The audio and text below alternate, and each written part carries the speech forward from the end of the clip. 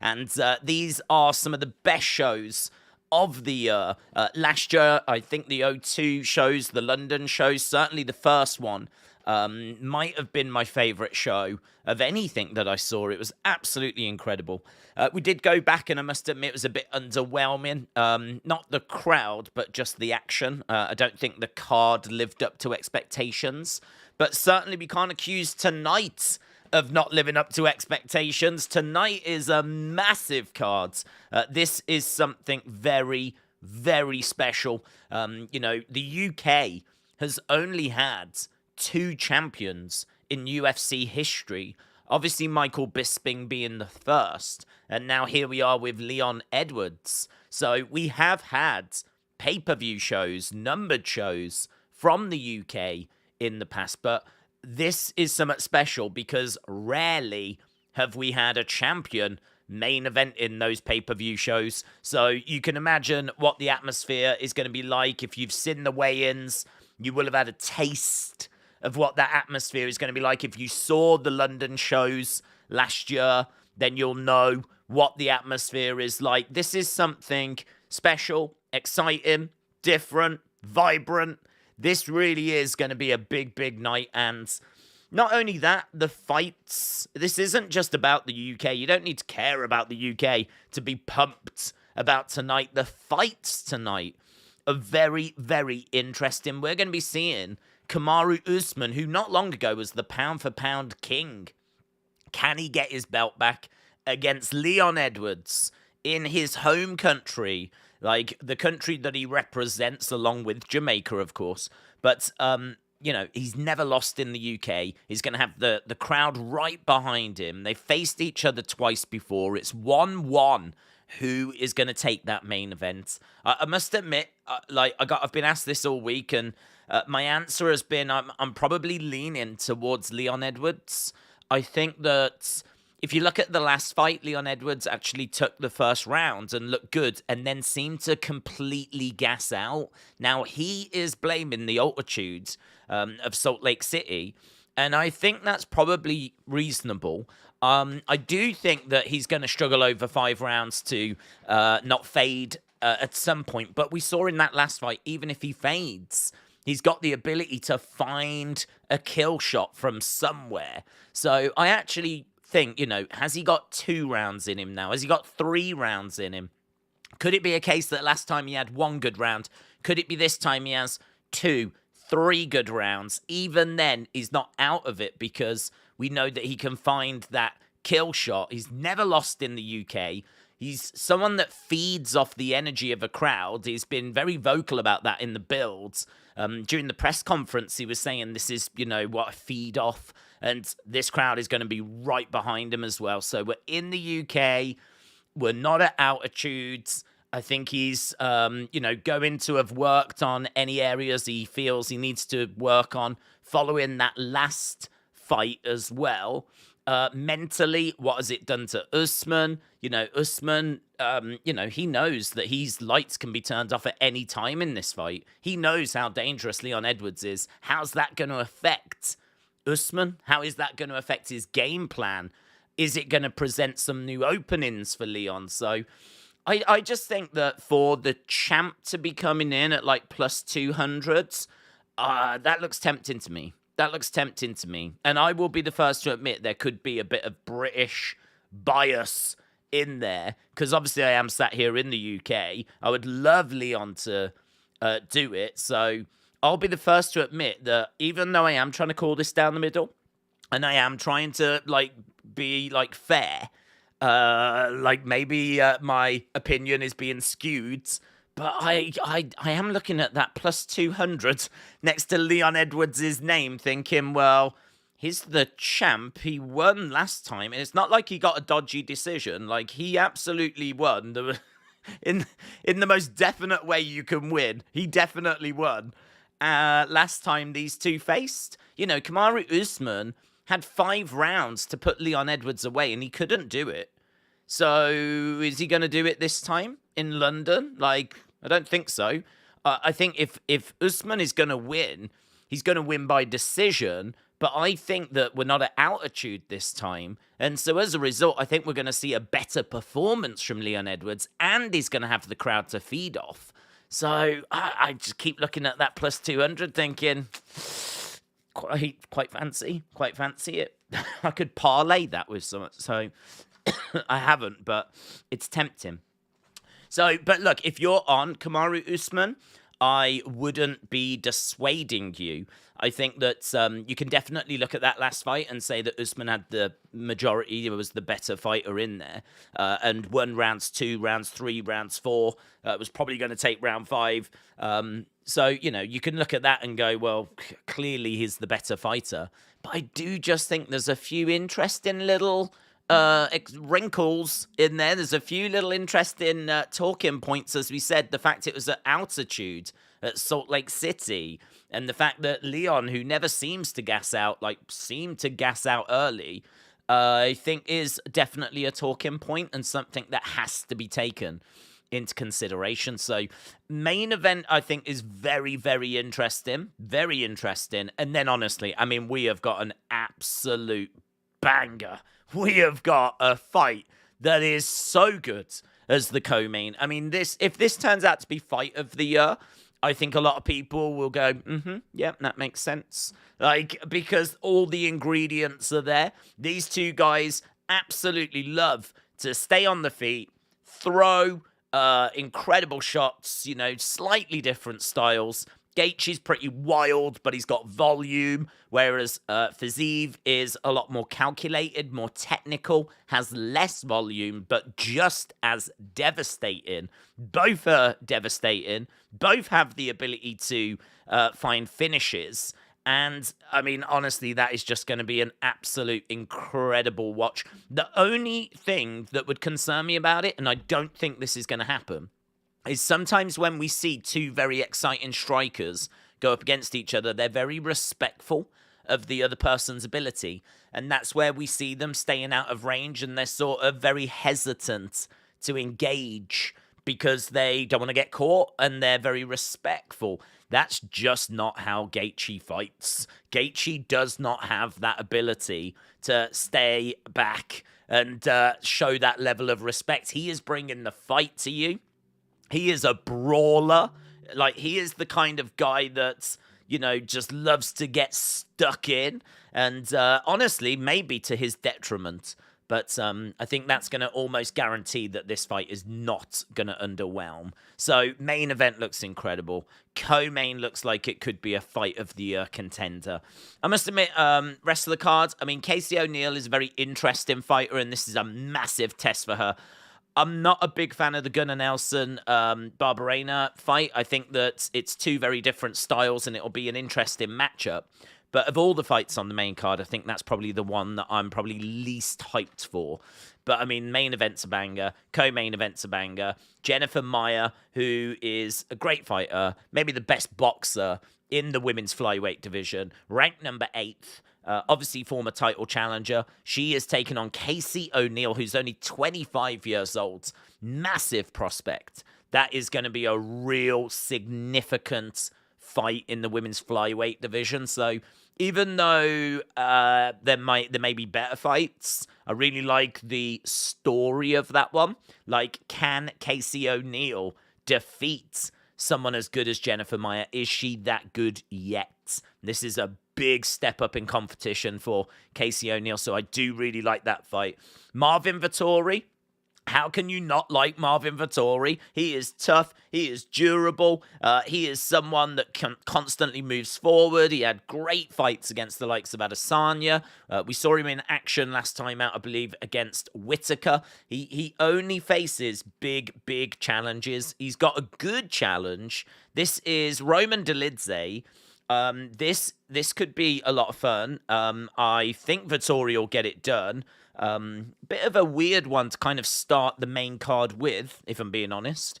But it's a good fight. It's good high-level fighters. As we said, number 4 against number 9 in the middleweight division. So, yeah, I mean, I love Vettori. I think he's a brilliant ambassador for the UFC. I think that Marvin Vettori is someone that Really does MMA proud, and I really do enjoy watching him fight. He's got a good chin, he's got good volume. He only loses fights to the best, as we said, former title challenger. He likes to overwhelm people. He's got short power punches, good volume. I really like him, so I'm excited to see him against Dolidze. I'm hoping he can get the job done. I'm hoping Casey O'Neill can rise to the challenge that is Jennifer Maia. I expect Gunnar Nelson to get past Barberena. I expect Fiziev to get past Gaethje, but that is going to be a war, and he might die trying. And then our main event, I've got Leon Edwards. I don't feel brilliant about it. If you've got Usman, I would not argue with you.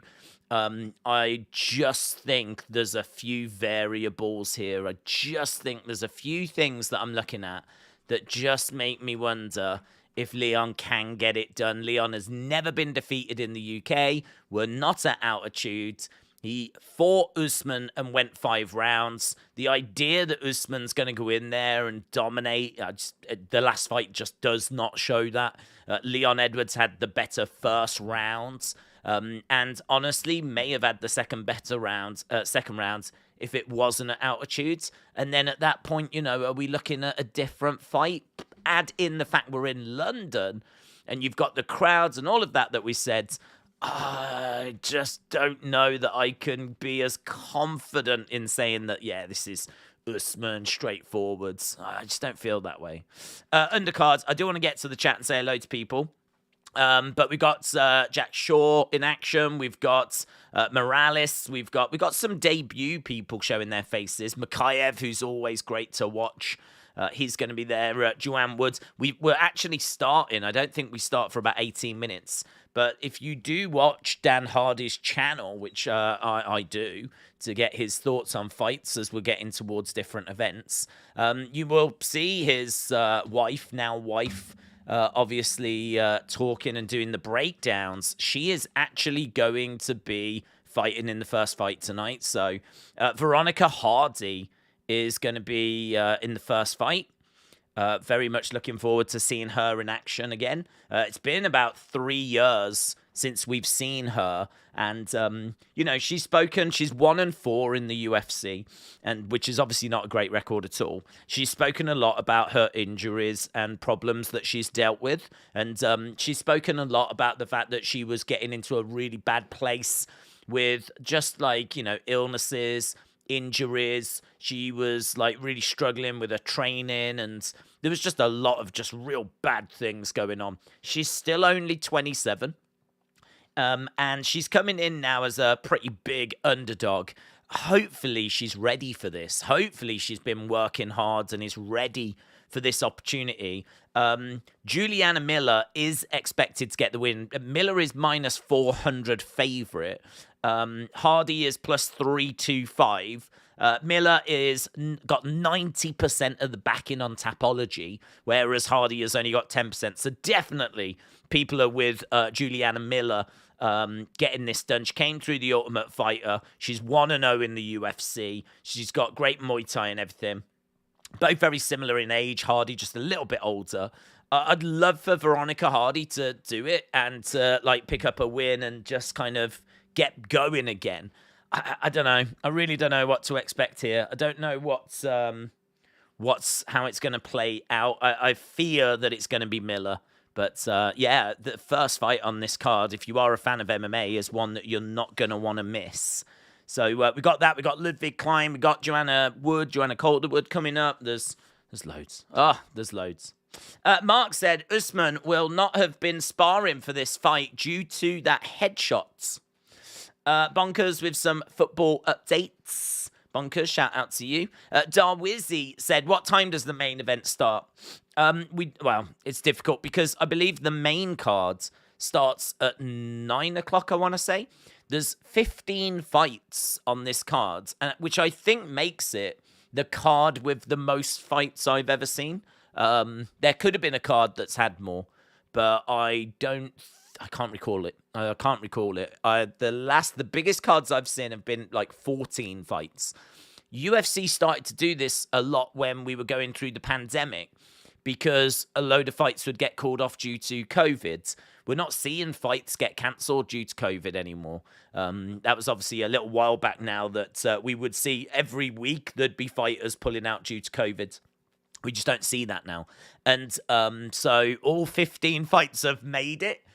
So all 15 fights, which no complaints from me. Hence why they've kind of pushed the start time earlier. So this wasn't meant to start for like, I think 5:30, something like that. So the main card, I believe, starts at 9 o'clock UK time, which I think is about 5 Eastern. And so we've got a long way to go. A long way to go. It's going to be a long road. You're going to want to pace yourself. It's definitely going to mean that we could be looking at 11 o'clock for Edwards and Usman, which I think, as a rough ballpark, I think that's going to be about right, about 11 o'clock tonight, which is still mental because a lot of UFC cards don't even start until 11 o'clock at night here in the UK. So obviously this is a real strange one. It's one that I really don't know how America is going to respond to because, you know, it's obviously early. I mean, in America right now, East Coast, it's 12:15, midday. So, I mean, people will be up, of course. But it's Saturday. People have things to do, family to see and whatever, you know. So, like, I don't know how this is going to go. But that's why I appreciate so many people joining us. The show will begin in about 14 minutes' time. And, yeah, as we said, big show, very exciting. If you are watching and you've not left a like, you know I'm going to bang on about it. Drop a like, because we always try to get to 1,000, certainly for these numbered shows. And it really does help with the channel. So greatly appreciated. I've updated the counter. I think we're on 83 at the moment. So hopefully we can get that moving. Alexis says, get your breakfast burritos and energy drinks ready, boys. They'll live. Yeah, I'm sure they'll survive. They'll survive. Yeah, as we said, we are building towards the start of this. That first fight is going to be Veronica Hardy taking on Juliana Miller. 15 fights on this card. Of course, 5 of them are going to be on the main cards, including our main event this evening, which is for the Welterweight Championship. Leon Edwards against Kamaru Usman. We know that Conor has got seats reserved for this show. Now, Conor, of course, has been doing the rounds. He's been on Ariel Helwani. He's been on various different shows. But Conor is just finished doing The Ultimate Fighter. He's got a fight coming up with Michael Chandler later this year. Not too far off, actually. And so he should be in attendance. Dana was a bit... I don't think Dana knew, to be honest. Dana was a bit sketchy as to whether we could expect to see Conor or not. And I think... I got the vibe it's because he didn't quite know himself if Conor would be able to make it, because Conor has been over in America. He's been on Fox News. As you said, he's been in New York with Ariel Helwani and blah, blah, blah. So for him to get over to London and get over to this event... it'll be a big deal if he does. It'll be good if he's in attendance. But yeah, I mean, he's been calling out and talking about potentially facing the winner of this main event. He's interested in either Leon Edwards or Kamaru Usman. So I don't know. They were asking Leon, like, if you get past Usman, would you be interested in the Conor fight?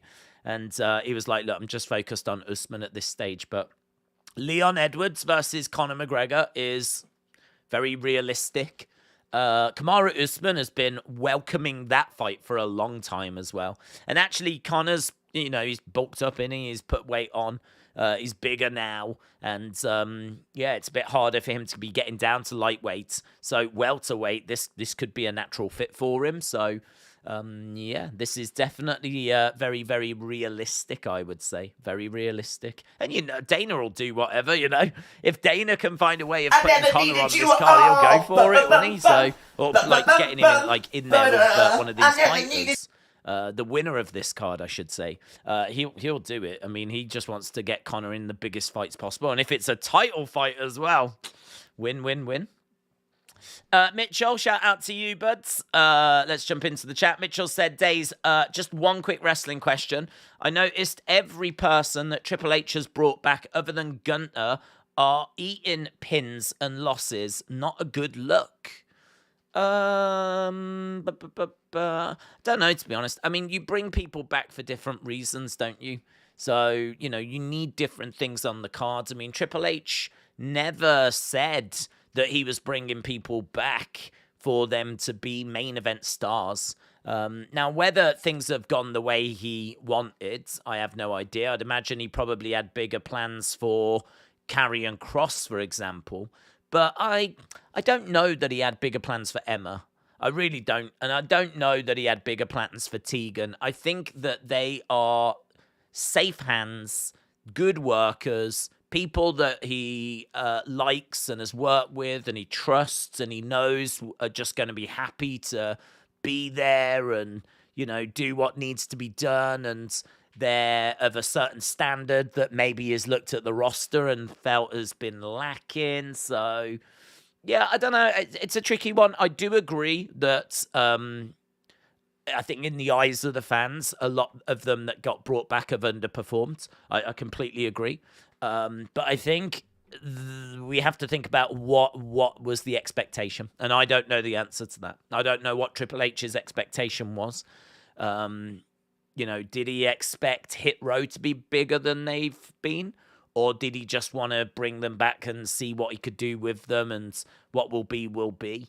I think he would have expected more for Karrion. I think Braun is difficult as well. Like, did he just think, like, I'll bring the monster back. I like having him around. I don't know. It's a tricky one. It's a tricky one. I don't think you get too much argument from people that they've underperformed. LA Dort Knight said, I love my American and Canadian friends in the chat, but come on, US in the UK are knocking years off our lives staying up to watch wrestling and UFC in the USA. Deal with it. Deal with it.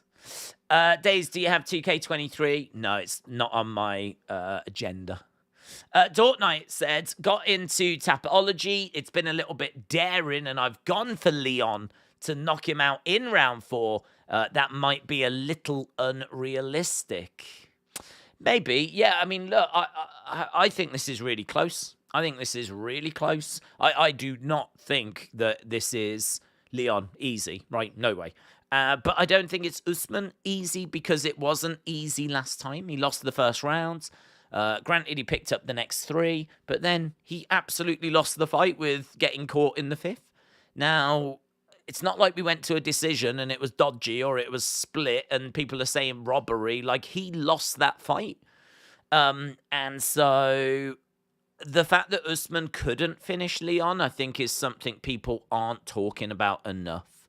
I think the fact that everyone talks about the headshot, everyone talks about Leon finishing Usman. How about the fact Usman couldn't finish Leon? And then if you look at it from that perspective, coming into this fight, this is interesting. It's a real interesting fight. The other thing as well is that Usman is 35. So at what point do you stop being at the absolute pinnacle?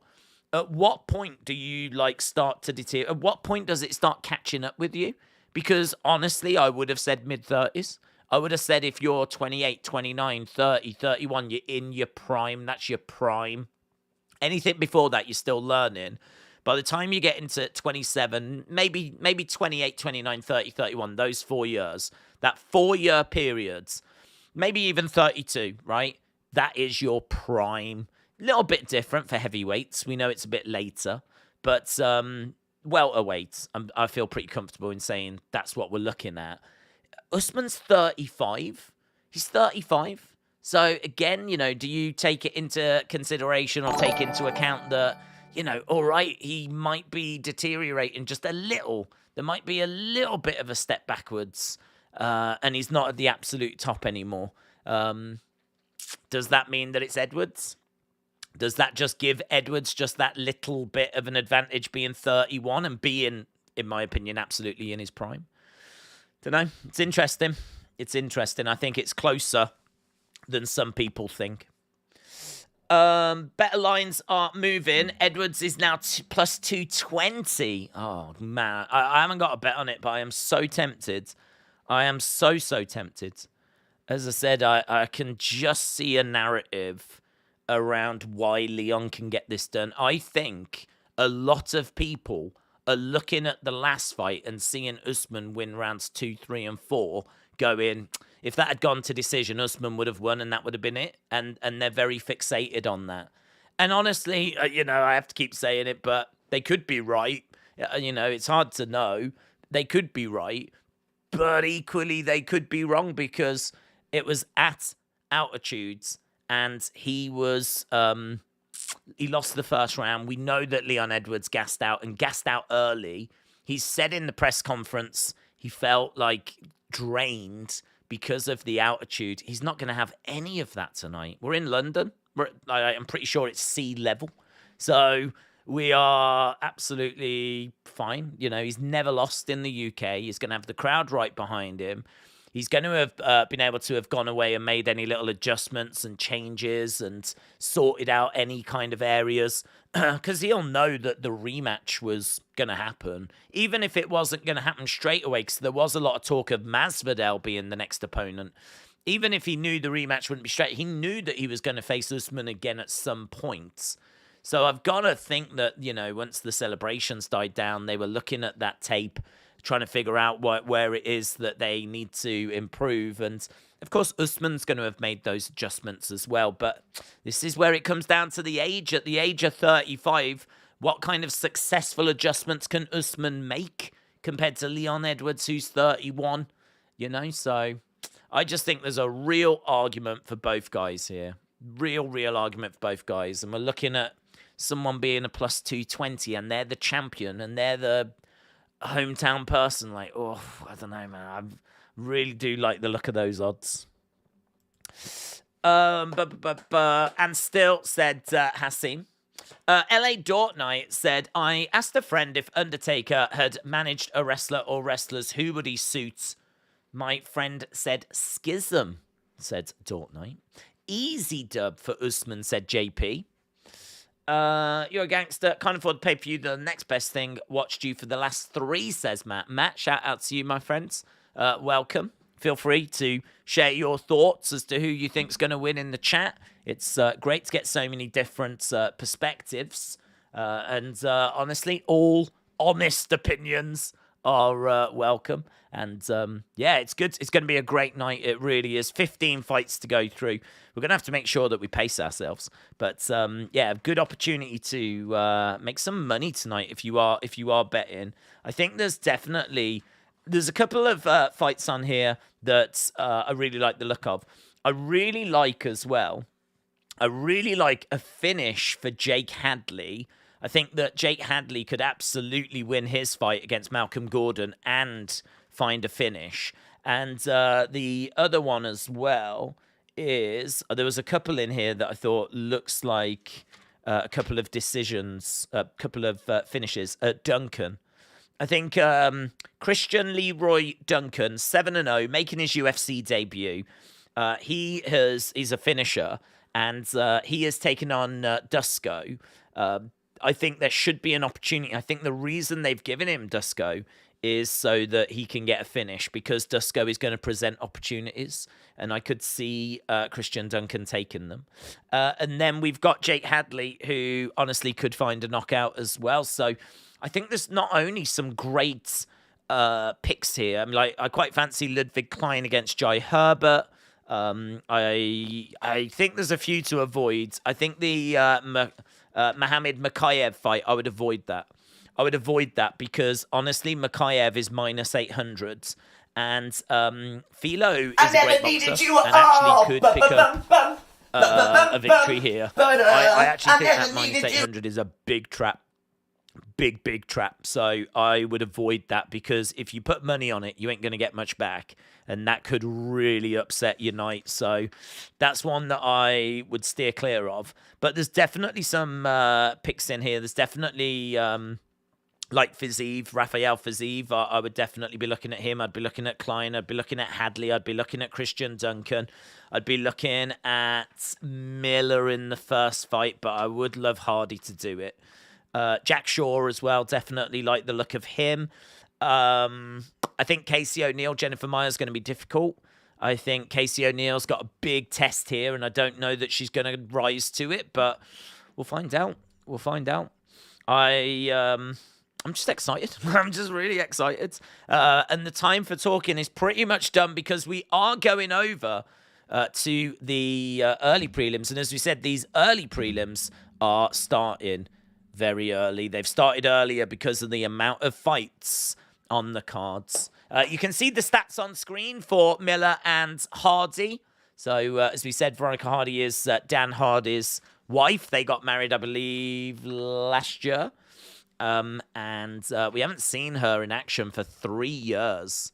And she's taken on Miller, who is 1-0 in the UFC. Lacks experience, but likes to come forward. Very aggressive. She's got really good ground and pounds. Little bit scrappy on the feet. Muay Thai based. Big, powerful knee strikes. Both very similar in age.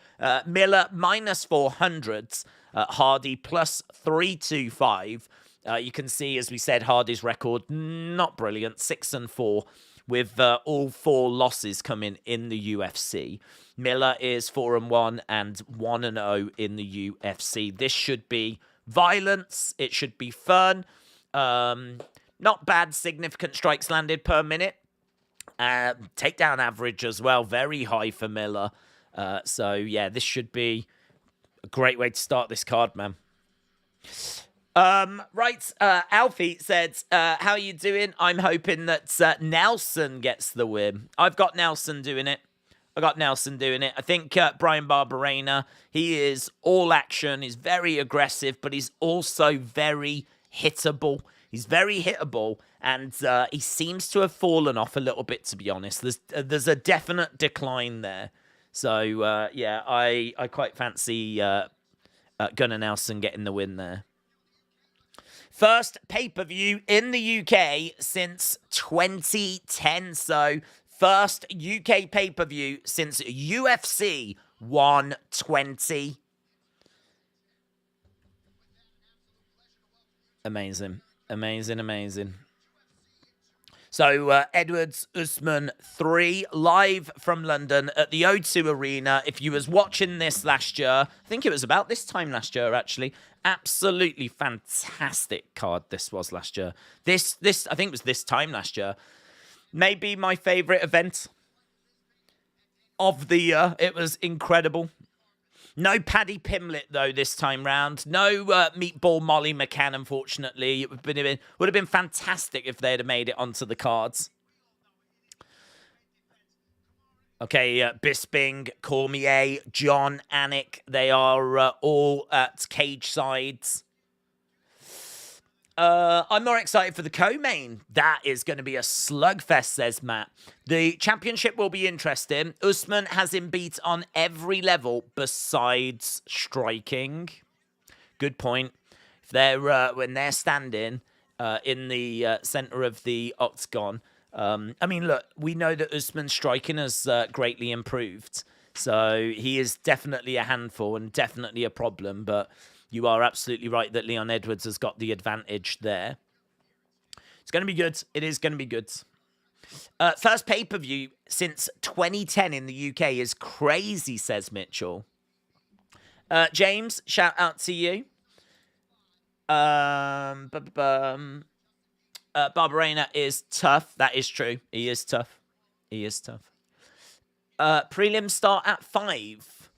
Honestly, don't know. On the Google account, like if you go to Google, put in UFC, it actually gives you like, it tells you main card, prelims, early prelims. When you click on those, it tells you what time each one starts. It said early prelims started at 4:30. And in all fairness, the coverage has. So, yeah, I'm not sure. I don't know if we're looking at just like, chatting for 20 odd minutes or if we're going to get stuck straight into it. We've got 15 fights to get through, so it's definitely a stacked card. And actually, looks like we're going to go straight to it because we're breaking down Miller and Hardy already.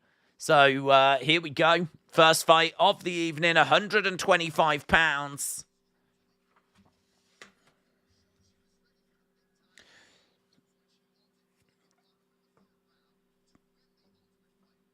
So Juliana Miller won the Ultimate Fighter.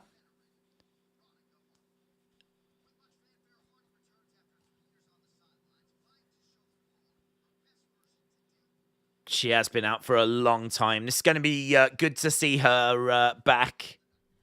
It's a bit of a shame. I mean, like, I know they haven't really done much to earn being higher up on the card, but it is a bit of a shame. Like, she is seen very regular on Dan Hardy's channel. Okay, so here's Hardy making her way out.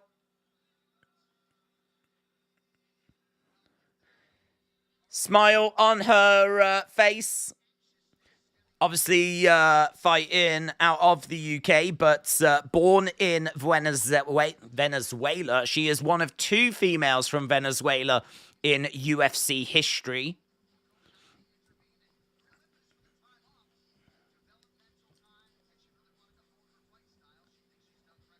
So she is, and obviously Dan Hardy is right there.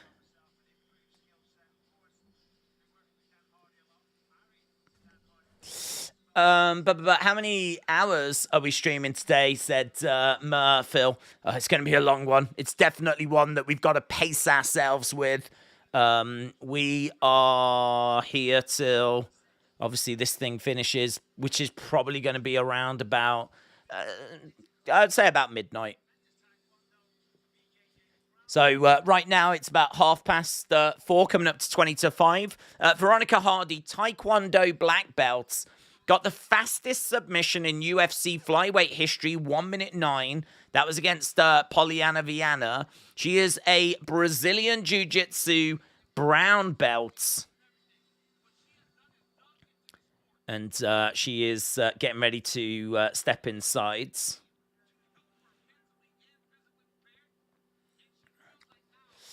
I've got no idea, but I like to bop with some of the vocals. Lady Garden action to start the show, said Wes. Wes, shout out to you. Laser5321 said, feels so good to not have to stay up late for a UFC event.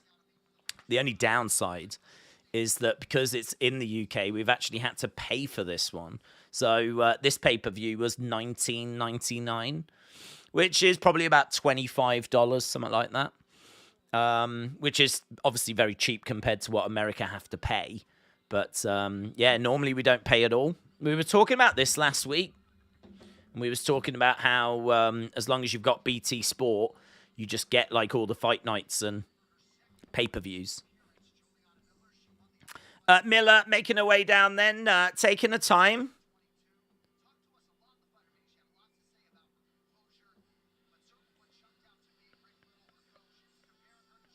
Okay, don't stop me now by Queen. Is her ring walk. Juliana the Killer Miller making her way down. Long day. That's why Days needs to get the hype train rolling now, said Joshua. Yeah, that is true, actually. If you are watching and you've not dropped a like, leave a like. It's greatly appreciated. We do try to get to 1,000. It does make a massive difference as well. We have seen that the stream just does that little bit better if we can get there. So appreciated. Corey Johnson, shout out to you. Shocked at how early it is by the looks of it, as Miller has made her way down. So Corey, appreciate the support, dudes. Miller then, Ultimate Fighter, Season 30 winner. She landed all 4 takedowns in her UFC debut victory. She is a Brazilian Jiu-Jitsu brown belt as well. James said he sent me some news about Pete Dunne. Appreciate it. I haven't had a chance to really go on and have a look at stuff, but I will obviously catch up with things afterwards as Miller is about to step inside. Should be underway with this first fight very, very soon. Put in your thoughts as to which way you think this is going to go.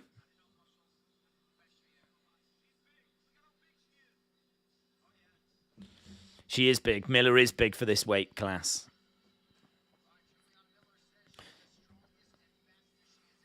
Okay, so Miller, 26, Hardy, 27. Miller is 3 inches taller. That means she's also got a 2-inch reach advantage over Hardy as well.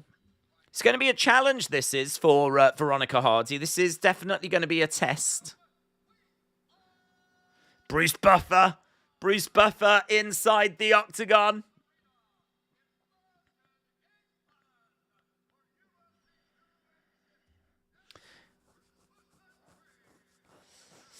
Right, Edwards should kick Usman's knee because they are affecting him at home and in training. He has to walk backwards downstairs. He has to walk on grass because the sidewalk hurts too much. Mitchell said, let's go Miller. T995 said, who wins in a street fight, Curtis Blades or Seth Rollins? I mean, I would imagine Curtis Blades would mess him up, to be honest. Seth Rollins would be dancing too much. Big smile on her face. She is loving it. Very focused expression on the face of Juliana Miller here. Really staring off into the distance. Seems to be really dialing in as to what she needs to do, and this should be a good one. It's just to pick it with him with the UK title in the Pete Dunne pose with a caption, remember. Okay, here we go. Here we go. Intros are done. And we should be getting stats on screen very soon.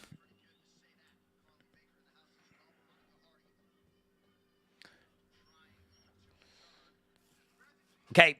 Hardy in yellow. We've got Miller in black. Both fighters come into the center, and we are underway. We've got Hardy on the outsides. Miller standing in the center. Nice low kick. Good lateral movement already by Hardy. Firing in a kick as Miller throws in a straight left. That's a lovely counter shot there by Hardy as well. She's staying light on the feet, bouncing around on the outsides. Low kick coming in there by Miller. Miller is so big and she's got such a wide stance. Trying to really come in, but she gets caught there. Oh, Miller goes down. Miller goes down. Hardy tries to come in. Tell you what, she got some success. She tried to follow it up, but she doesn't want to get engaged in anything too close. She's trying to stay on the outside and use that movement. And again, trying to get out of there. It's good. This is really good by Hardy, first minute. Obviously, she's got to stay very disciplined and keep doing this as she's circling rounds. Oh, that's what she didn't want. She's been caught in a Muay Thai clinch. Knee strike comes in there by Miller. Hardy able to break away. High kick comes in, but Hardy is just out of range. Again, circling rounds on the outside as Miller continues to move forward. That's a lovely straight left. And Hardy switching stances. Throws a left hand as Miller continues to move forwards. Again, it's Miller that's bringing the fight to Hardy, but Hardy is the one that I think is getting more success. That is showing in the numbers as well, 12-8. So 12 significant strikes to 8. Oh, that's lovely. That is lovely. Miller kind of comes in from the side, gets smacked in the head a couple of times. Yeah, that's good. We're seeing Dan Hardy saying, keep using your feints. In the center, they're saying, don't chase. Heavy low kick coming in. Hardy just saying, go a little bit lower. So we are seeing Dan Hardy offering advice to Veronica. Veronica continuing to move rounds on the outside. It's a great fight. If you're into MMA, it's a great fight to open things up with. As we said, seeing these two giving their predictions on a regular basis. It's really cool to see her back in there again. And she throws a low kick. She's being very evasive as well, working really hard, getting tagged there. Feels like Hardy is having to move and constantly stay out of the way, constantly using that lateral movement, thinking about her range, trying to throw in some shots.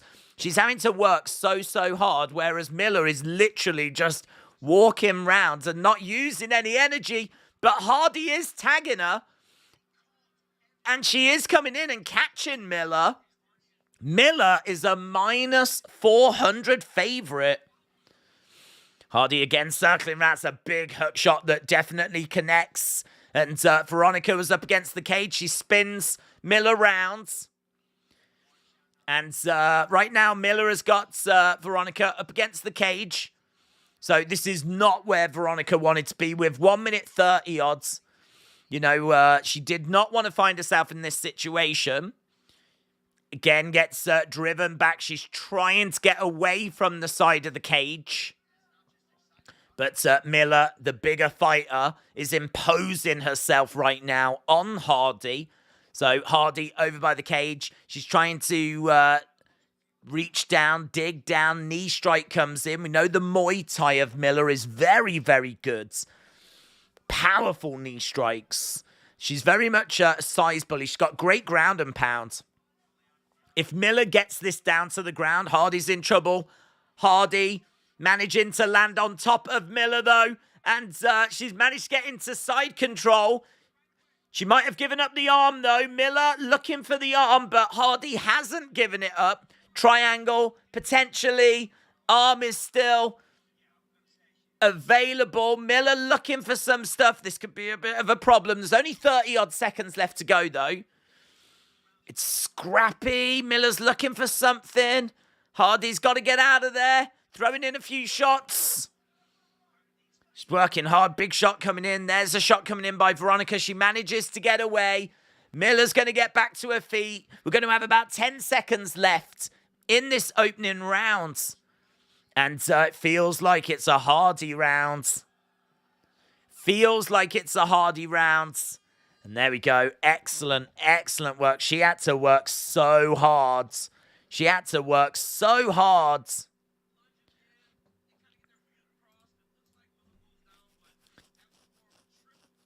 So they said that Miller going down earlier in the round was a little bit more of a trip. That was a nice moment, though. She managed to kind of trap Miller using her right arm, and then she was able to, like, smash her in the face a few times. So that was good. That was good. Hardy starting to take over, said Mitchell. Who will win out of Miller or Hardy? Well, look, Miller was a minus 400 favorite. Hardy was plus 325. I would love for Veronica Hardy to get it done. I really would. I think she's looked good in that first round, but how much energy is she using? Because it doesn't seem like Miller is having to use that much energy. She's really just kind of lumbering round. I mean, she's like a violent wardrobe. She's just kind of like lumbering around, and as soon as she kind of gets in like close, then it's a problem. But Hardy's having to work a lot more. A couple of shots coming in there by Hardy, trying to go straight down the middle. 59% significant strike accuracy is good. 33% for Miller, who uses her striking straight down the middle to drive Hardy back against the cage, grabs a hold of her, tries to drag her down, but that's good work by Hardy. Gets her into half guards. So tweets coming in, 10-9 Hardy, round one. Gotta watch that arm, though. That arm keeps getting trapped. This is something that Miller likes to go for. She's looking for that arm bar. And Hardy trying to do her best here to not give up that arm. Oh, this would be such a shame. She's worked so hard. It would be such a shame if she does give up this arm here. And it's close. And it looks like Miller's going to get it. Hardy trying to ensure she doesn't. Oh, that's an excellent reversal. That is excellent work by Hardy. The arm was given up, and so she flips around. And that's a brilliant... Had that have got, like, totally just locked in, she was done. She was done. That is some great skill there by Hardy to ensure that that armbar finish was not totally applied. Excellent, excellent work. So, shots coming in right now. She's got to be careful, though. I mean, you just don't...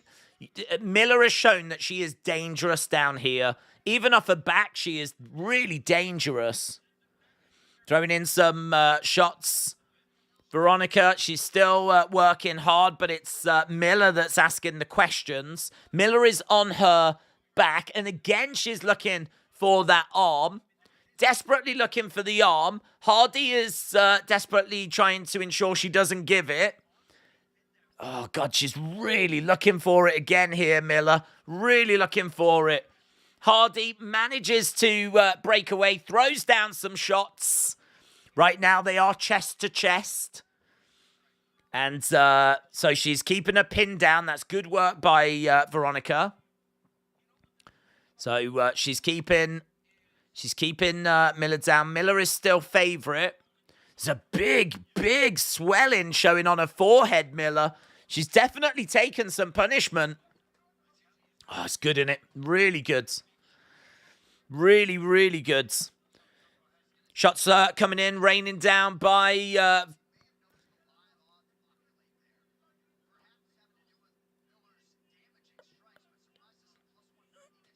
Yeah, they're saying surprising to see that Hardy is still plus 190 in the live odds, but to be honest, it just feels like Miller could find this armbar at some point, and she could end up winning as well. So even though it feels like Hardy is winning the fight, like Miller is still carrying a big threat here. And again, look, she seems to be going for it once again. It's really scrambly. We're down on the ground. We're right up against the side of the cage. Ground control time of 2 minutes 57 for Hardy, but that doesn't really paint the picture. You could make the argument that Miller had been the more dangerous there. Hardy trying to throw in some shots. Kick coming into the body. Bit of damage on the face of Hardy. I reckon she's going to be gassing as well. We've got just over a minute to go in this second round. And right now, again, we're down by the side of the cage. Miller down. She's trying to roll. She's looking for the arm again. Constantly asking questions. She still can't quite get it. It's so interesting. So interesting. Right now, oh, that's lovely. Bang. Hardy sees an opportunity, throws in a vicious elbow. Right now, she jumps round the back of Miller. Miller doing a decent job of trying to defend this. Miller down against the side of the cage. She's looking for a arm crank. So we've got about 15 seconds left to go in this second round. And looking for the arm crank. Looking for a Kimura as well. Time very much running out, though. God, it looks horrible. That looks horrible. She's had to try and roll over. And thankfully, we get to the end of the rounds. Where can we watch this on TV? It's on Fight Pass. So these early prelims are on Fight Pass. I don't actually know when coverage starts on TV for the prelims, but these early ones, they tend to just show on Fight Pass. Right, yeah. I mean, look, for me, I've got this 2-0 to Hardy. I think Miller's going to need a finish, but the only thing I would say is that she has been pretty close to finding a finish on a few occasions already. She's looked really good at times, Miller. Very dangerous. There was a moment where she got the arm bar in where I thought it was done. She was really looking for, like, Kimura, working the arm again at the end of that round. Yeah, I think she's definitely got it in her to find a finish, but I think she now needs a finish. This is close. This is really close. I think this could go either way. So, Miller against Hardy, round 3. Just don't bet women's MMA, says Marley. That's a good rule to live life by, yes. This is only our first fight of the evening as well. After this, we've still got 14 fights. Lovely side kicks there by Hardy. Just trying to keep Miller away. All she's got to do is just stay away. That is it. And as boring as that might sound, Hardy is 1-4 in the UFC. She has lost 4 UFC fights. A win here would be absolutely massive. It really does not matter how it comes. It makes no difference how it comes. A win here would be a big, big thing for her. She's been out the game for a couple of years. She's looking for that Kimura. She's going for the Kimura again. Miller down on the ground. She's got the arm by the side of Veronica. God, she's really looking for it. She's really trying to get the arm, but Veronica manages to break out of it. Miller just feels so dangerous at any time. She's just constantly looking for things. She's constantly got her legs wrapped around the arms, around the heads. She's looking for that arm. But Hardy survives. Now she's grabbed a hold of the leg. She's got the leg. Oh my God, look at this. She's throwing in some shots to the side of the body. Look, she's cranking on the leg. Miller with 3 submission attempts. And again, look, she's pulling on the ankle, but she's leaving the side of her body completely exposed. And so Hardy is throwing in these big shots. She's trying to break out of it. Again, look, Miller just pulling on that leg. It doesn't seem to be having too much of an effect. It's not showing any signs of discomfort by Hardy. We've got 2 minutes 50 to go. It's like, what's Miller going to go for next? I mean, she's gone for so many different submission attempts. And right, both now, they're getting back to their feet over against the side of the cage. Knee strike coming in there by Miller. Hardy up against the cage. Again, just trying to stay on her feet. If she can make it to the end of the fight, she's surely winning this. Surely. Right now, Hardy is minus 195. So she is the favorite now. She started as plus 325. Right now, we're against the side of the cage, and Hardy trying to drag Miller down. It's been scrappy, messy. It's been very difficult work as well. I mean, Veronica has really had to work hard. She's trying to roll over Miller. Right now, we're down on the ground. Miller is on her side. Miller knows that she needs to find a finish here. She's trying to grab a hold of Summit, but the camera angle's not the best. Looks like she's going for the arm. She's getting the legs up. She's trying to wrap him around the arm. So Miller, again, seems to be going for that armbar, but no joy. Shot coming in. Hardy back up on her feet. Kick coming in there by Hardy. And again, just throwing in some kicks. Miller getting back up. Miller going over. Hardy backing away. Oh, that's a lovely, lovely left hand there by Hardy. Miller was coming forward. She just cracked her. That seemed to stun Miller. Miller now goes down. That was a lovely shot. That was a great shot. Oh, come on, Veronica. I really wanted to do this. I would absolutely love it if she wins this. She has worked so hard as well. She has really put in the work, really put in the effort. We're about 50-odd seconds away. Nice shot coming in there by Hardy. Lovely work again by Veronica. Veronica really getting some success. Don't rush. They're telling her, like, she's got Miller pinned up against the side of the cage. They're absolutely loving what they're seeing at the moment from Veronica. She looks gassed, though. She really doesn't look great.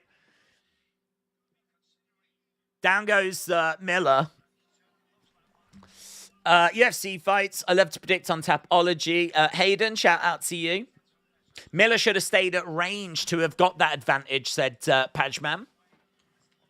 4 seconds left to go, and I think it's going to be Hardy, you know. I think it's going to be Hardy. She throws her hands into the air. Plus 320 underdog. And she might have just done it.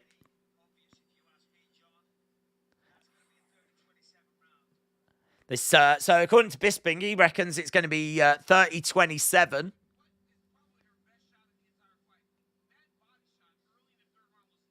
Brilliant. Brilliant. Tapology is free. Yeah, we will stop the fight. We will have a look and keep an eye on Tapology. We're actually not going to be showing it on the stream, unfortunately. Oh, lovely.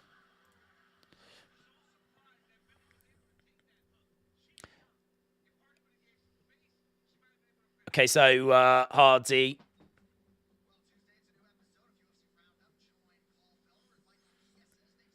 Pacing around. Tapology is free and a fun way forward for people. Full Reptile podcast. Let's go. 3 years away and back from retirement.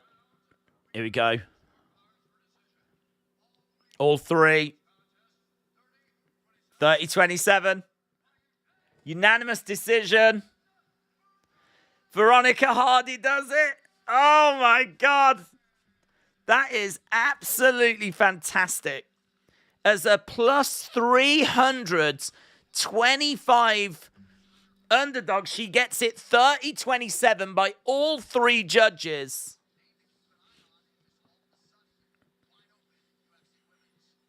It's going to be brilliant to hear them talk about this on that channel. As I said, I do like their predictions. Dan Hardy is on TV quite a bit over here with his BT Sport kind of breakdowns. I don't know if they're available to watch in America or whatever, but yeah, he does a lot of like breaking the fights down for BT Sport, and of course he's got his own channel as well. Very good, obviously very insightful, and yeah, I'm just really pleased for him.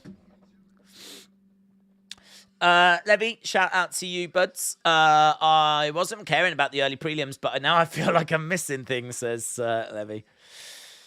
Honestly, the early prelims, I mean, what's Herbert against Klein coming up next? What's really interesting about UFC is, I mean, a fight is a fight. It doesn't really matter if it's an early prelim, a main cards, it really doesn't make any difference. A fight is still a fight. It's not like you tend to put like the worst fights, because there's no way of knowing what the worst fight is. So you wouldn't. It's not like they put like the worst stuff. I mean, honestly, I really think like Veronica Hardy should have been higher up this card, just from a. I mean, I know that her record maybe doesn't warrant it, but I mean, honestly, there's people making their UFC debuts that are like, all right, fair play, but not that excited. She is someone that's, got a decent presence in the MMA community, so a bit of a head scratcher. But we know that the Hardys and UFC don't see eye to eye, so maybe that played part of it. I'm not sure. But we move on, and we're moving on to, again, very interesting fight. This is Jai Herbert taking on Ludwig Klein. No time for video packages. We're just going straight to the next fight. And so Jai Herbert, 2-3 in the UFC. He is English and he trains with Leon Edwards. He's got durability questions. He's 34. He's very clean on the feet. He's good on the feet. Stays on the outsides. Good kicks. Can lack a bit of volume. He's a little bit tentative at times. But he is someone that was a former Cage Warriors champion. He's got quick hands. He's got good movement. There's a lot to like about Jai Herbert. As we said, definitely UFC quality, but at the age of 34, he's someone that you could probably say is on the decline. And he's a long-rangey kickboxer that can be hit. He can be rocked. Ludwig Klein is powerful, jab, explosive kicks, low volume, 3-2 in the UFC. Good boxing, very physical, great cardio, a little bit of a tank. He's got better power. Will he be able, this is what it comes down to, will Klein be able to get close enough to Jai Herbert to cause problems? If he gets in close, he'll mess him up. If he can't get in close, then he's going to struggle. So I think he will. The odds makers have got Klein at -160. They've got Jai Herbert at +130. Jai Herbert, 12 wins, 4 losses. Ludwig Klein, 19 wins, 4 losses. Again, we are in the O2, and we know that can have an effect. We tend to see the British fighters really stepping up and performing when it comes to, performing in the UK. Does that play a part? It is close. I've got Klein, but feel free to put in the chat which way you are leaning. Retribution said, Miller just killed everyone's parlay on the first fight, including mine. Feeling great. Mark said, Dan is on YouTube with his breakdowns. Yeah, not that you need me to tell you, but I do highly recommend them. When I'm doing research for fights, there's a few channels that I visit and get people's thoughts on, and his is absolutely one. So I love hearing his kind of breakdowns, and he does his war rooms where he goes really in depth and pulls up the footage and does, as I said, a lot of work with BT Sports. Yeah, great. Really, really good. So if you're not watching Dan Hardy, I'd recommend you do. I like the early prelims. The fights are back-to-back with no commercials or breaks. It's just constant action, said JB. That's a really good shout. Main cards, she is a veteran of the sports. Who are we talking about? Are we talking about Jennifer Meyer on the main cards? They're hungrier to get established. Prelims are actually underrated, said Joshua. I wanted both to win, said J Law. Right, this will be good. Yeah, honestly, I just think, even after this, we're getting Joanna Woods, formerly known as Joanna Calder-Woods. She's had 15 UFC fights. So, she's coming up next. As we said, this card is stacked. It is stacked. Right, Ludwig Klein then, -200 favourite fighting out of Slovakia. So it looks like a bit more money has been coming in on Ludwig Klein. Herbert to win, but I think Klein will, said Oscar. TTIG said, I've got Herbert. Lewis said, who have you got out of Duncan against Morales? I've got Omar Morales. It's very close. I think it is actually a pick'em. That's how close it is. Morales is in trouble, to be honest. If he loses, he could be cut if he loses. And I always think that gives that urgency that can sometimes be missing from a fighter. Very much comes if they're on the verge of being cut. He's got hard leg kicks. He's got probably a better defense as well. On Tapology, I can tell you that Duncan is 78% of people have gone with him and 22% went with Omar Morales. I think it's close. I don't think there's much in it. I could see either fighter winning. If I had to pick a side, I would go Omar Morales. Right, here we go then. We are underway with our second fight of the evening then. Second fight of the evening. And straight out of the gates comes Klein. Goes for a kick and misses. Ends up chucking himself down on the ground. Jai Herbert wasn't able to capitalize. Herbert in the center though. As we said, distances that they're operating at is going to be absolutely critical here. Jai Herbert, kickboxer, is going to try and make sure that he can keep distance between himself and Klein. Klein is going to want to try and find a way of getting out of that kicking range, get in closer, and start using his boxing and his striking. Kick coming in there by Jai Herbert. That was blocked by Klein. Klein trying to take that step in, but not able to. Scott said, midday Saturday UFC is the best kind of UFC. Kick coming in, Cat grabs the leg, swipes the other leg away, down goes Herbert, and Klein is on top. So Herbert is down in the center of the octagon with Klein on top of him. And we are seeing Herbert trying to get a few shots into the side of the head. This is not where he wants to be, though. But he is down on his back with Klein on top of him. And Herbert trying to find a way of getting back to his feet, but he's struggling at the moment. He's trying to make things uncomfortable. He's trying to create a little bit of space. He's trying to grab a hold of an arm, is he, by the looks of it? Looked like he was going for an armbar there, but he couldn't find it. He's working, though. I like to see that. There's too many times where people find themselves on their back and they just don't do anything, whereas, as we saw with Miller, very dangerous off her back. And there was a good chance she could have found a finish in that third. Right here, we're seeing Jai Herbert asking plenty of questions of Klein. But at the moment, not finding anything significant. Throwing in a few fists and a few elbows, a few up kicks coming in as well here by Herbert. Klein again trying to step over the guards. He's still getting caught in it, though. There's a couple of hammer fists come in. And right now, Klein is in the guards. He's took some damage, though, by Jai Herbert. I think there's blood as well. He's definitely took some punishment. Jai Herbert has really worked off his back. Look at these kicks that have come in, and Klein is busted open. Kicks coming in there by Herbert. Herbert trying to find a way forward. Blood on the face of Klein. And we're on the feet with just under 2 minutes left to go here. And we've got Herbert edging forwards. Klein in the center of the octagon. Again, we're looking at the ranges. We're at kicking range. That is great work by Herbert, though.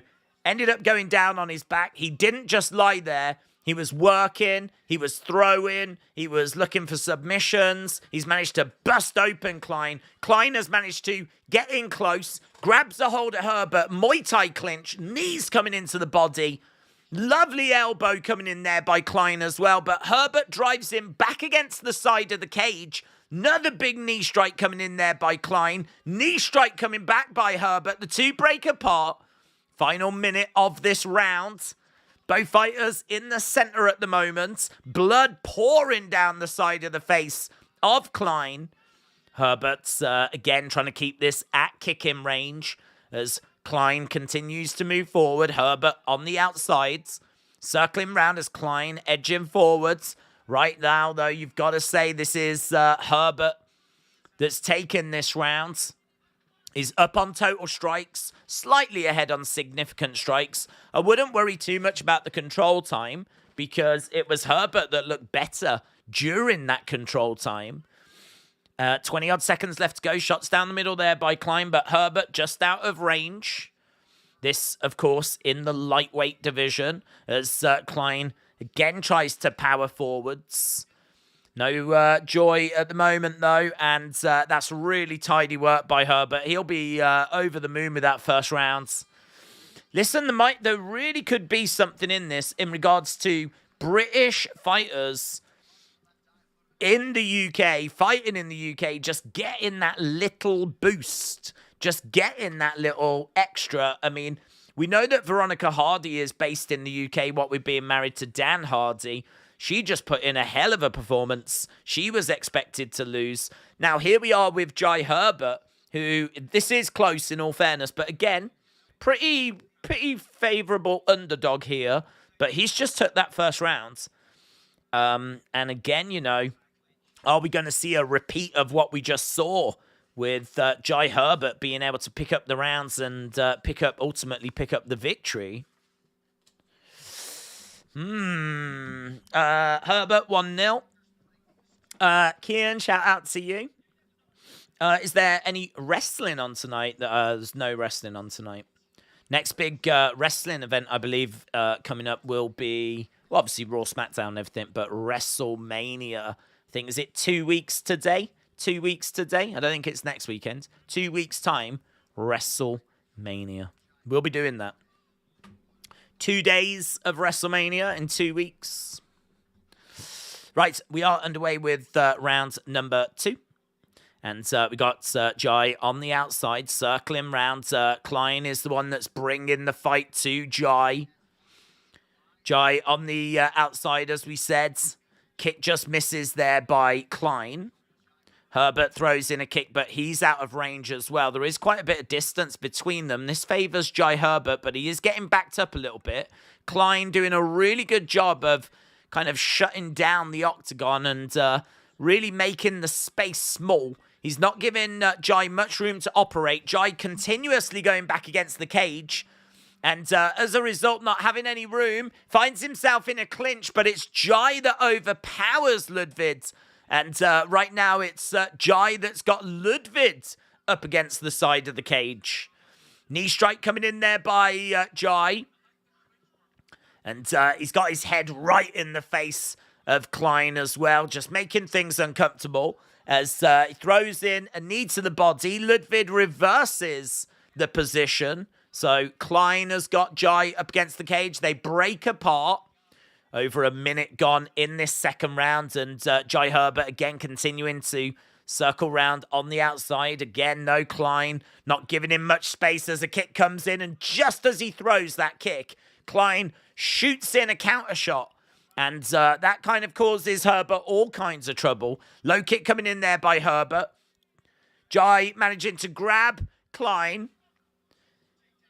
Herbert being driven back against the side of the cage. Klein in control at the moment. So he's got him pinned up against the cage. Couple of minutes gone. Right now, Herbert is actually a -195 favourite. So live odds have completely flipped. And Jai Herbert is the one that is the favourite at the moment as Klein again. Another example of quite a scrappy little affair, but a very engaging affair as they break apart again. Kick coming into the body there by Herbert. Klein in the centre as Herbert circles round. On the outside, we got Klein edging forward. Herbert backing up against the cage again. We're nearly halfway. We are halfway through the rounds, through the fight. As these two are just exchanging kicks at the moment. You can see there's not much between them when it comes to significant strikes. Again, just circling around 1-2 straight down the middle. Jai Herbert ahead by 11 total strikes. Significant strikes, though, very, very close. Herbert again circling around. This feels like a very close round. This kick coming in there by Herbert. Herbert again kind of fainting. And Klein just struggling to get in close to really cause any damage. Low kick coming in there by Herbert again. Another low kick coming in. He's managed to get 6 leg kicks. So he's getting some joy with the leg kicks at the moment here, Jai Herbert. Circling round again on the outsides. And Klein, it's more of the same, trying to come in. That's a lovely left hand by Klein. Kick coming back there by Herbert. Klein in the centre. Herbert circling round again. Klein, that's great. Shoots in, grabs Herbert, drives him up against the side of the cage. Now throws in a knee strike. Need to see Klein just up in the intensity a little bit. But right now he's managed to get Herbert up against the cage. That was good. That was really good. Just having a look at the round breakdown as we're into the final minute. Total strikes, 14-14. Significant strikes, 10-9 in favour of Herbert. There is absolutely nothing in this. It feels close. The numbers say it's close. And with 30-odd seconds to go, this could be anyone's round. Right now, significant strikes, 11-11. Both fighters in the centre right now. Someone needs to do something to take this round. 20-odd seconds left to go. You might give it Klein. He's been on the front foot. He's driven Herbert back against the side of the cage. 10 seconds left to go. Kick coming in, but counter shot comes back by Klein. High kick coming in, but that's blocked. Low kick coming in, and I think it's going to end about 12-12 on significant strikes. That could be 1-1, you know. That could be 1-1 because, as we said, there's not really much to separate them. And I think that Ludwig was the one that was being the aggressor. He was taking the fight to Jai Herbert, and I always think that looks good in the eyes of the judges. Numbers-wise, there's literally nothing in it. I reckon we could be looking at 1-1, but let me know your thoughts. Let me know your thoughts as to which way you think this is going. I've got it 1-1 as we're about to go into the thirds. But honestly, it could be 2-0 to Jai Herbert. As we said, that second round, very, very close. We know as well that, and we have to be honest, in the UK especially, if the fights are close and there is a UK-based fighter, then there's a good chance they're going to get the nod. So it could be a case that it's 2-0 Jai Herbert very comfortably. But let's have a look. Round number 3. TTIG has got it 1-1. Right, here we go. Both fighters in the center. And Klein trying to throw in a head kick as Herbert moves back. Knee strike. That was a great knee strike there by Herbert. High kick coming in there by Jai Herbert as well. Kick coming into the body by Klein. And we've got Herbert bouncing around on the outsides. Couple of jabs coming in there by Herbert. 1-2 straight down the middle there by Klein. Klein with a knee strike to Jai Herbert. We're in a clinch. We're over by the side of the cage. Referee didn't like some... is that a low blow? Looks like it's a low blow. So, looks like a low blow has come in and referee has stopped the clock. So, Jai Herbert with a knee strike. We're up against the side of the cage. And it looks like he's just kneed Klein low. Bang, he did. Oh, beautiful. Beautiful. Big thanks to Jennifer. She was a wonderful friend. Hayden, well said. Kian said, did you know that Cody and Roman were guests for the Hall of Fame in 07, 08, 09? I think, yeah. Cody, I would have believed. Roman. Oh, shots coming in. Right, we're back underway, and they're engaging at the moment in action. Knee strike coming into the body.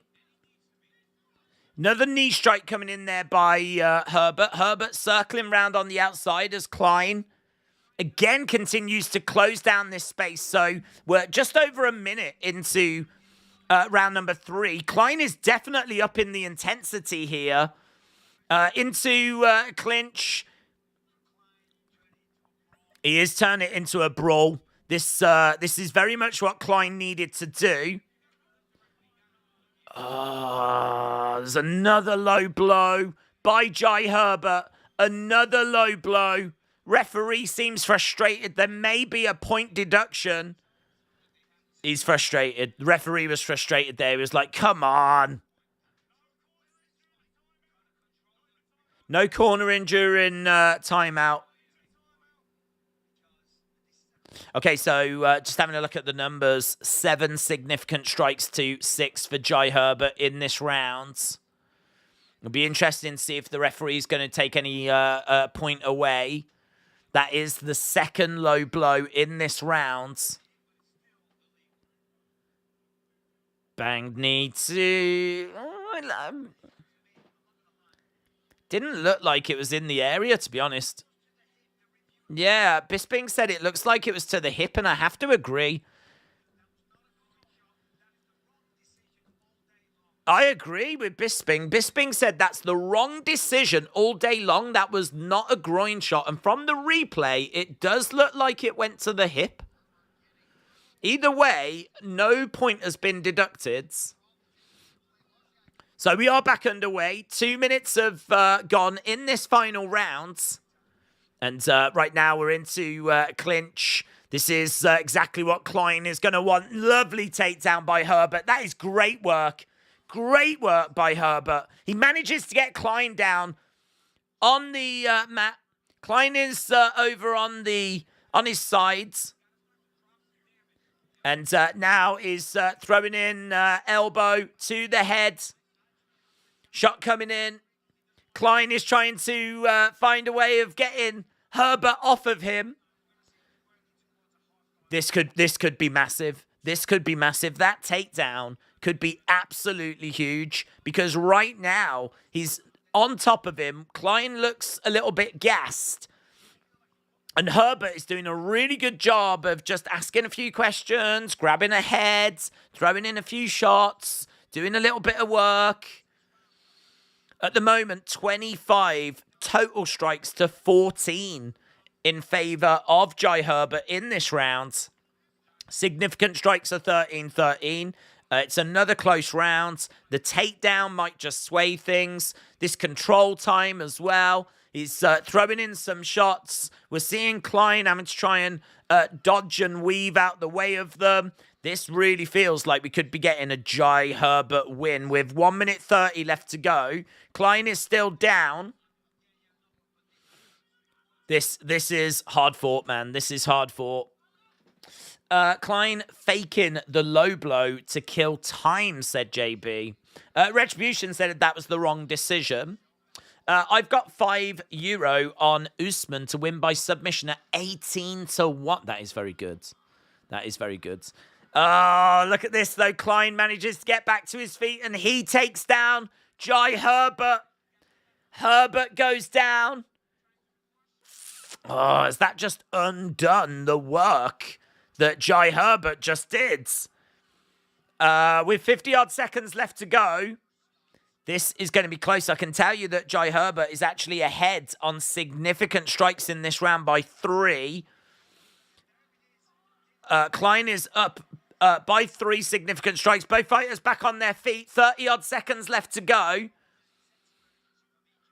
Both of them really bringing the fight here. I'd love to see what the live odds are right now. Both have really put in a performance. This has been fun.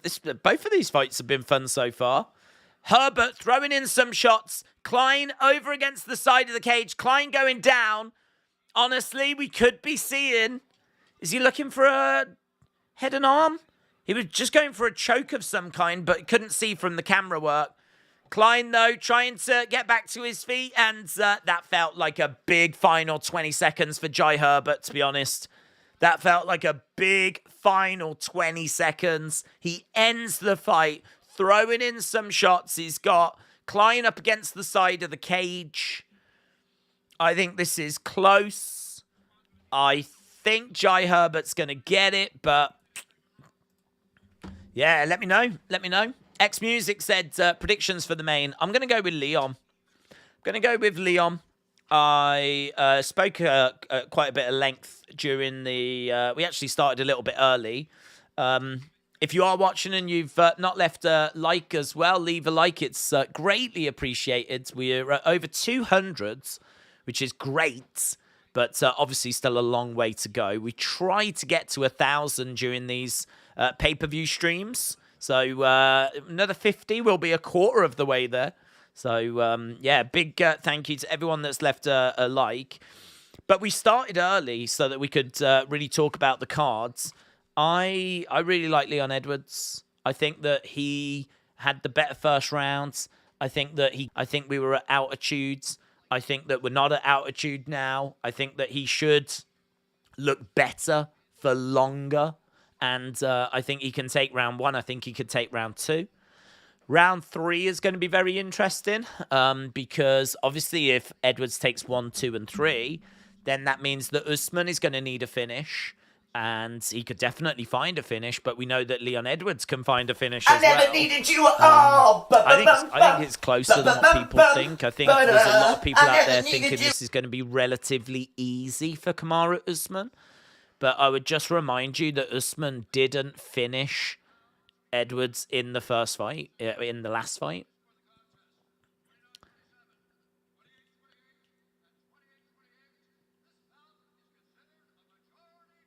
Majority draw.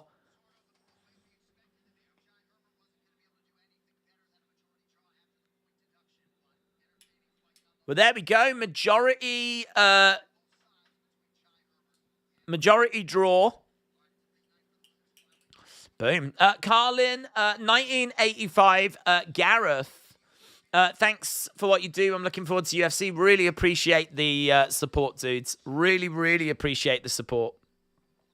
They just said that there was the point deduction, but I totally didn't see a point deduction. Normally they grab the fighter and, like, you know, go around and say to the judges, like, take a point off. I never saw this. I don't know if it happened in between round or at the end of the fight and it just passed me by.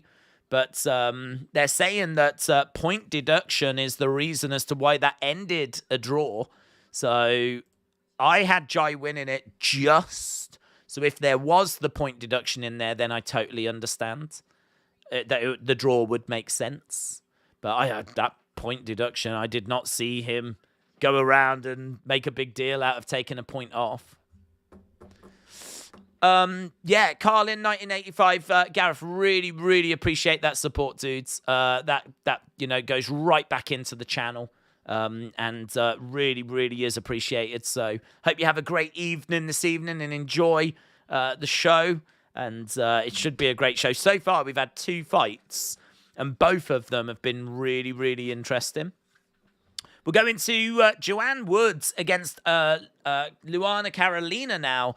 And Woods is 2-5 in the last 7, very much in decline. She only tends to fight decent names, though. 7-8 in the UFC. She is from Scotland. She's on a 3-fight losing streak. She's got good Muay Thai.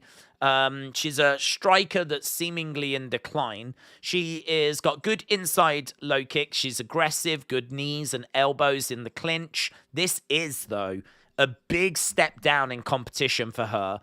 She's got good jiu-jitsu, good boxing, decent cardio. She absolutely can get the win here, Jojo. But the question is, how much has she declined? How big of a decline have we seen from Jojo Woods, Joanna Woods? So she's making her way out, fighting out of Irvine, Scotland, one of 2 female Scottish fighters in UFC history. Honestly, if she loses this, I think there's a chance she could retire. Carolina is 3-2 in the UFC. She lost last March against Meatball Molly McCann with that brilliant finish, spinning back elbow from the Meatball. And yeah, look, Carolina's a good fighter. She's a bigger fighter. She's a former Muay Thai champion, dominant striker. She's going to be 8 years younger as well. Big, powerful clinch knees, very gritty, very tough, improving a lot. She can lack a little bit of head movement, which means she can be caught.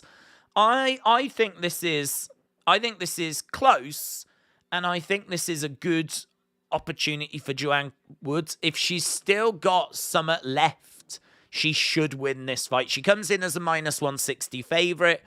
If she's got something about her left, she should win this fight. That's the question that people are asking, though.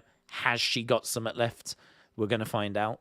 Second most significant strikes in UFC flyweight history. Third highest takedown accuracy in UFC flyweight history, 52.4%. She's got a pro kickboxing record as well. Decent record. I think it's like 19-2. Inside the octagon then, both women. Both of our fights so far have gone the distance. How is this one going to go? Joanne Wood against Carolina. Carolina coming in with a 3.5-inch reach advantage. Carolina swanging it out like a rapper, said JB. Wood versus Carolina is super close, but I'm going to lean towards Wood because of her grappling, says Mega Monkey. Wes, shout out to you. I would have added a point if I was a judge. Mahash said, I just want to see a brawl. Wood is related to me, said John. John, shout out to you. I hope your family member can do it. I would love to see Joanne Wood pick up the victory here. I like Carolina, though. I think she's a great fighter out of Brazil. Someone that's got potential. But I would love to see Wood just have that little bit longer. She's 4-4 as UFC favorite, so she's won 4 and lost 4 whenever she's been favorite. She's favorite here, Joanne Woods. Right, good reaction from the crowds. So people obviously inside filling up. Still not full though. I'm always surprised that people don't get there early for these early prelims. These are decent names, man. I mean, Joanne Calderwood, you wouldn't want to be missing her. Here we go, though. We're about to get underway with fight number 3. And both fighters coming into the center of the octagon. We've had a lot of action. Shot coming in. 2 fights so far have gone the distance. 15 fights tonight. Long way to go. Main card doesn't start for another 3 hours 25. So we've got a long way to go. If you are watching and you've not left a like, leave a like as Joanne Wood grabs the hold of Carolina, drives her up against the side of the cage. And right now she finds herself in a little bit of trouble as Carolina has got Woods up against the cage. They're reversing positions a few times. Knee strikes coming in there by Woods. Knee strike coming back, though, by Carolina. And Carolina has got Woods up against the side of the cage. Big knees to the body. Carolina in control. Definitely picking up more control time here. Position reversing. They're just spinning round over by the side of the cage. Wood looking for a takedown. They break apart. Wood back into the center. Carolina on the outside, as we said. Carolina, the bigger fighter. Shot coming in there by Woods. That's a lovely right hand by Woods straight down the middle. Carolina seemingly not moving very smooth. Getting tagged a little bit there. Knee strike coming in there by Carolina. Knees coming into the body. Doesn't seem to be too much behind those, though. Knee coming back there by Woods. Size difference is fairly significant between these two. As Woods edges forwards. And Carolina on the back foot a little bit. Backing up by the cage. Quite awkward in her movement, Carolina. Quite jittery. Nice kick coming in there by Woods. Woods, again, just stalking after Carolina. Momentarily, Wood lets her hands drop down. Kick coming into the body there by Carolina. Wood trying to find a way forward. Kick coming into the body there by Wood. Carolina tries to throw in a shot to the body. Couple of shots upstairs there by Wood. Carolina backing up a little bit. Low kick coming in there by Woods. And at the moment, it's very scrappy.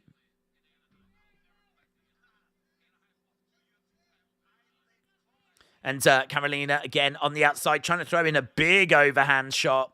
Right now, it's 18-13 in favor of Woods.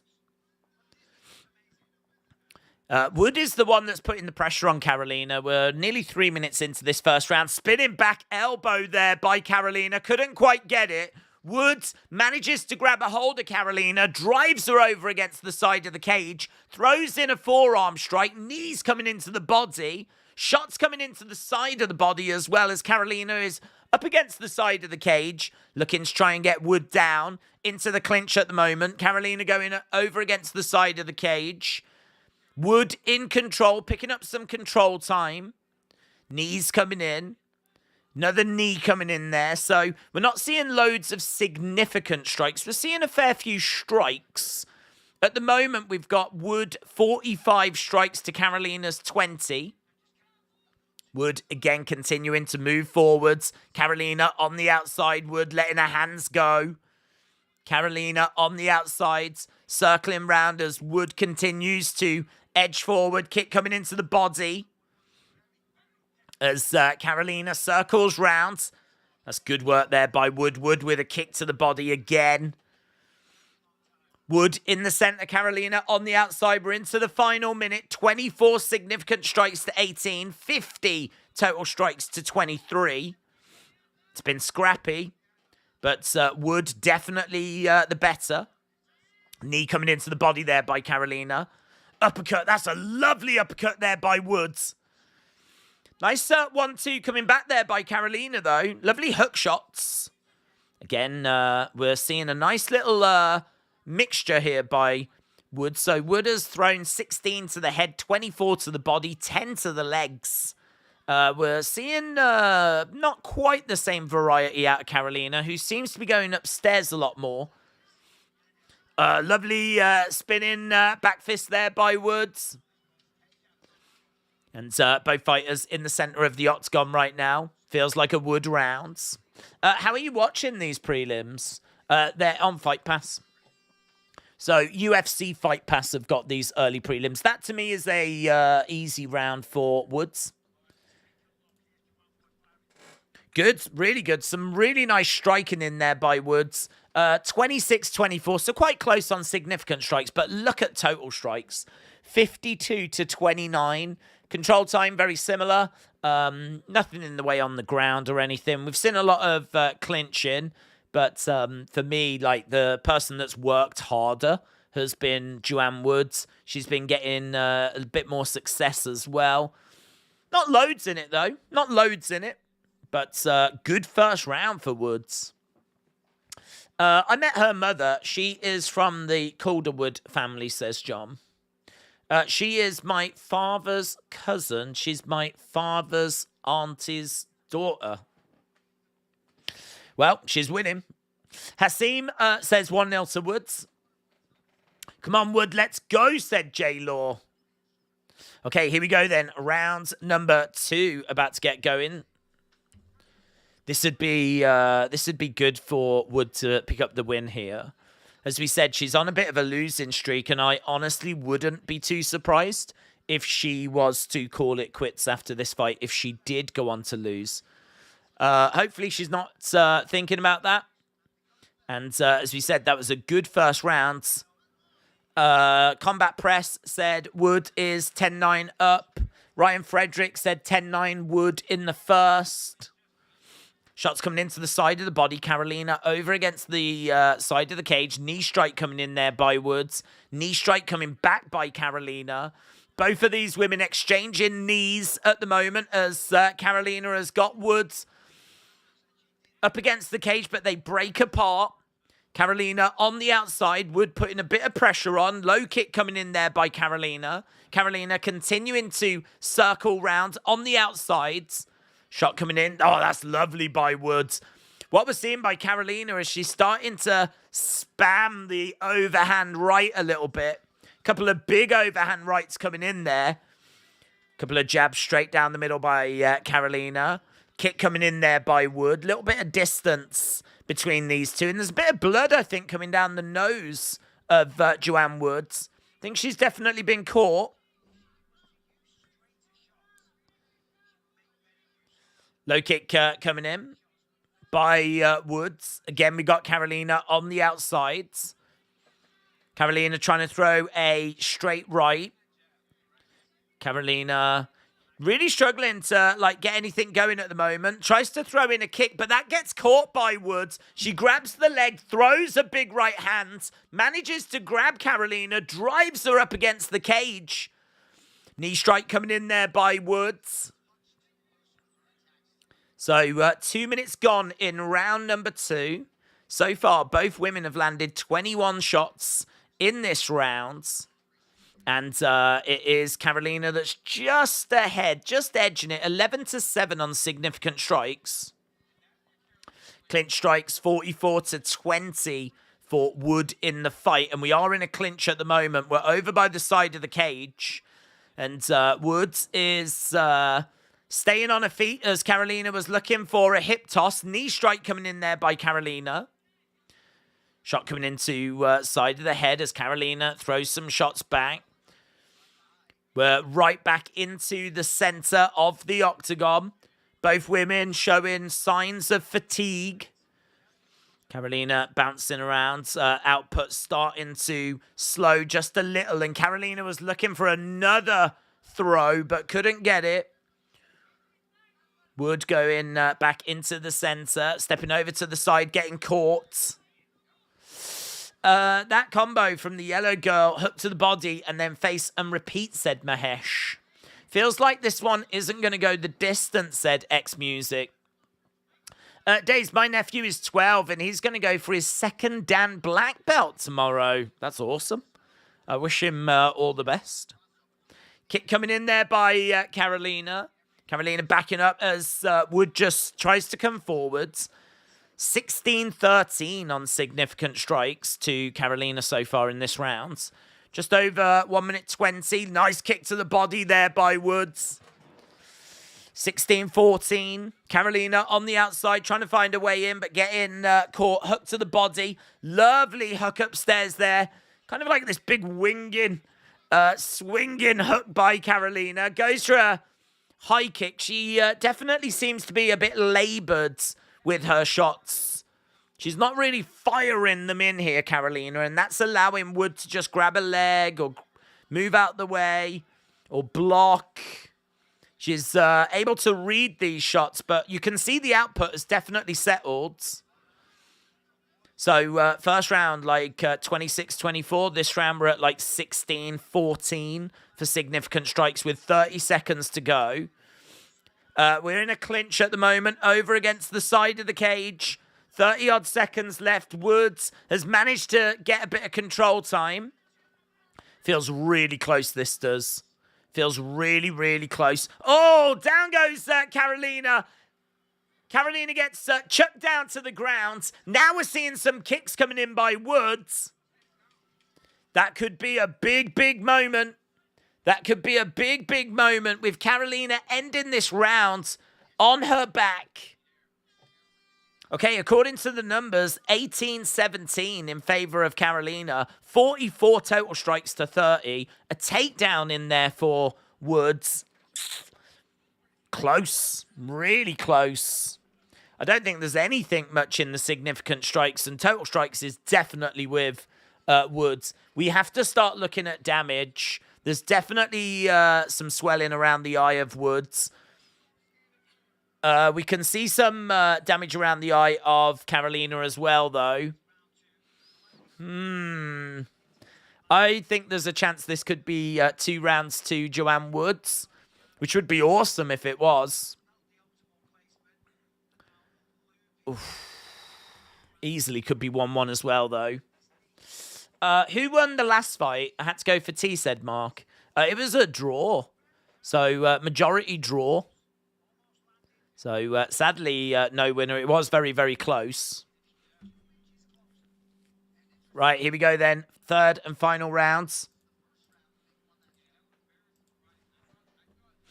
Here we go. Kick coming in. This could be a big round. I've got it 2-0 to Joanna Woods. Shot coming in there by Carolina. Kick coming into the body. Wood just stepping forwards. Firing in a kick back to the body of her own.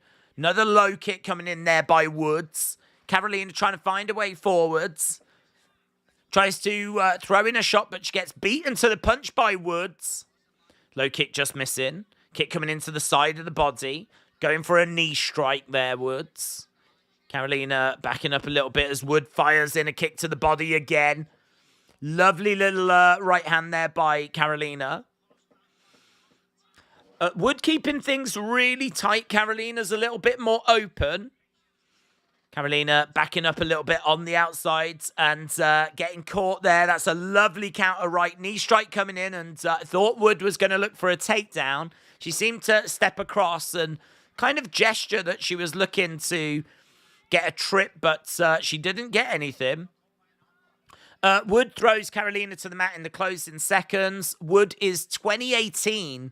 2018 to Wood, said Ryan Frederick. So the tweets coming in seem to be saying that Wood is leading this by 2. You can never be too confident of that. But as we said, here in London, the UK fighters may have a bit of favour from the judges. So Wood standing the ground in the centre. These two just exchanging shots. And there's really, again, seemingly not much in it. Wood continuing to edge forward. Low kick coming in.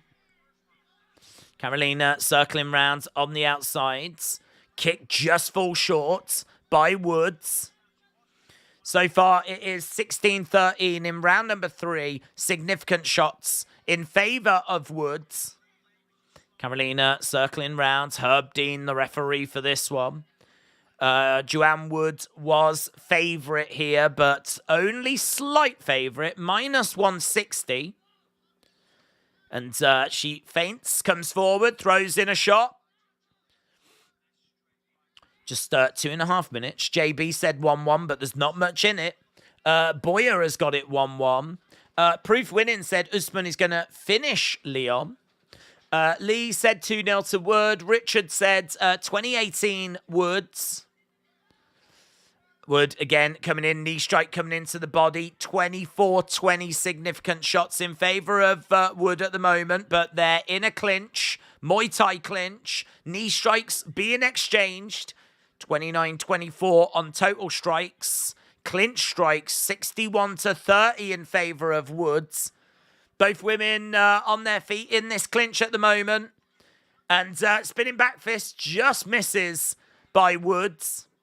1 minute 40, and there's some lovely shots getting through there by Carolina. That was good. 29-26 in favour of Woods in this third round on significant strikes. There is really, really not much in it. Again, they're into the clinch. Again, they're exchanging knee shots. Again, Wood looks for a little trip but can't find it. Lots of knees. Lots of striking. And it's been 133 total shots to 86. Wood has thrown 271 to 197. So even though they've not been landing, like it looks like Wood has put in more work.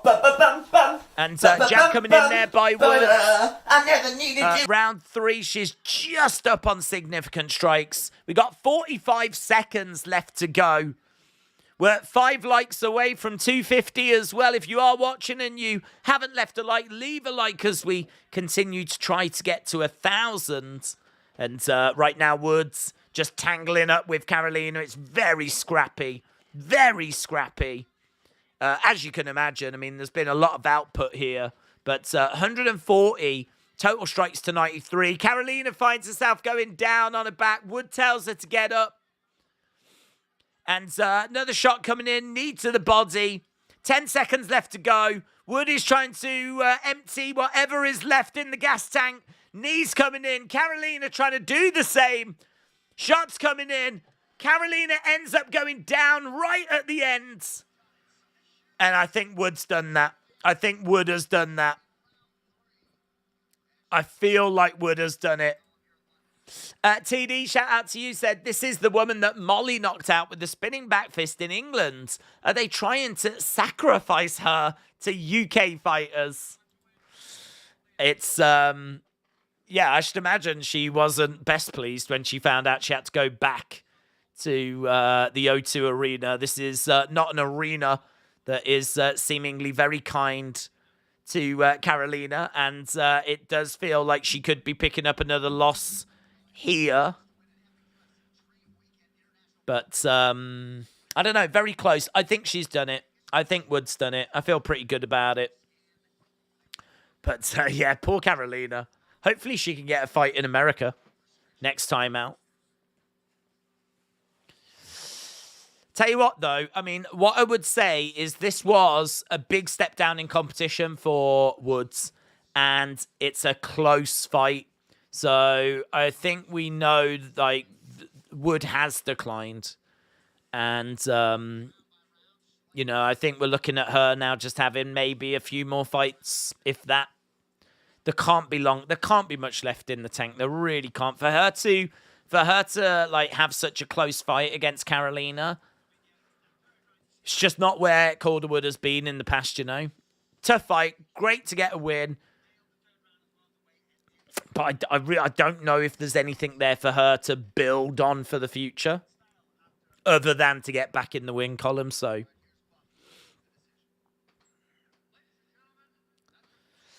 right, here we go.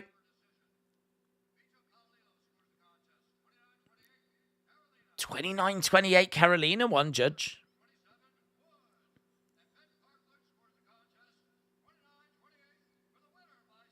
Split decision. Joanne Wood gets it. Joanne Wood gets it by split decision. So one judge went Carolina, two judges went Joanne Wood. Joanne Wood picks up the win by split decision. Boom. Wood dominated, said John. J Law said, nice work, Woods. Austin316 says, Austin316 says, I'm here. John said, days in, bring in the dog for a walk. Shout out to John. Welcome.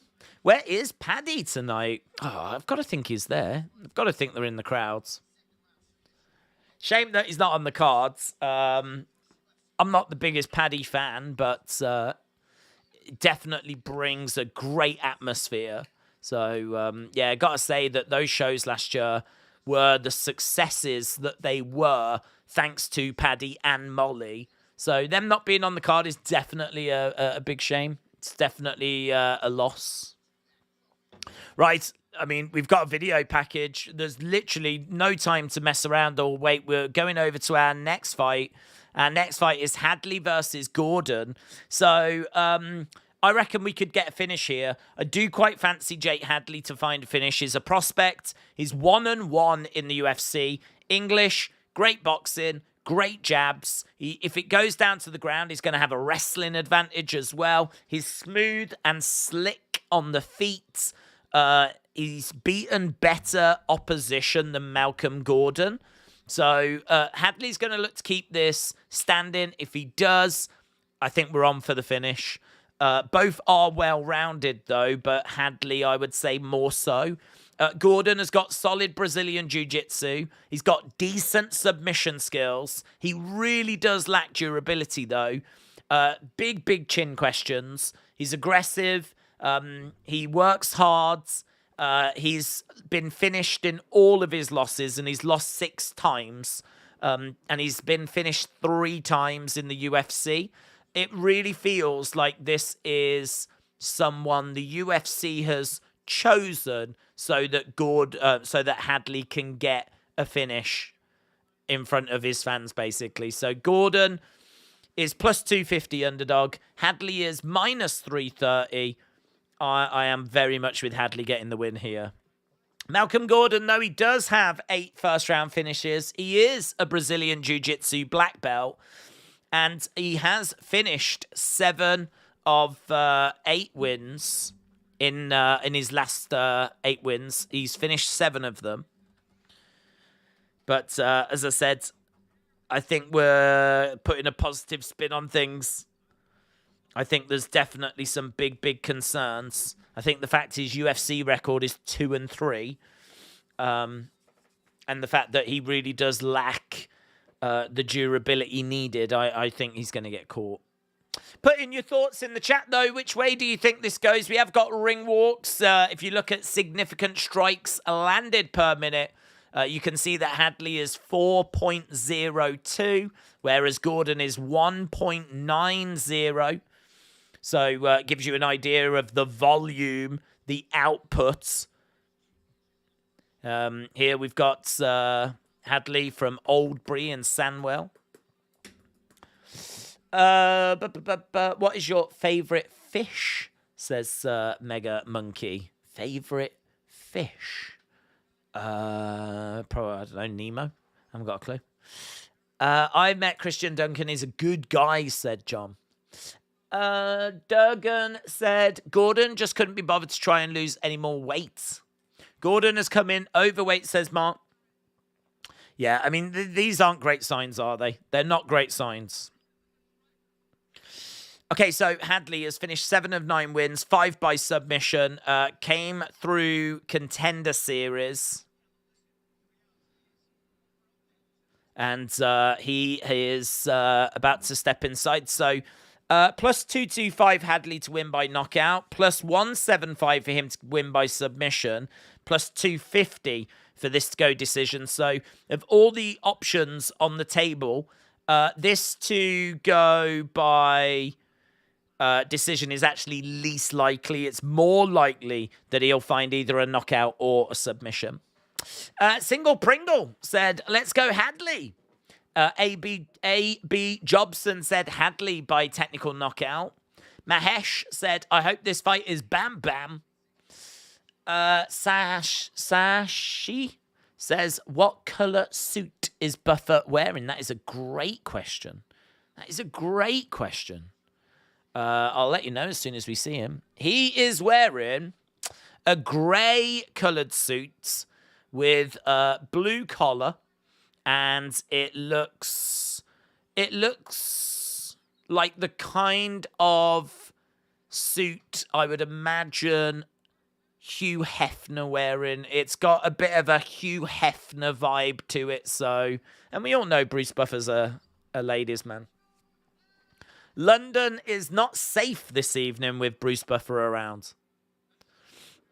But it's not as elaborate as some of the suits we've seen him wearing before. But sometimes he does change into something a bit more elaborate when it comes to the main card. So this is early evening Bruce Buffer that we're enjoying at the moment. Gordon should be able to fight. It's unfair to Hadley. Hadley's got some hands, said Pajman. Yeah, Huga said favourite fish is definitely dolphin safe tuna. Shout out to dolphin safe tuna. Mark Goddard is the referee for this one. Then we're about to get underway. We're also at 269, which is amazing and hysterical because 69. But it also means we're only 31 away from getting to 300. So if you are watching and you haven't left a like, leave a like. It is greatly appreciated as we're underway with this one. Could we get our first finish of the evening in fight number 4, Hadley versus Gordon? Gordon throwing some big overhands. He's desperately trying to keep Hadley away. Inside leg kick there by Gordon as well. Couple of jabs coming in there by Gordon, and Hadley throwing in some kicks as well. Oof. I mean, honestly, these two are going. They are going. They are throwing. And there's not much in the way of hesitancy. Lovely shot there by Hadley. Gordon backing up a little bit. Already the crowd, for those that are there, starting to make a bit of noise. We've got Hadley coming forward. Few shots coming back. Oh, he's gone. He's gone down. Big blows coming in. First round finish. Hadley wins. First round finish by Hadley. Looks like it's a kidney shot, a liver shot, something around that region. Drops Gordon. And then he follows him with hammer fists. And it is done, mate. It is done. Let's have a little look at this, shall we? Bang! Oh, mate, that shuts the body down. Oh! So he throws in a jab. It just falls short. But then, boom, right into the liver. And Gordon's like, dun, dun, dun, dun. And down he goes. And then Gordon is straight in. Throwing in some shots. Hadley is straight in, throwing in some shots. Jake Hadley. Brilliant. But as we said, it felt like Gordon was being fed to Hadley. And so it seemed to be. I mean, wow. We're not even...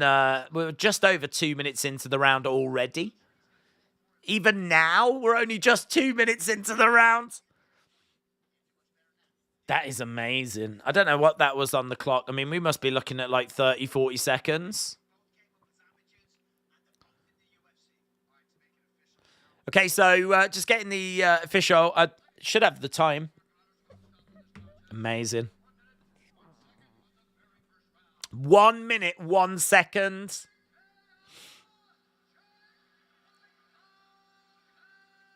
Look at him swanning around.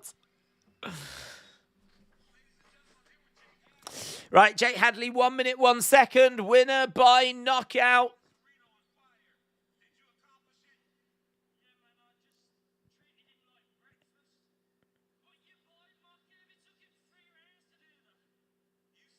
5 first-round finishes. Jake Hadley is 10-1.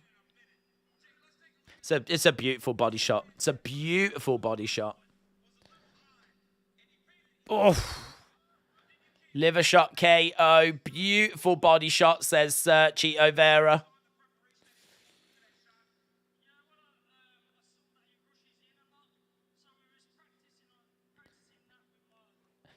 They said that, holy cow, he had liver problems before. That's concerning. It's a good win for Hadley, said Nico Price.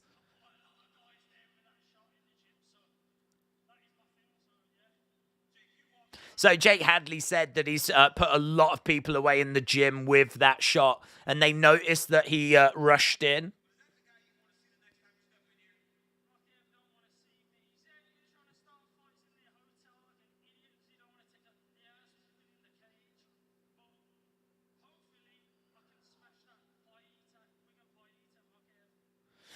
So looks like he's calling out Makayev.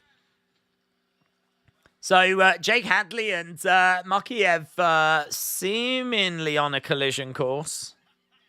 I think UFC might want to try and build up the British fighters rather than colliding them against each other. But interesting. Very interesting. Is that Duncan's debut? Christian Leroy Duncan is his debut coming up next year. Boom. Wow. Brilliant. Brilliant. We got a finish. Took us our 4th fight, but straight into the liver. My dogs have currently got their eyes glued to the TV. They love to watch you as much as I do, says Mega Monkey. I am very big in the canine world, in all fairness. I think it's where a lot of our views come from. Right, we've got Megan O'Leary. Megan O'Leary is in the crowd and talking about Justin Gaethje. Obviously, Gaethje is going to be in our co-main. It feels really weird because we just don't get like pay-per-views in the UK. So we're in the UK, we're watching UK fighters. So far, it feels like a fight night, to be honest. To be completely honest, it feels like a good British fight night. But obviously, we're still very early in the cards, and as we continue to go, you know, we're going to be moving up with bigger, like more well-known names, and obviously we know this is far from a fight night tonight. Fantastic co-main. Could be a fight of the year contender. Main event is going to go as well. Casey O'Neill against Jennifer Maia.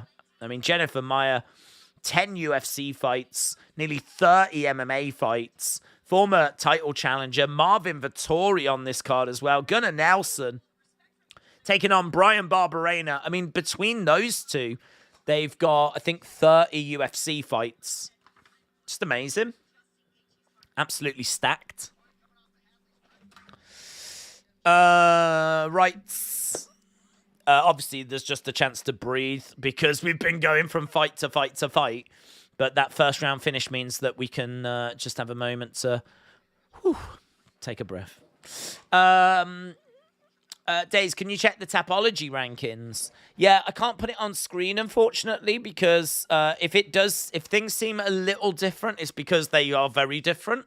My computer actually broke in the week, so I am having to use a different computer.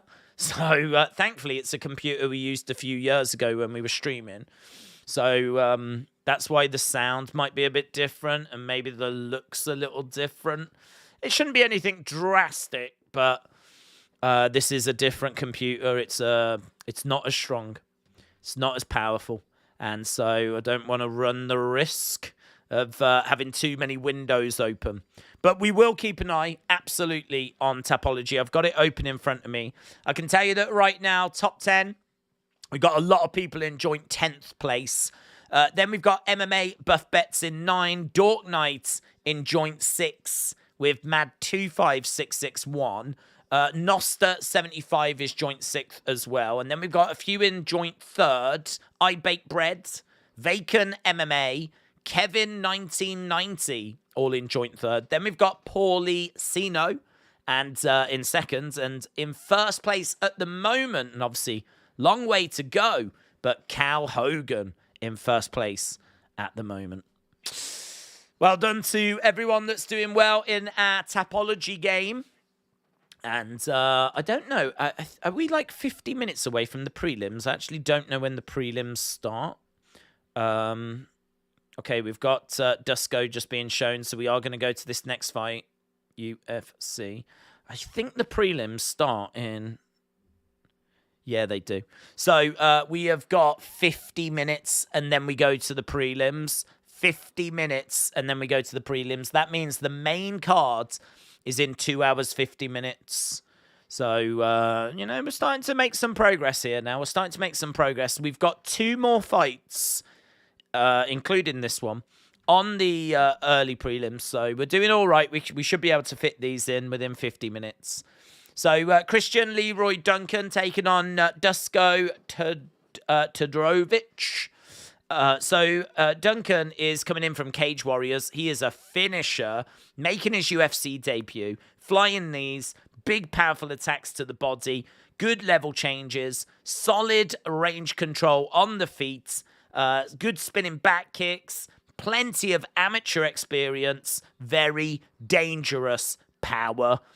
He is coming in. I think there's a good chance that Duncan can get a finish here. Dusko Todorovic is well-rounded. He's got good grappling, good striking, good experience as well, because he's actually 3-3 in the UFC, so he's had 6 UFC fights. He's beaten low-level opposition. He's a very good test for debut fighters. He's I've seen a lot of people referring to him as a gatekeeper for the UFC.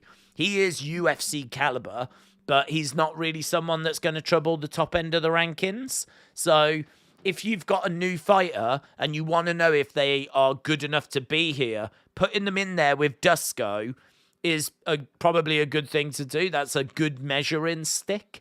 And that's exactly what we've got here. So Christian Leroy Duncan, as we said, fighting out of Gloucester, England. He is taking on Todorovic. And Todorovic is going to be a good measuring stick. It is a big prospect, Christian Leroy Duncan. Big prospect. And I do think there's a good chance he finds the finish. Both of these are unorthodox strikers. So this should be good. Duncan is, or last I saw, minus 210 favorite. Dusko is plus 150 of... Duncan's 7 wins, 3 of them have come by first round finish. So 3 first round finishes for Christian Leroy Duncan. Let's go, Duncan, said Singles Pringle. Austin said it's weird to see Dusko so low down on the cards.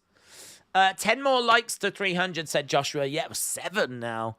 So if you are watching and you've not left a like, I know I keep banging on about it, and I do apologize for that. But we do try to get to 1,000. And then when we get to 1,000, I do tend to shut up.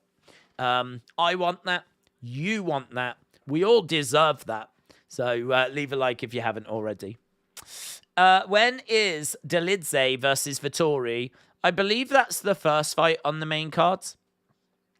So we're looking at about 9 o'clock, probably about 10 minutes after that. I reckon we're about 3 hours away from that.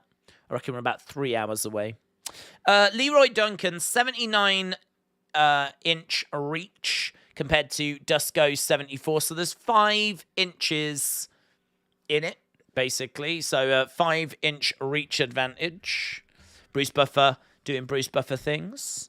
I will win 185 if Duncan wins, said John. I wish you all the best, and I think you stand a really good chance with that. I think you stand a really good chance. Mahesh said, I'm too nervous. Okay, Dusko getting his intro.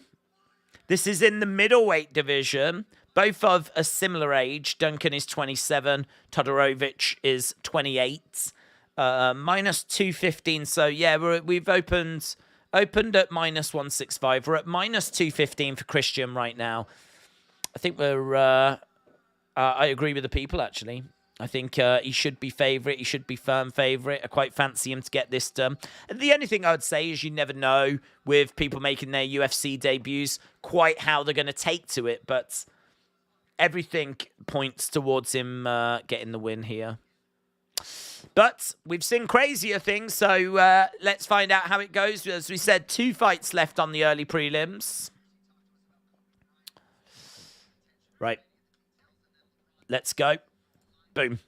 Okay, into the centre comes Duncan Todorovic in red, Duncan in black. Todorovic just circling rounds. On the outside as Duncan continues to edge forward. Todorovic with a low kick. Duncan throwing out a jab, just easing himself into this. Low kick coming in there by Duncan. Switching of stances there by Duncan. Side kick coming in by Duncan. Kick coming into the body there by Todorovic. Todorovic getting driven back a little bit as a low kick comes in. Duncan being quite respectful. Not rushing anything. Not getting caught by anything. Just kind of easing himself into things here. As Todorovic is continuing to get driven back nice. Left hand, left straight coming in there by Duncan. Duncan switching his stances. Looks good here, Duncan. He looks really good. Very composed. Todorovic, kick coming in there by Duncan. Todorovic catching the leg. And Duncan driving Dusko back against the side of the cage. So he's got him driven back at the moment. Knee strike coming in there by Duncan. Duncan trying to find a takedown. No joy at the moment, but he's got him pinned up against the cage. Todorovic can't really do much here at the moment as Duncan is looking to try and get Todorovic down. We're in a clinch. We've had 1 minute, 40 seconds so far. And Duncan very much in control. But down goes Todorovic. Oh, okay, he's called it. He's called it. It looks like Todorovic's knee gave out. All of a sudden, out of nowhere, Todorovic went down. And it looks like his knee has just gone. That's a real shame, that is. Duncan will be pleased to get the win, but he won't want to get the win this way. I don't know if he just tweaks it or how it goes. But all of a sudden, he just goes down. Yeah.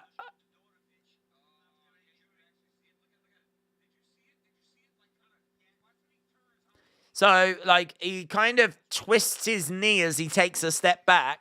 And then all of a sudden, he goes down, and that's it. So, it's really disappointing, that is. Really disappointing. I mean, look, Duncan picks up the win.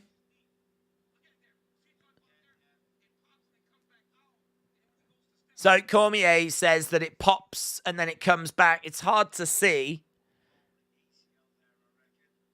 Oh, Bisping reckons it's a blown ACL. He thinks the ACL could have gone.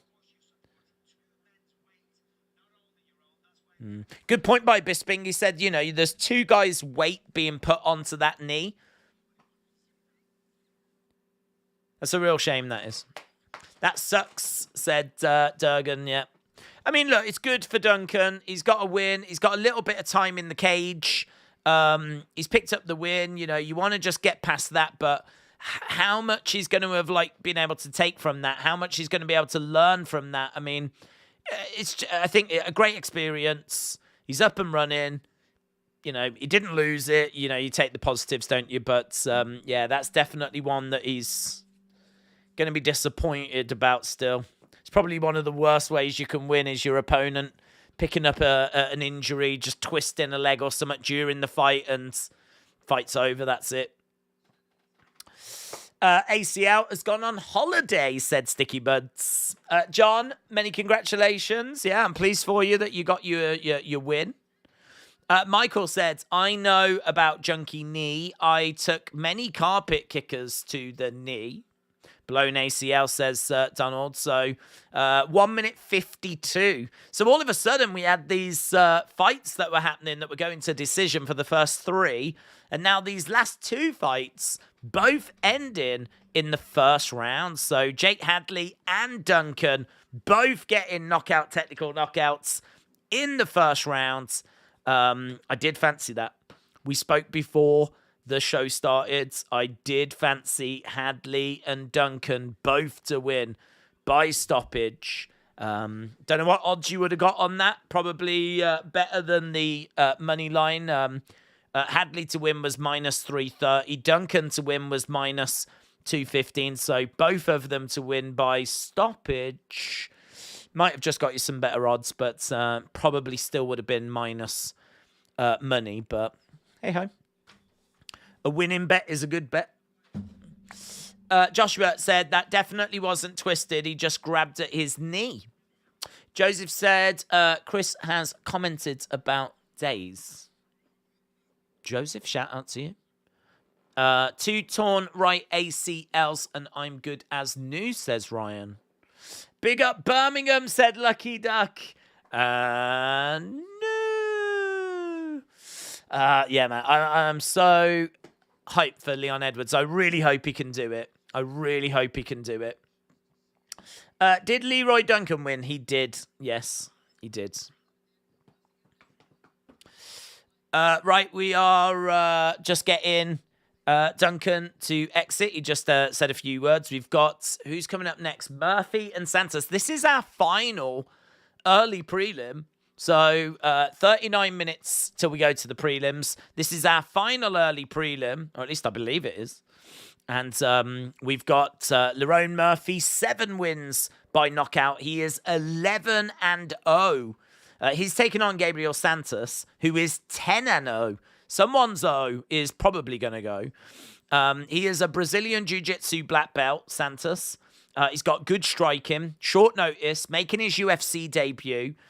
He is LFA flyweight champion, attacks the body, grows into fights. He can put opponents on the back foot. He's got hard chopping low kicks. Murphy is well-rounded. He's a great prospect, 3-0 in the UFC, an incredible athlete. He's got really good footwork. He doesn't throw much volume, but he's got a good fight IQ. It's going to be a close little fight, this one, actually, and I do fancy Murphy to get the win, but Santos is definitely a threat, is definitely a problem.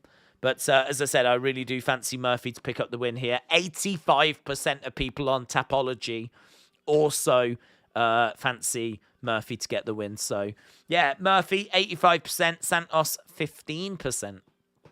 Someone's O has got to go, said John. Unless it's a draw. Let's go, baby, said Liam. Shout out to you. Is this Dr. Stoppage foreshadowing the main event? Says Alexis. Well, we haven't got that long till we get to the main card. It's only about 2.5 hours now, which is still, a fair bit of time. But we've already been streaming for nearly 2.5 hours as it is. So yeah, it'll soon go. Right. Again, if you are watching and you've not left a like, leave a like. It's greatly appreciated. We're at 310 now, so we are getting to... I mean, that is amazing, considering we've still got 30-odd minutes till we get to the prelims. Like, that is really, really good. So, again, if you are watching and you haven't left a like, leave a like. It's greatly, greatly appreciated. L.A. Knight, there is a comment. Retribution, they don't call him LA Dort Knight for nothing. Let's get started, said Najbula. Josh said, I train with Murphy at Top Team. Very cool. That is very cool.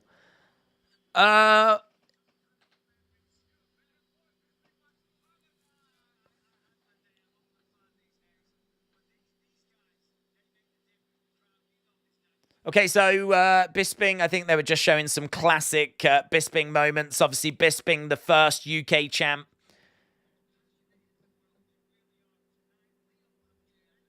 They're just Bisping just bigging up the crowds.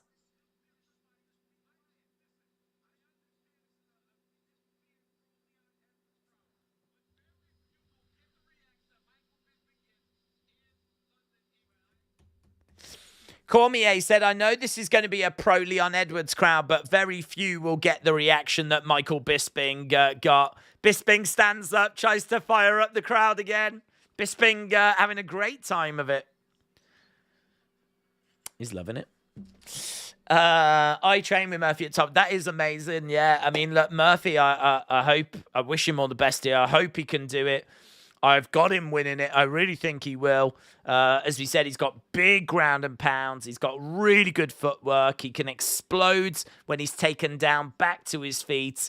Really great fight IQ.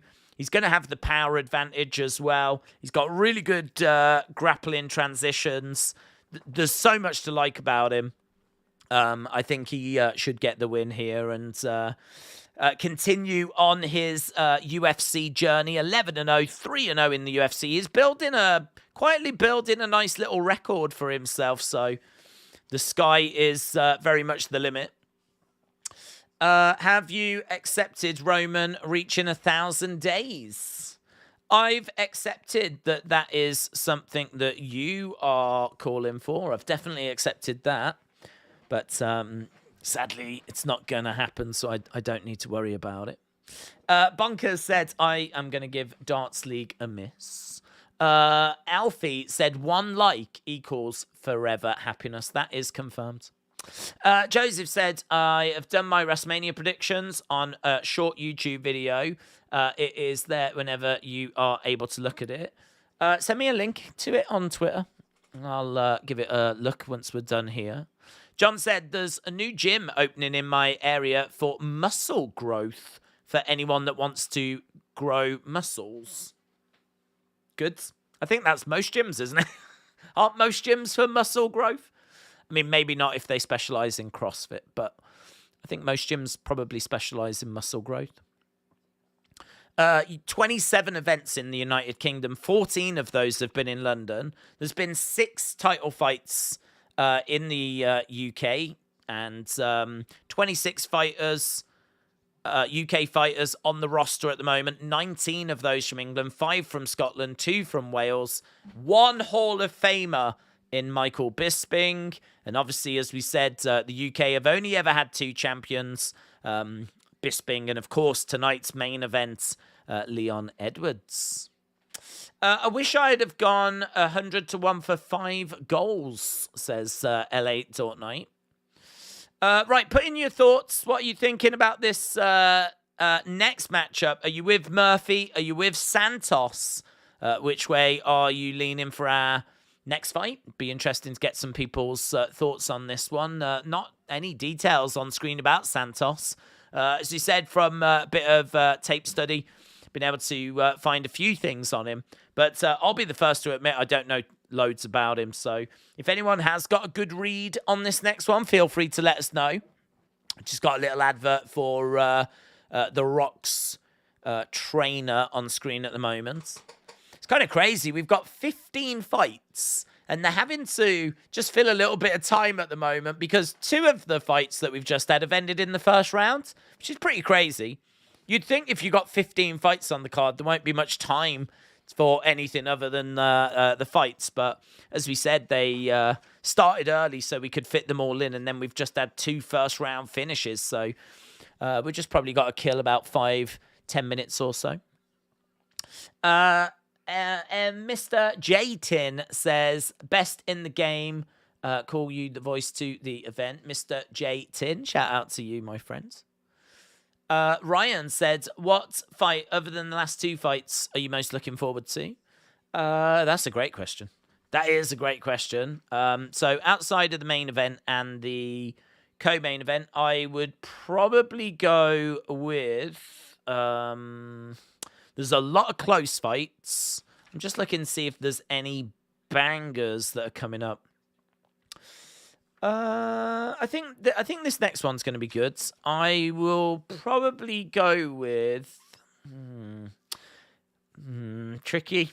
I would probably go with Jennifer Meyer and Casey O'Neill. The reason why I would go with that is because I've got a lot of respect for Maya. She's 34. She's had 10 UFC fights. I think she's a veteran. Even though the fight itself might not be the most exciting in the world, I think, there's a real wave of talent that's coming through, like Erin Blanchfield, for example, Manon Fior, that are like coming through. Like, we're seeing women's MMA really evolving. I mean, we know that the likes of Ronda coming in and Misha Tate, Holly Holm, they were very much like the first wave, if you will. Carla Esparza, kind of like that first wave of women's talent. Then you could maybe make the argument that Shevchenko and Amanda Nunes were like the second wave. I don't know what wave we're on now, but it definitely feels like there is a new wave of really skilled young fighters, female fighters, that are coming into the game.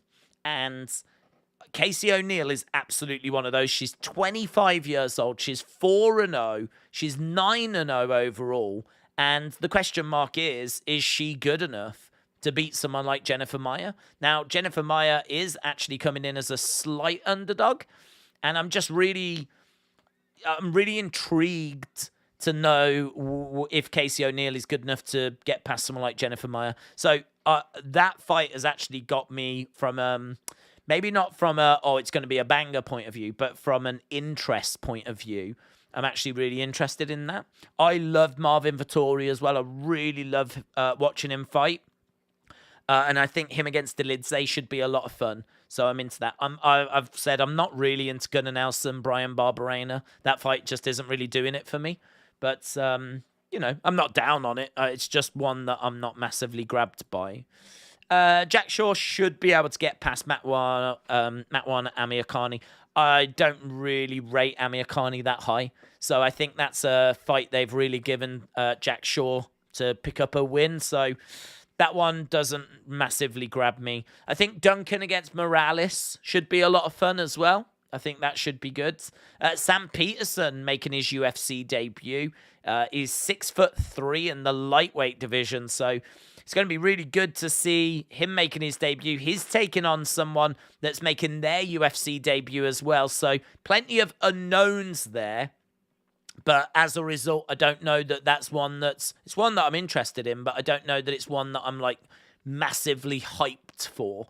So I would say Vettori Delidze, because I really like Vettori. And then I love the story of O'Neill. Is she good enough to beat someone like Maia? It's a massive step up. So those two are grabbing me. There's no doubt the best two fights on these cards are the main and the co-main. They're the ones that are really grabbing people's attention. I would imagine, actually, it might be relatively quiet until we get to the main card, and certainly the top end of the main card, because I think the top end of the main card is where, we just go to a completely different level when we get to the co-main and the main. Joseph said, I don't do Twitter. Can I send it again via email? I love the videos.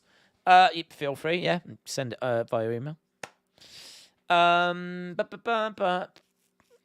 Right, we are going over to next fight. We've got a little breakdown of Murphy and Santos on screen at the moment. So we will be going over to this. We are 27 minutes away from going over to the prelims. Lerone Murphy, the Miracle, taking on Gabriel Santos, the Mosquitino, was that? Okay, Megan O'Leary just saying a few words as we're waiting for these fighters to come down.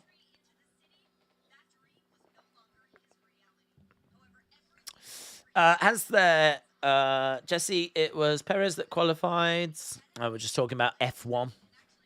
We got a very vibrant chat this evening that's talking all different sports. It's probably a good reflection of our community, where we're very focused on lots of different things. Got a bit of F1 chat. We got a bit of football chat, bit of wrestling chat. I think I saw some boxing chat earlier as well. So we do cover a lot of different things on the channel, and we have built up a very sports focus community, which is great. We have got some boxing coming up very soon. I need to sit down, actually, and have a look at, like, all the weekends that are coming up. But we have got some big shows coming up. I mean, there's... I don't know what the latest is with Fury and Usyk, but that is definitely one that is meant to be happening relatively soon. But equally, I'm hearing stuff that it might be getting cancelled, so don't know quite what's happening there. He's taking a moment here, Santos.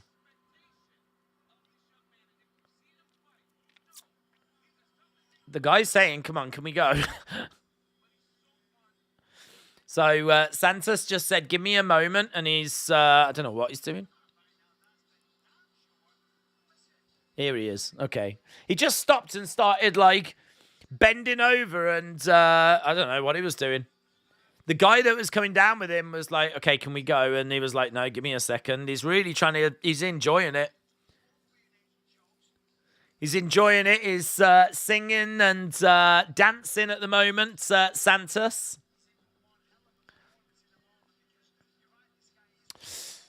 Where can you watch the late prelims for free, said UNB. I don't know, but I'm watching it on Fight Pass.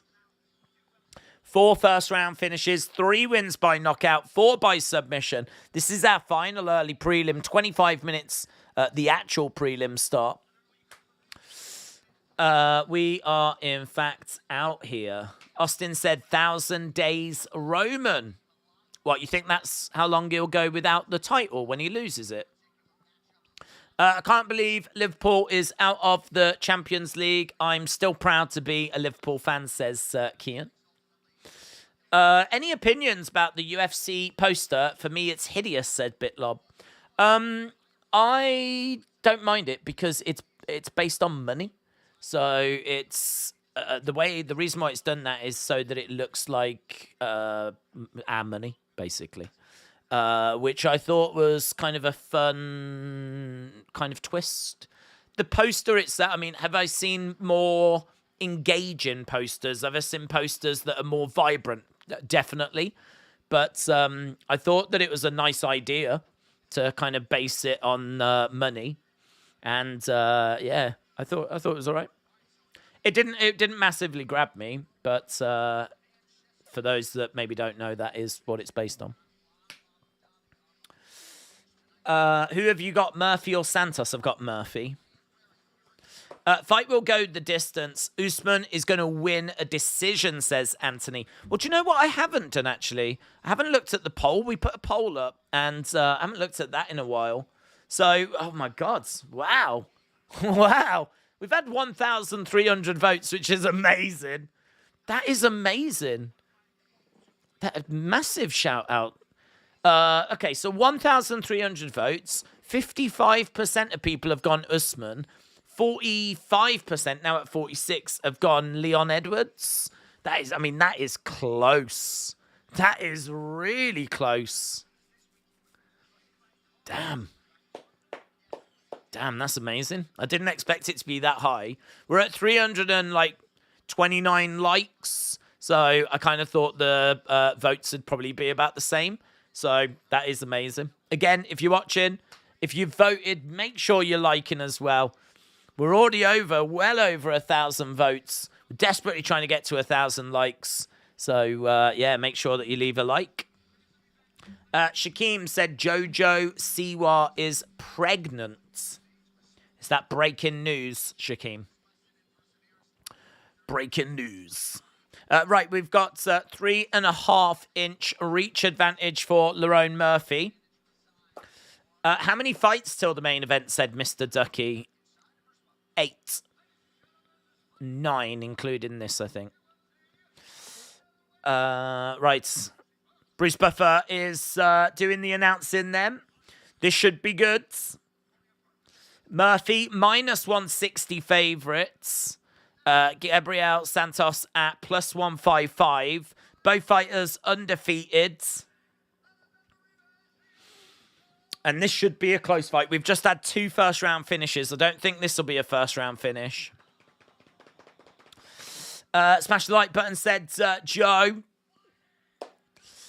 I went with Usman, but I'd be happy to be wrong, said Richards. Kian said, who do you think will win the Champions League? Don't know. I think Napoli could get to the final. And then on the other side, don't fancy Chelsea. I think it'll be Real Madrid. And I don't know, between Man City and Bayern, I think that's really close. Let's go Real Madrid. I think Real Madrid will do it again. I think it'll be Real Madrid-Napoli final. And I think Real Madrid have just got an ability to get a win, ain't they? They're just amazing at, like, churning out wins in a Champions League. So, I'll go Real Madrid. Right, here we go. So, kick coming in by Murphy. Santos in yellow. Murphy in black. This is our final fight, our main event of the early prelims. And we got Murphy coming into the center. Santos charging in, looking for a takedown. Down goes Murphy. Santos on top of Murphy at the moment. Murphy in a seated position over against the side of the cage. So Santos doing a great job of throwing in a knee there to Murphy and driving him against the cage. Murphy, though, has been able to get round the back of Santos. Now Santos is down on his back. Murphy needs to make sure that he doesn't get caught with anything. Santos is trying to grab a hold of Murphy's arm. And he needs to make sure he doesn't give that up. Murphy's not panicking at the moment. And Santos trying to pull on the arm of Murphy. And at the moment, he's doing well to make sure that he's not giving up the arm here. He's staying very composed. Santos on his back. Yeah, Bisping said this could be game over for Murphy, but he's weathered this very well. He's done a great job, and he gets up to his feet. So Murphy back on his feet. Santos down on his back. And kick coming in there by Santos. Santos getting back up to his feet. Low kick coming in there by Murphy. Both fighters back in the center of the octagon. Kick coming in there by Santos. Very heavy low kick coming in there by Santos as well. Santos giving a really good account of himself. Murphy staying composed. On the outside coming in. Couple of jabs. Body shot coming in there by Murphy. Santos trying to edge forward. Murphy on the outside feinting. Circling round. Coming in. Jab. Snapping back Santos's head. And again, kick coming into the body there by Santos. Lovely right hand coming in by Murphy. High kick coming in there by Murphy. Jab to the body by Murphy. Murphy putting a good sequence together as Santos moves forwards. Oh, that's a lovely one too by Murphy as well. So Murphy really starting to find a way of getting his shots through. Heavy low kick coming in there by Santos, though. Santos, as we said, has given a good account of himself. Halfway through this round, the crowd are olaying away. And Santos grabbing a hold of Murphy. Murphy gets dumped down. And shot coming in there by Santos. Both guys on the feet, keeping it standing. Nice block there by Murphy into Muay Thai clinch. Knee strike coming in. Right now it's 19-17 in favor of Murphy. 22-20 on total strikes. So Santos getting better of like the first minute. I think the past couple of minutes have been good for Murphy. Right now just getting back to being a little bit even again as both fighters in the center. We got Santos edging forward. Murphy on the outside. Murphy circling rounds. Good head movement there by Santos. Santos trying to find a way forward. High kick coming in there by Murphy. Murphy on the outside. Another big knee strike coming in there by Santos. Down goes Murphy. Santos has got Murphy in a seated position. So that's good by Santos. Managing to secure a takedown. He's managed to get 2 takedowns in this fight so far. 25-24 total strikes, 22-23, both in favor of Santos, but not by much. And we're seeing Murphy back on his feet. It's very close, this fight. Very, very close. Both fighters in the center with Santos edging forward. Murphy on the outside. Bit of a distance between them. Santos trying to throw in a left hand. Trying to go to the body as well. Murphy trying to throw a counter, but was reluctant. Inside leg kick coming in there by Santos. At the moment, you got to say that Santos is probably just edging this again now. Murphy, heavy kick to the body there by Murphy. That was good into the final 15 seconds. And Murphy backing up, throwing in a kick. Couple of shots. Big knee strike coming in there by Santos. And Murphy trying to throw in some heavy shots straight down the middle. Kick to the body. Let me know in the chat. Ooh, these two. Face to face. Head to head. At the end of that round. So, numbers, 33-29 total shots, 30-26 on significant shots, 2 takedowns. All the numbers are in Santos's favor. Very close. I would go with Santos for taking that round. 1-0 Santos, says Lee. 1-0 Santos, says Hassim. Austin said 1-0 Santos as well. So people are putting in their thoughts in regards to who they think took that first round. And it seems like everyone is in agreement that it is a round to Santos.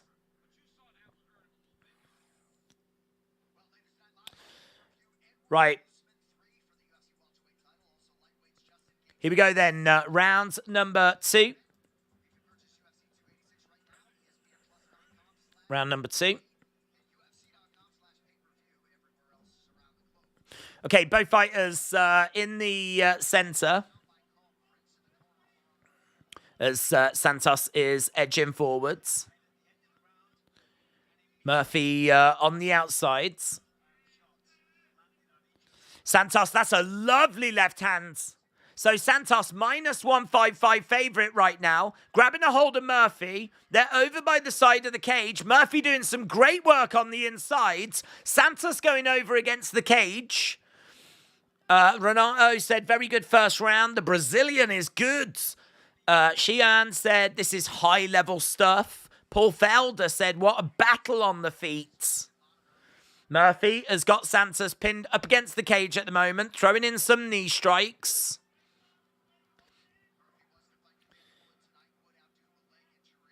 And again, trying to throw in some knee strikes. He's got Santos pinned up against the cage. This is good for Murphy. Again, another big knee strike coming in. He's just throwing it into the thigh of Santos. So good work so far. Murphy managing to get Santos down as well. Very good. And he's inside control as well. Very good. So inside control. Murphy doing a really good job at the moment. Santos trying to explode back up to his feet. Shots coming into the body there by Murphy. Santos down on the ground. This is looking good for Murphy. Santos, though, managing to get back up to his feet. And both fighters go back into the center of the octagon. 2 minutes, kicks coming in there by Murphy. Oh, that's a lovely one too. They're both standing and throwing. Low kick there. Low blow coming in by Murphy. Low blow coming in by Murphy. And so just going to get a slight timeout. Stop this, Santos. Do you think Jude Bellingham will go to Liverpool? Liverpool are pushing to get him. I don't think he will, no.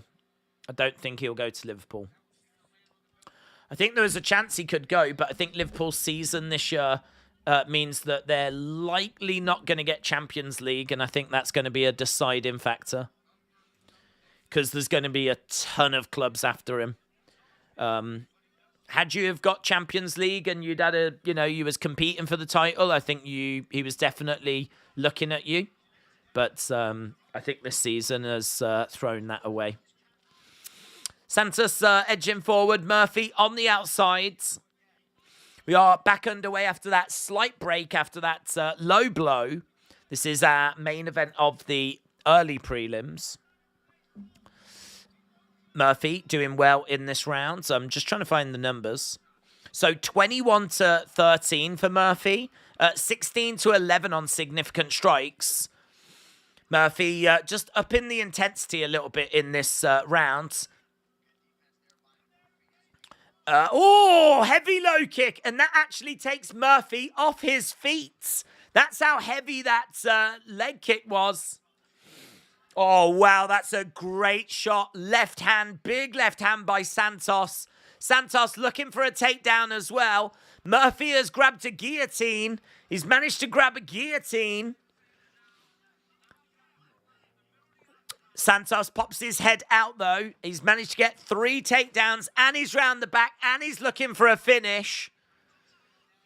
Santos took the back of Murphy. Murphy was having a better round. But there's been a couple of moments in these past 30-odd seconds that's definitely going to be a problem. Right now, we're down on the ground. Body lock is applied. Santos looking for that rear naked. And he's trying to find it, but he can't find it at the moment. And some elbows and hammer fists trying to come in. And Murphy throwing some shots over his head. We're down on the ground, as we said, is on his back at the moment, Santos. Murphy trying to spin round, but can't find a way of doing it. He just needs to make sure that he doesn't, obviously, give up the rear naked choke. That's what Santos is looking for. We got just over 30 seconds to go. Murphy is ahead when it comes to strikes. This is obviously going to look good in the eyes of the judges, though. The fact that he's getting this control time and he's looking for this submission. Shot coming in by Murphy. Murphy throwing in some strikes. And now Santos is looking for the armbar. He's looking for the armbar. He transitions. Looking for the armbar. There's 6 seconds to go. He's desperately trying to get it. He can't get it. That's great work by Murphy. And we get to the end of the round. What do you think about that? Do you reckon it's 1-1? Or do you think it's 2-0 to Santos now? It's another tricky one, that one. Do you think it's 1-1 or do you think it's 2-0?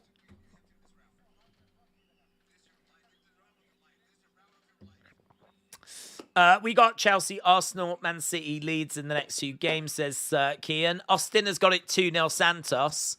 Dortnight's got it 1-1. Hassim has got it 1-1. Put in your thoughts. How are you seeing it? Have you got it 1-1 or have you got it 2-0? I think it's close. I think that last round is really close. There's only 5 significant strikes in it. Both landed a takedown. 9 total strikes in favor of Murphy. But the submission attempts have got to count for something. So I think it's really, really close. I think Murphy has probably got to find a finish here. He can't be comfortable that he's got that second round.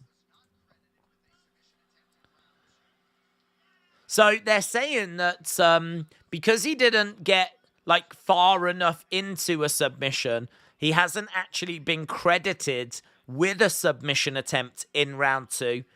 Even though he was really pulling at limbs and looked like he was quite close, they haven't actually given him any submission attempts for that second round. Does that change things? Does that sway things?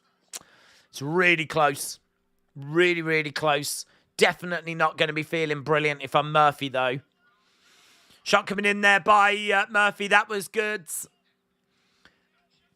So we are underway with round number 3. Right now, Santos has got Murphy pinned up against the side of the cage. Coming up soon, we've got prelims. They'll be going for 2 hours. 4 fights on the prelims. 5 fights on the main card. There's still 9 fights to come after this fight. Rolling over, Santos jumping onto the back of Murphy. So Santos wrapping himself around Murphy, grabbing a hold of the arm. Knee strike coming in there by Santos. Santos grabbing a leg. He's just grabbing a hold of things and pinning Murphy up against the cage. I think Murphy is probably getting a bit frustrated here. He knows that he's got to do something in this round. He's definitely got to win this round at very least, if not find a finish. And Santos grabbing him, making it a bit tricky. Some lovely striking. Head kick coming in there by Murphy. Shot coming into the midsection by Murphy. Low kick coming in there by Santos. Both fighters in the middle of the octagon right now. So far, this is looking good for Murphy. 20-7 in favor of strikes. 11-5 significant strikes in round 3 for Murphy so far. A bit of blood coming down the nose of Santos. Low kick coming in there by Murphy. Kick coming back there by Santos. And Murphy throwing a nice straight right. Again, Santos backing up Murphy, trying to throw a kick to the body. Tries to throw in a right hand. There's a lovely shot that comes in by Santos.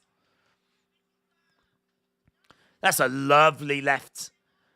And again, great work by Murphy as Santos continues to edge forwards. Shot coming into the midsection. Swinging away there by Murphy. Murphy grabbing a hold of Santos. Murphy is doing a great job here. 32-12. 16-9 on significant strikes. Actually 22-10 right now. Murphy circling rounds on the outside. Oh, that again, that's great work. He's really getting through with some shots. High kick coming in, switch kick. That was great by Murphy. Murphy again on the outside. Santos putting pressure in, looking for a knee strike there, Santos. Murphy covering up. Santos continuing to edge forward. Low kick coming in there by Santos. These two swinging away. 1 minute 20 left as we're counting down. This is going to be tricky. This is going to be really tricky. I've got a bet on Murphy, said Max. Shot coming in there by Murphy. Santos in the center. Just over a minute left to go. This definitely feels like it's a Murphy round. Oh, look at this. Santos just picking Murphy up, slamming him down. That's amazing. He literally just picked him up, carried him around, and just dumped him down like a sack of potatoes. So that is his 5th takedown. So Bisping said tight 3rd round, but he's got Murphy ahead. And it's really going to depend on if you had this as 1-1 or 2-0 going into this. 25 seconds left to go. Sounds like a really good final round, said Durgan. It is. There's been a lot of action. We've had plenty of strikes, 40 significant strikes between the two of them, 27 of them being in favor of Murphy. Head kick coming in there at the end by Santos. Spinning back fist coming in by Santos. And that is the end of the fight. And there we go. Santos says to Murphy, come and jump up on the top of the octagon.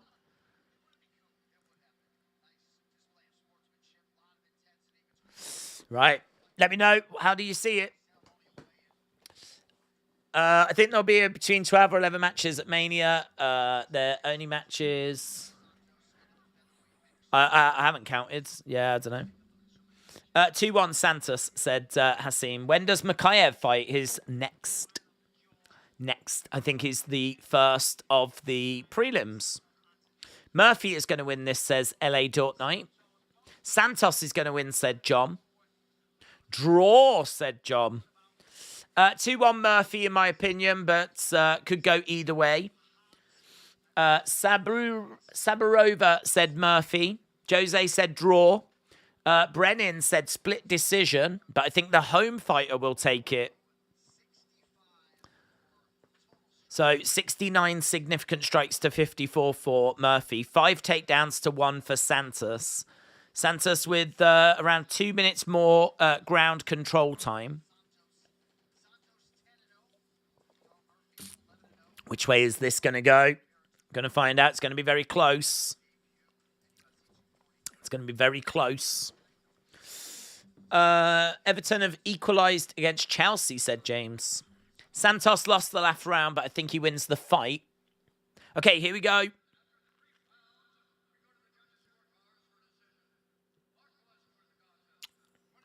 29-28.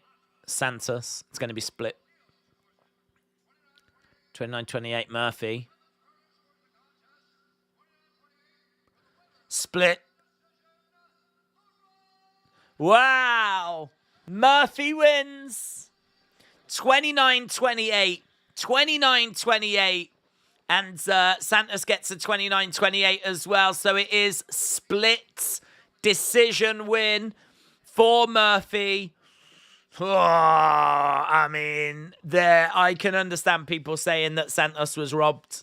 But it is so close. I never needed you. I think Santos definitely gets the first. I think Murphy definitely gets the thirds. And then you've got to try and make a call on that second round. And that is really, really close.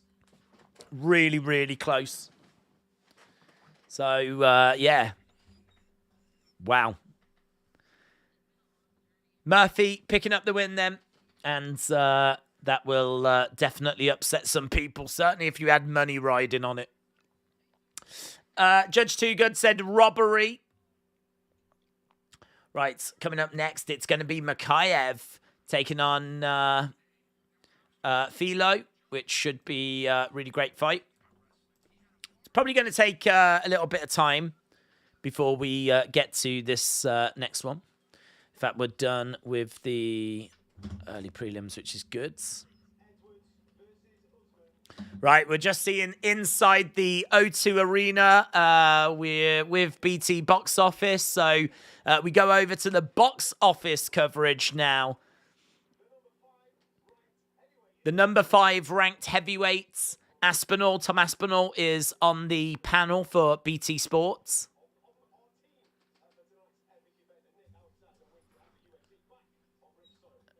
Brilliant. Right, my parlay is still alive, said AB. People should realise close fights aren't robberies, says Brennan. IBJ says robbed. Under 4.5 on Leon and Usman fight, someone is going to get TKO'd or submitted, said Jose. Luminous Stream said robbery. But Edwards is going to win on points, said Edwards. It's going to be close, but Edwards will get the job done tonight. Asher said there's a few hundred on Makayev. It better not be too good of a fight. It's UFC interest. Faces of Jay, shout out to you.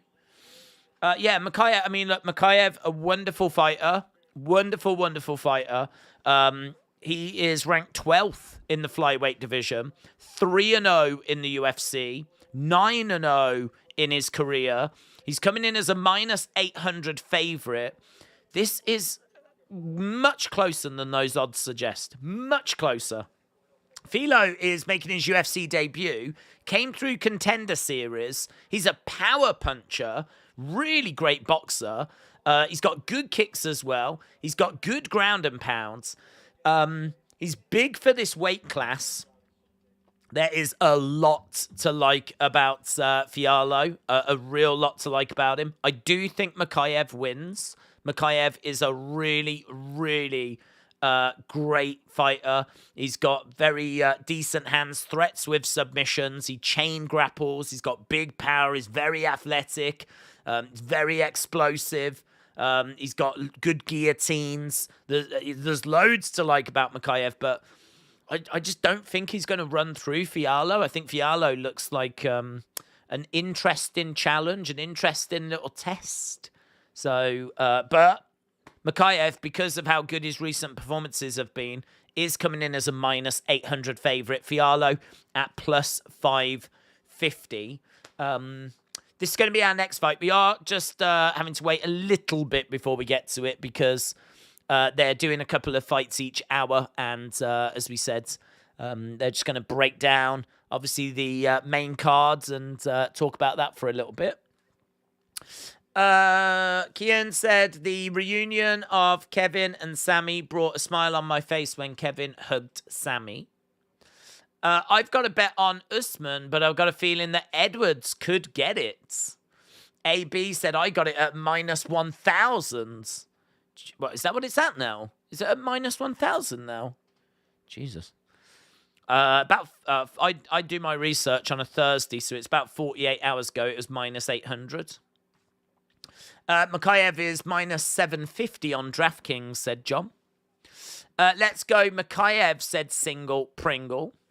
MMA Forever said, what do you think is next for Usman if he loses tonight? I think that is really interesting. I think it depends how he loses. I really think it depends how he loses. He seems to be very confident, very cool, calm, collected. He is... I think that he is looking very relaxed. I think he seems very confident that he was winning that last fight and he got caught with some, and that's not going to happen again. That's the vibe I get from Kamaru Usman. So if he loses here, I think it'll be very interesting to see how he lost. Was it points? Was it another finish? Does he feel like he's going to need to, how does he feel about how the fight went? Does he feel like he's a step behind? I don't feel that right now he is under the impression that he is like declining. I don't get the vibe from him and what he's been saying and the way he's been acting. I don't get the impression that Usman feels like his time at the top is done. He very much has the vibe of, I was winning that last fight. He was kind of telling Leon, your corner was telling you were being bullied by me. And, you caught me. It was a beautiful headshot. And you caught me with it. Fair play. You absolutely won, but you will not be able to do that again, So if it does happen again, I think it'll be very interesting to see how Usman would react to that. I don't know that Usman's going to be too interested in just bobbing around the rankings. I think there's money to be made. I think money is a motivator for when you get to the very top of this game. And I think that he could be looking at what Ngannou has done, because we know how close he is with Ngannou. And he could be looking at Ngannou. He could be looking at going off into boxing or something like that. But whilst he's of the mindset that he hasn't declined, I can't see why he would turn away from MMA. But can I see him going down the rankings and doing what Whittaker does? I don't think I can. I think if he feels like his time at the top is done, I think it'll be very interesting. I think he knows, because he's 35, right? So I think he knows that he's got a very limited window to make as much money as possible. And so I don't know what offers are on the table, but could he look at going into boxing and maybe getting some of that kind of money that's out there? Because again, he's 35.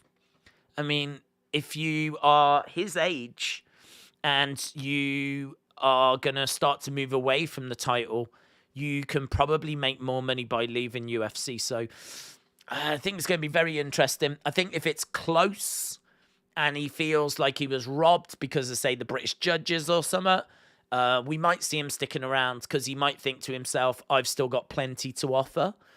If he's going to get caught and knocked out again, that'll be twice in a row. He will have lost his last two fights and lost them both by knockout. That could be a different conversation. So I don't know. Yeah, it's going to be really, really interesting. Really, really interesting. I can't wait to see how this main event is going to play out. Obviously, I'm hoping that Leon Edwards can get it done for Birmingham, for the UK, and for Jamaica as well. It's going to be close. I think it's closer than some people think. Dramwood won. I've got Makayev, Italian Dream, Justin, and Makayev. Edward said, I called this fight the last time. I said Edwards would knock him out, and he did. LA Dortnight said, Days, who is the more dominant, Haaland or Roman Reigns? Roman Reigns.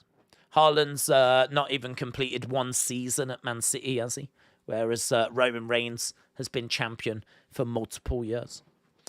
John said, I could make $850 from Makayev and Fiallo if I bet on Makayev to win. You'd have to bet a lot because he's a very firm favourite. Makayev minus 800 I had him at. Don't know where he's at now, but in order to make any serious money on that, you're going to have to really put a lot on. Usman, GSP super fights. I don't know, to be honest, if GSP would come back now.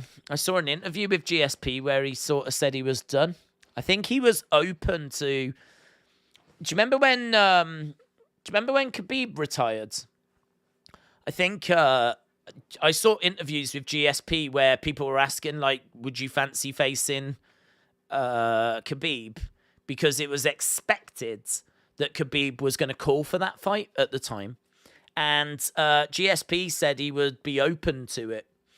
And after the fight with Gaethje, I remember waiting to see what Khabib was going to say. And he retired and caught everyone completely off guard, you know, and he retired. And I think since then, GSP has kind of, I think he's mentally called it quits. I have not seen him making any noises since then about having a fight. If anything, I've seen interviews where he said, no, he's done, he's retired. So unless he said something that I just haven't seen, I don't think he would do it. Whether they would do it as like a little exhibition thing, you know, outside of UFC.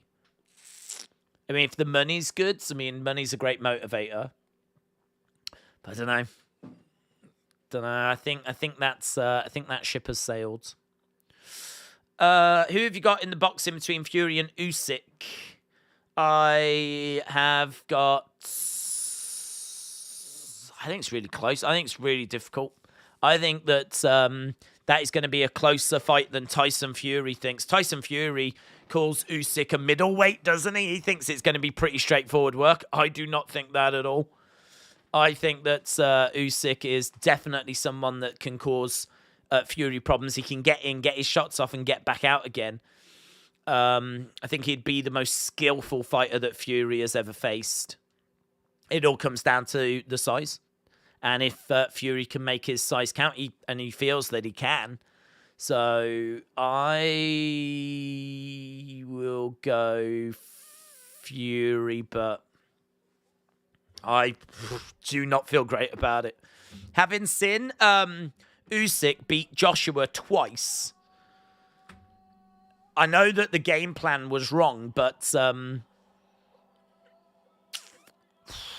it's going to be a hell of a fight. Let's put it that way. I can see paths to victory for both. But I don't like sitting on the fence, so I'll go with Fury. Right, here we go. Both fighters have made their way into the octagon. If you are watching and you've not dropped a like, leave a like. It's greatly appreciated. As we're about to go over to our next fight. Fiallo is plus 575. So Fiallo is 575 underdog. And about to get Makayev getting his introduction.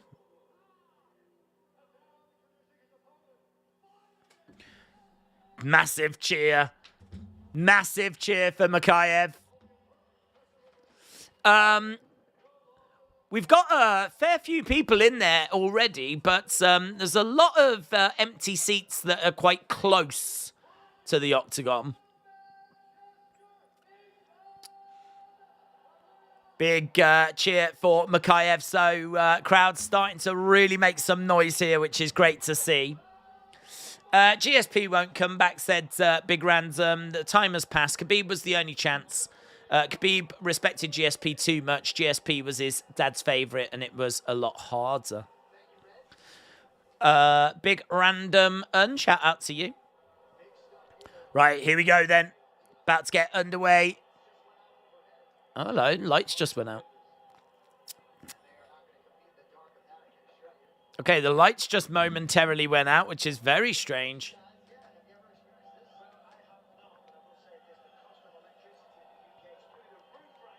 Bisping said the cost of electricity in the UK is through the roof. Well, this is very exciting, isn't it? The lights have gone out in the O2.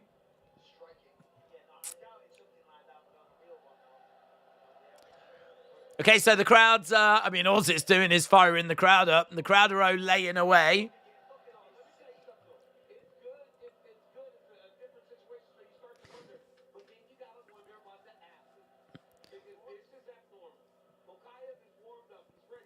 Yeah, Cormier said this is abnormal. Obviously it is. There we go. Lights are back.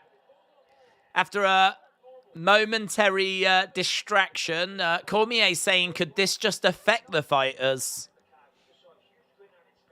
Nah.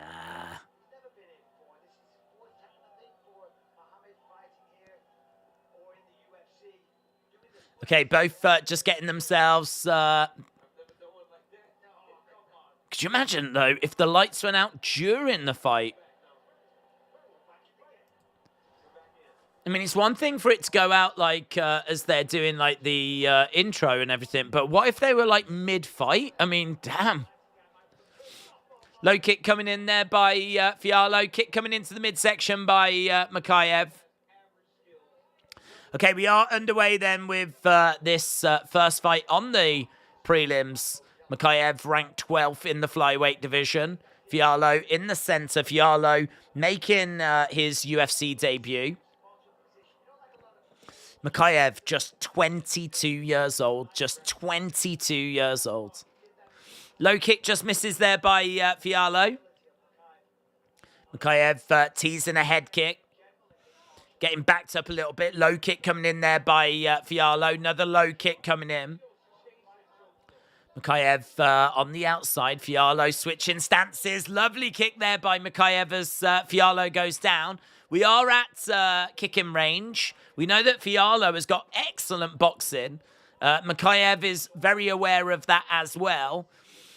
Kick coming in and he grabs the leg there, Makayev.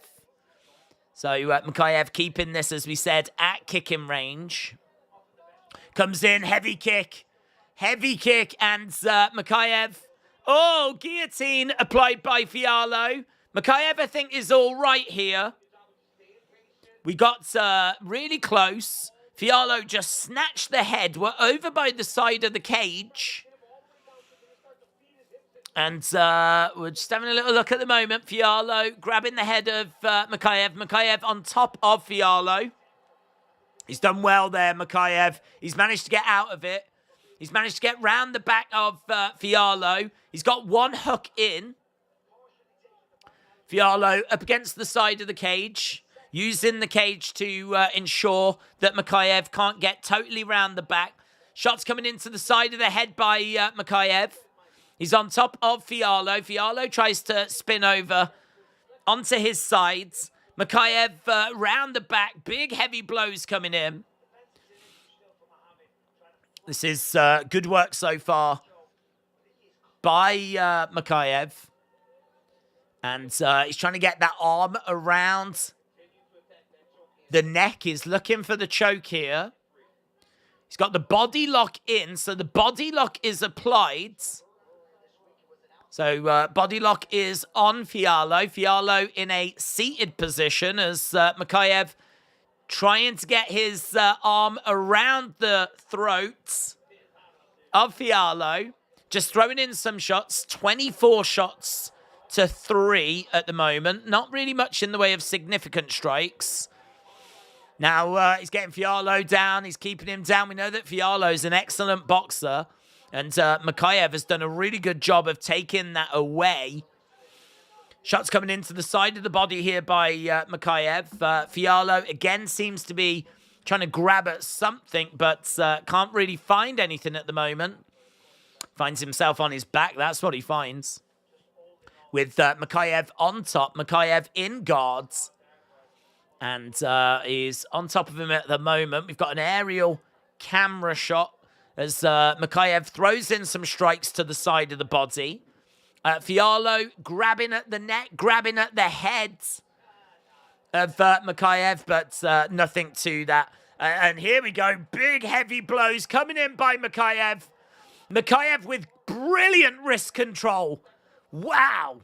That wrist control was absolutely critical then. That was brilliant. He had the one hand and he had a hold of it. So it meant that Fiallo couldn't protect his face because he had grabbed a hold of the wrist with the one hand and the other hand he was smashing him in the head. So that was really nice. Shots coming into the side of the body by Mikhaev. 39 total strikes to 7. Again, not much in the way of significant strikes. Mikhaev definitely taking this round, though. Over 3 minutes control time. Fiallo having a couple of nice moments at the start of the round, but no denying this is a Mikhaev round. Again, launching forwards. Fiallo still down on his back. And trying to grab a hold of the head again there, Fiallo. Into the final moments of this first round. Again, if you are watching and you've not left a like, leave a like. It's greatly appreciated. We're snuggling up to 400. We are 11 away from 400. And we are trying to get to 1,000. John said, nice shots by Mikhaev. Fiallo must regret taking this to the ground. Yeah, I don't really get it, to be honest, because he's known for having good boxing. And he's got, like, good ground and pounds. And, you know, a lot of what he can do is he's good offensive grappler. I mean, I don't know, perhaps he was just getting a bit frustrated at the range that they were fighting at on the feet. And he thought, well, I'll give it a go. But, yeah, massively backfired. Minus 1,700 now, said Asher. From Netherlands, we watch it through Discovery, but I watched the USA version, says OB. Have you ever watched Anton Deck? Have I ever watched Anton Deck? I've seen Anton Deck, of course. 1-0, Mikhaev said Austin. But he's going to finish him in round 2. Right, well, here we go. Round 2 is actually underway already. And we have got to over 400 now, which is awesome. So, considering we're only 20 minutes into the prelims, we only need, 598 more likes. So, awesome. Low kick coming in there by Fiallo. Mikhaev on the outsides. Fiallo standing his ground in the center as Mikhaev comes forward with a straight left. High kick coming in there by Fiallo. You can see that Mikhaev is being very, very respectful of the abilities of Fiallo on the feet. Fiallo backing up a little bit as Mikhaev was edging forwards. Mikhaev goes back into the center of the octagon as Fiallo continues to move forwards. Crowd making some noise, continuing to fill up in the O2. Mikhaev backing up Fiallo on the front foot. This is quite respectful on the feet, you know. Quite respectful on the feet. They haven't really, started unloading and unleashing. Nice kick coming in there by Mikhaev. At the moment, it's 2 total strikes to 1 in this second round. They're really keeping the distance. Mikhaev staying back. Oh, there's a lovely shot coming in there by Fiallo. Mikhaev lunging forward with a straight left jab. He's backing Fiallo up against the cage. Fiallo trying to respond with a shot to the body. 1-2. Nice work there by Mikhaev. Mikhaev again backing up as Fiallo comes forwards. He's got to do a bit more here, Mikhaev. He's not stamped his authority on this round. He's being very, very respectful. Heavy low kick. Heavy low kick, and then he immediately tries to get out of there. He's very, very, very respectful of the boxing of Fiallo. Fiallo with a leg kick as Mikhaev tries to go high. Fiallo standing in the center. Mikhaev on the outside, switching stances.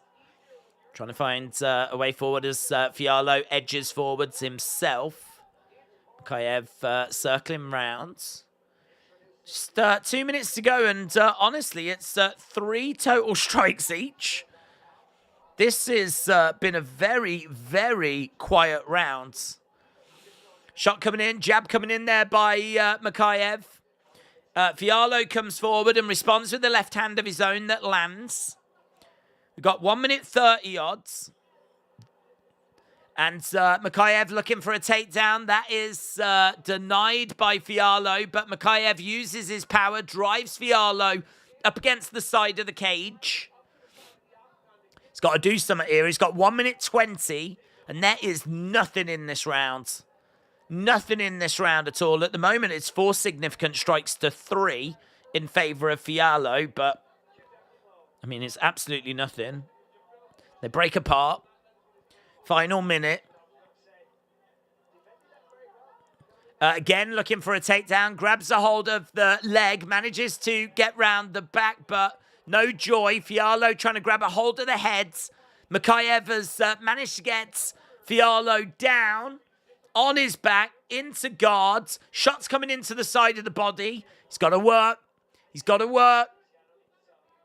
He needs to show the judges something here, Mikhaev. Go into the body, go into the heads. Again, another shot coming into the side of the body. He's got less than 30 seconds. I mean, that takedown could be significant. He's still keeping Fiallo down on his back. Fiallo just hammer fisting away. 14 seconds to go. Round number 2. Mikhaev's had 4 minutes 42 control time, but we know control time doesn't really mean anything unless you do something with it. And Fiallo, he's just all over him. I'm really interested. How do you score that? How do you score that? There was nothing between them. Total strikes in that second round, 16-13 in favor of Fiallo. Who do you want to win out of... who have you got to win out of Edwards and Usman? I'm leaning to Edwards. I think that it could be the Britishness in me. The British bias. But I've seen a lot of interviews and obviously the press conference and everything. And Leon Edwards was saying that the altitude was a massive factor. And he could feel himself gassing out early. And, you know, he had a great first round, won the first round against Usman. And then I think we started to see the effects of the altitude. Now, he's never lost in the UK. I think that he should carry that first round performance later into the fight. How later, how much later, I don't know. You know, will he get a good 2 rounds? Will he get a good 3 rounds? I think he will look better. I genuinely think Leon Edwards will look better than he did in the last fight. So, and I know people will say, like, well, it'll affect Usman as well, but Usman actually trains at altitude, so I don't think it affected him quite as much as it did Leon Edwards. So, I'm just thinking, a lot of people are judging Leon from his last performance. And let's not forget, he won his last performance with a headshot.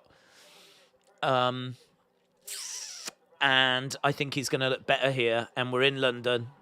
Mikhaev's managed to get round the back. We are underway with round number 3. So I'm leaning Edwards, but I would not dissuade anyone that was adamant that Usman was going to win. I wouldn't dissuade you from putting some money on Usman because, honestly, I think it's going to be really close. I think it's going to be a hell of a main event. I think it's going to be a hell of a co-main event. Those two fights at the top of this card are going to be amazing. Makayev has managed to get Fialho down, so that second round was really, really close. Really close. And right now, we've got Fialho swinging and missing. This could be 1-1, or it could be 2-0 to Makayev. Makayev really needs to take this round. He's managed to get Fialho up against the side of the cage. It really does not feel like it is a minus 800 taken on a plus 550.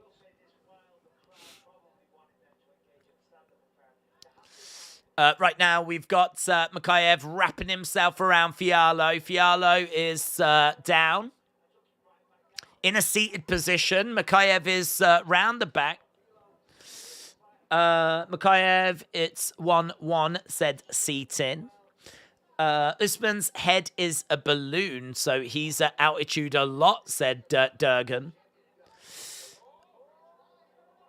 Oh, I tell you what, Fialho grabbing a hold of the leg here of Makayev. He's trying to grab a hold of the leg. Looks like he's going for like a knee bar. Oh, he's really pulling there. Makayev trying to get out of this. Makayev, though, is grimacing a little bit. Referee just asking Makayev. Makayev saying no. Oh, my God. He is bending his leg the wrong way. That knee bar is in. That knee bar is in. Makayev is in trouble. Oh, my God. Oh, man, he managed to survive. Oh, my God. Oh, man, his knee was being bent this way. There's a lot of on the commentary. Oh, my God. Fialho is getting smashed a little bit here now. I think he gave a lot trying to find that submission. Oh, my God. They'll show replays. I mean, his leg is being, like, proper bent in a direction it should not be going. He did so well to get out of that. Right now is round the back of Fialho. Bisping said, let's be honest, the knee does not bend that way. Right now, he's trying to get a choke. He's trying to get a choke on Fialho, but no joy here for Makayev. Makayev definitely looking the better fighter here. So, in regards to total strikes, 10-6.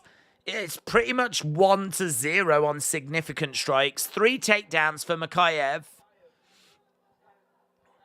Makayev again. Oh, that's good. That's good. He's trying to get rear naked choke on, and he's got it right on the chin. Oh, he's tapped him. He's tapped him. Oh, with 20-odd seconds left to go. Fialho taps. Oh, look at Makayev. He's hurt. Makayev is hurt. Makayev is hurt. As soon as he gets up to his feet, he hobbles. So the damage that has been done to that knee, that must have been agony. He can't even put weight on his leg. He throws his gum shield out to the crowds. He gets back down. They help him back down. Oh, it was bending backwards, said John. Yeah, I want to see a replay of it, but I also don't want to see a replay of it. Oh, man, it was moody. But he manages to get a rear naked choke, manages to get a win there, Makayev, but that knee bar. Bisping said he can't walk, and immediately he grabs a hold of his leg. He can't look. He gets to his feet, hobbles over.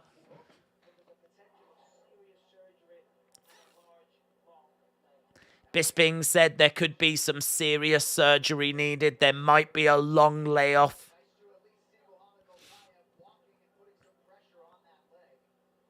Hopefully not, obviously. Makayev really in a bad way, but he's obviously grateful to pick up the win. That leg is compromised now. Any thoughts on Conor fighting the winner of the main event? I'd be totally down for it. I'd be totally down for it. I think Leon Edwards against Conor would be amazing. But he's got to get past Chandler first, hasn't he? So if he loses to Chandler, then you can't do that fight. That knee bar was so tight, says Cormier. Oh, my God! Oh, my God!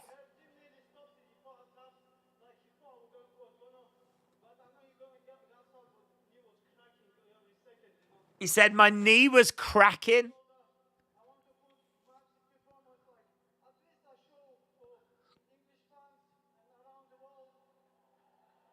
Oh, man, they just showed the replay of it. It's even worse than what I remember.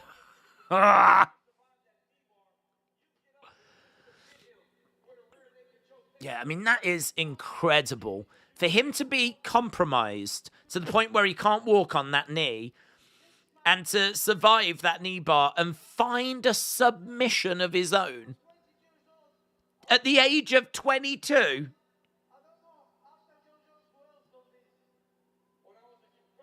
Yeah, incredible. Incredible. That knee bar was nasty. It was horrific.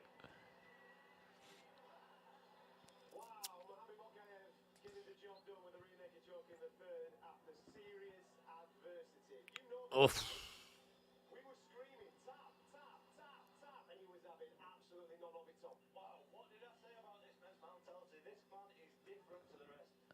Aspinall said, this man is different to the rest. He's got an amazing mental strength and physical strength. Amazing. Amazing. Right. Coach Co, shout out to you, my friends. I don't know if I saw. Did I see Coach Co's message? Don't think I did. Coach Co, you'll have to let me know what it said, buds. I think I was watching. I think I was engrossed.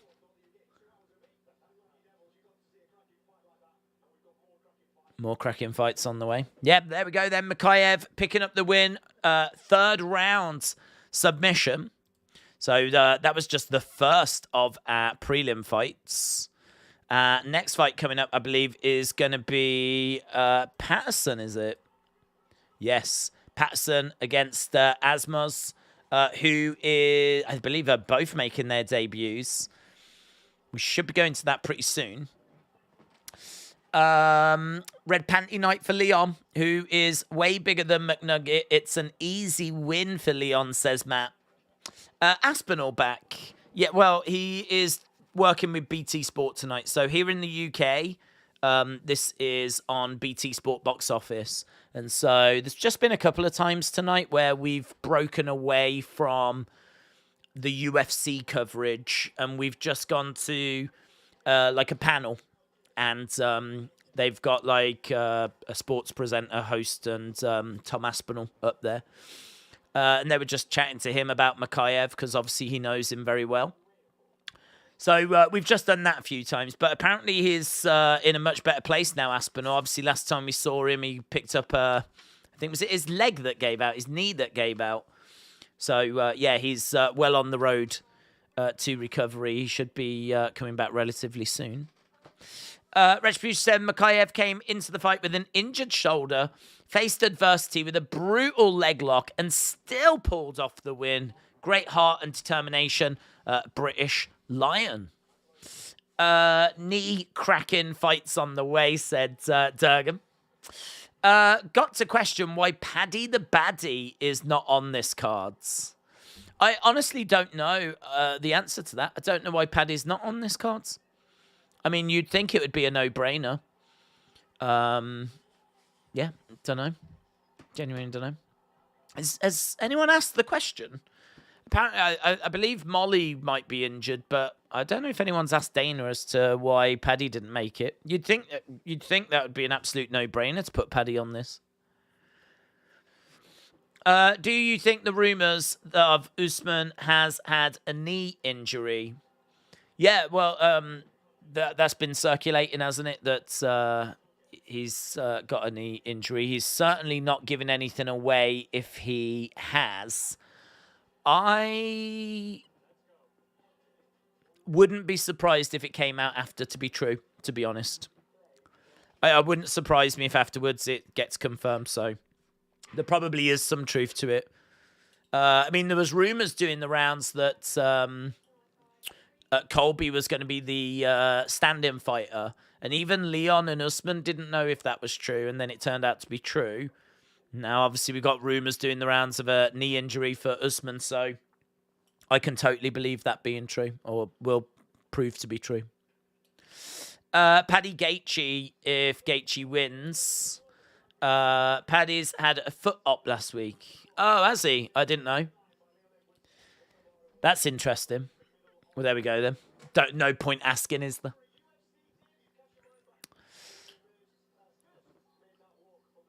Okay, next fight coming up then. As we said, two fighters making their debuts. So we got Sam Peterson taking on Yanao Asmus. I think that's how you pronounce it. Patterson is 9 of his 10 wins are by finishes. He's coming through Dana White's Contender Series. He's making his UFC debut. He's English. He's got nasty submissions. He's got good chokes. He's got good takedown defense. He's tall. He's lanky. He's not very physically strong. I mean, 6'3" in the lightweight division. This guy is going to look like Andre the flipping Giant in this division. He's going to be a very interesting fighter to have in the division, to be honest. Well-rounded. He's facing Asmus. Don't know how you pronounce it. I'll have to listen out to how Bruce Buffer pronounces it.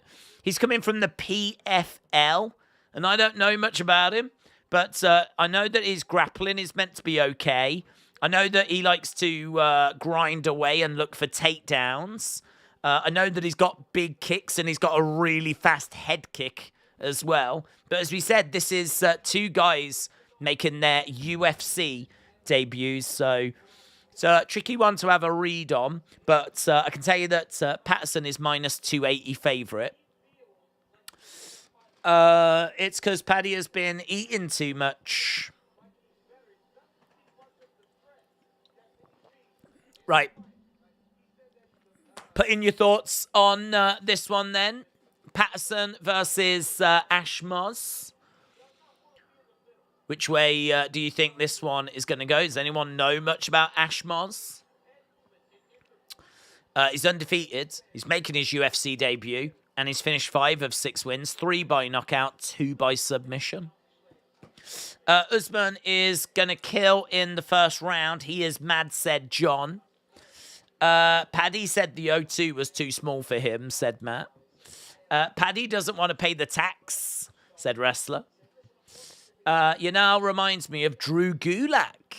I can definitely see that. And mixed with a little Sami Zayn. It's like if Drew Gulak had a child with Sami Zayn. I think it's the beard that makes me think that. Him and Volt would be funny. Right, here is Patterson. Patterson making his way out. O2 really filling up now. Really filling up.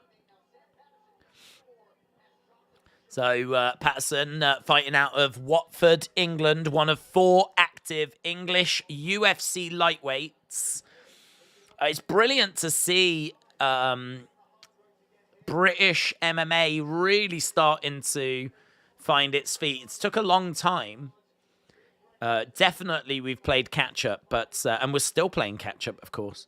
But I think we're really seeing these past couple of years in particular some real talent coming through. Certainly when you think of like Arnold Allen, who's out there as well. Yanao is an honorary use. Skinner Nerd said the British are doing well tonight.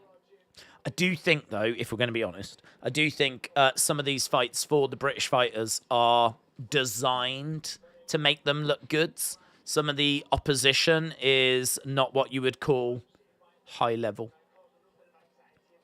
I'm not complaining. Anything to build up some British fighters, you know. Britain is a big market for UFC, and it can be an even bigger market. There's definitely room for growth here. The average person probably doesn't know much about MMA, to be honest. Doesn't know much about the UFC.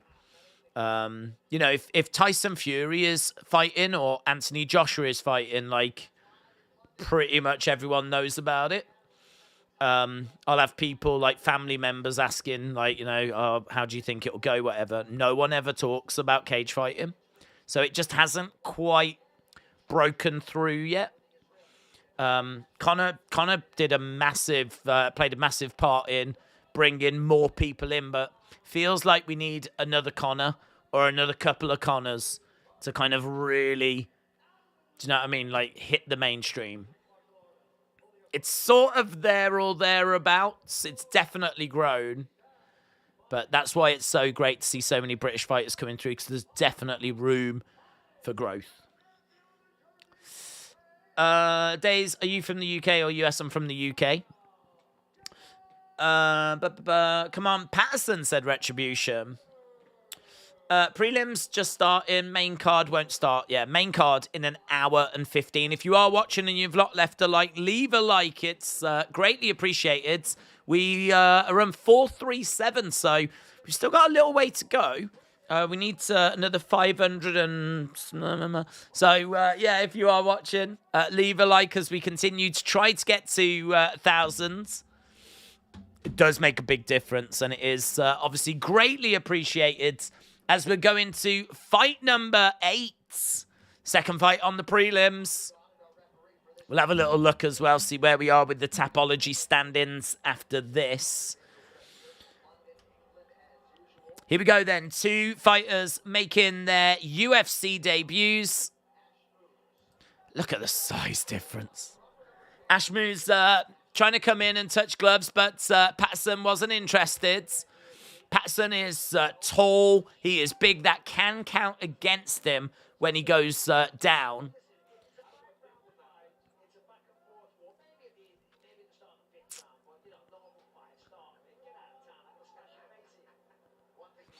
Right. So Ashma's standing, keeping things quite tight.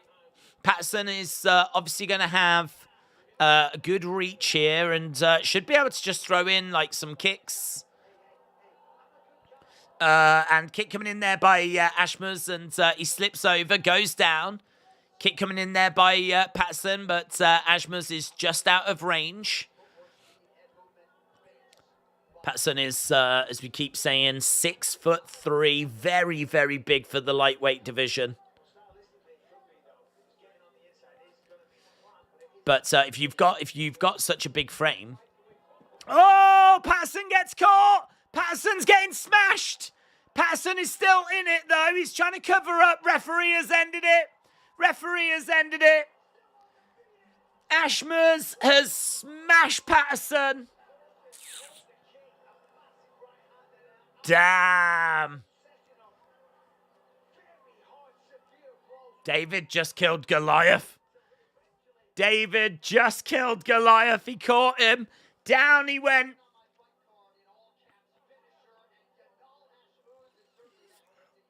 Wow.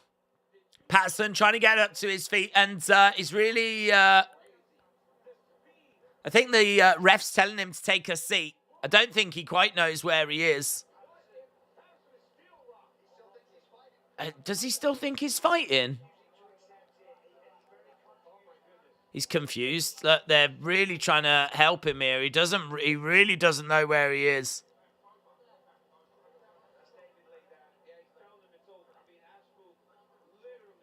They're telling him it's over. He doesn't even know it's over. Patterson doesn't even know the fight's over. He was trying to get past his corner. He was trying to get past the rail. He wanted to get going. He wanted to fight. Oh, man, it's just a beautiful left hook. Catches him right on the temple. So it's a kick that comes in. I mean, in all fairness, this overhand right just clips on the chest. It doesn't do anything.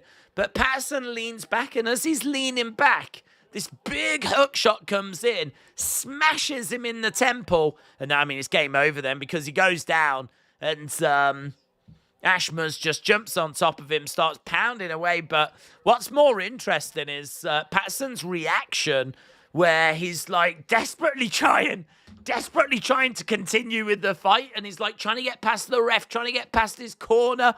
What does he think's going on?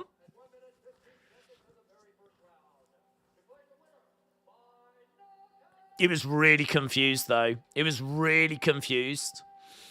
He doesn't know where he is. He's still in fight mode. Yeah, that's the kind of thing that, like, you just wouldn't want to be showing on TV, you know, like seeing someone like that that's in that sort of state.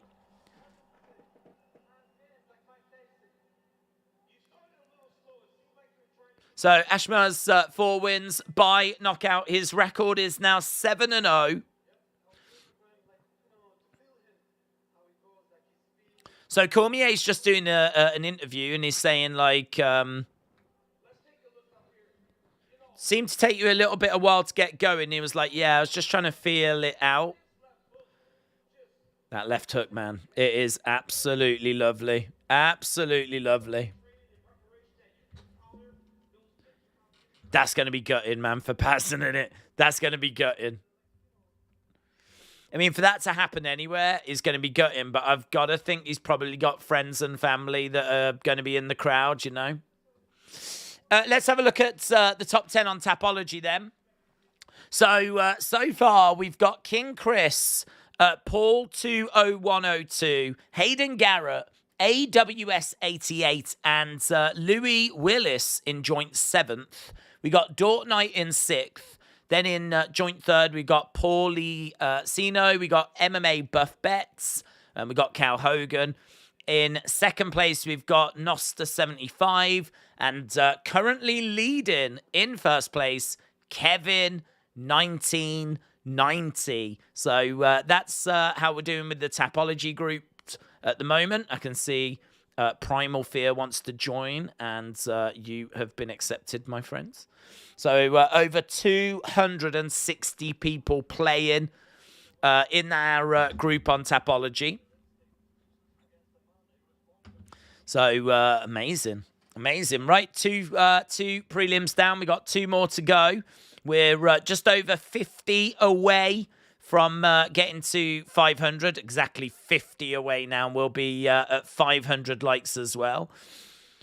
We have got Chris Duncan against Omar Morales coming up next. We are getting closer. We're only 2 fights away from the main card now. Ice cream is better, says Retribution. Get the ice cream. Damn, the dream might be over. I tell you what, Patterson, man, he's definitely going to be feeling that one. Right, so there we go. Probably got a little bit of time to kill until we get to our next fight. But our next fight is going to be Chris Duncan taking on Omar Morales. Chris Duncan is a brawler who likes to move forwards, likes to double up on the jab. He's making his UFC debut. Scottish, came through Contenders, can be a bit sloppy at times. He's big, he's physical, he's powerful. He can get himself into some bad spots as well. He's taken on Omar Morales, who is 3-3 in the UFC. He is a Muay Thai striker. Questionable ring IQ, though. A little bit low volume. He can lack urgency. High-level training, though. And Omar Morales could be cut if he loses. He's not doing well at the moment. I always think that if you're on the verge of getting cut, it just gives you that little extra urgency that sometimes can be missing. And so I think that it might be actually what gives Omar Morales the advantage here is the fact that, he is staring, losing his position. And that, as I said, could give him that urgency. He has been hesitant in the past, and hopefully we see him fight with a bit more confidence. He has got the better defense as well, which I think is important. I don't think Chris Duncan has got a brilliant defense. It's a very close fight. The odds, I think, are pick'em. And on Tapology, people are leaning Chris Duncan. I'm leaning Omar Morales. I think Omar Morales gets it done, but don't feel brilliant about it. Like, I wouldn't argue if someone had Duncan. But and look at Duncan's significant strikes landed per minute. 7.10 significant strikes landed per minute. I mean, these numbers are great, but don't forget he's making his UFC debut. So it's one thing to do it on the regional scene, something completely different to do it inside the UFC. So some of these numbers look amazing, but I would take them with a pinch of salt. So Duncan against Morales. And that is going to be coming up next. Probably going to be about 15 minutes or so, I would imagine. We've only got 2 fights left till we get to the main card. And main card starts in just over an hour. Just over an hour. And then we'll be going to the main cards. Vittori against Delidze. Jennifer Maia against Casey O'Neill. Gunnar Nelson against Barberena. Of course, our amazing co-main event, which really could be a fight of the year contender, Justin Gaethje against Fiziev, and our main event, Leon Edwards against Kamaru Usman. First time hanging on number 1, Tackology. KC, shout out to you, buds. Palapa says, thanks for doing this. Thank you for joining us. Really appreciate it. It's great. I mean, we have a very vibrant community and a lot of people that we see on a regular basis. So it's great to have people, new people joining us and stopping by. So yeah, really appreciate it. All we look for is just people to share their thoughts on UFC in the chat. That's it. Like, put your thoughts in. What are you excited for? What have you been impressed by? Have you got any tips? Have you got any good bets on? Whatever it is that you're doing to enjoy the show tonight, then feel free to let us know in the chat. Single Pringle said, let's go Morales. KC said, if Morales, Mr. Finland, Amir Khani, and Vittori win, then I will get 7,500 euros. Will you? That's amazing. I wish you all the very best. I would worry about the Amir Khani part of that bet, but damn, I hope it comes through for you. Mark, shout out to you. Due to social awkwardness and shyness, zoos often couple cheaters with emotional support dogs. Is that true? I feel sorry for the dogs. Your dong is in the wings. Toys Cartoon, shout out to you. LDTV, hello. Johnny said, I forgot the fights are over there. Is that why it's at this time? Yeah.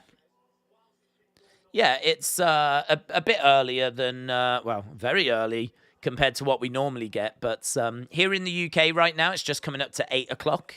So in East Coast, it'll be, coming up to 4 o'clock? I think this is quite a nice time to do it. Maybe in America, it's a bit too early, but it's brilliant for us over here in the UK. The only downside is that because it's on at a reasonable time, we have to pay for it as a pay-per-view, which we don't normally have to do. So that's the only downer. It's a much nicer time, but it just means that we have to pay the cost, which still isn't bad, to be honest, because it's only $19.99. Is there any ongoing fights, or are we on a break? We're on a break.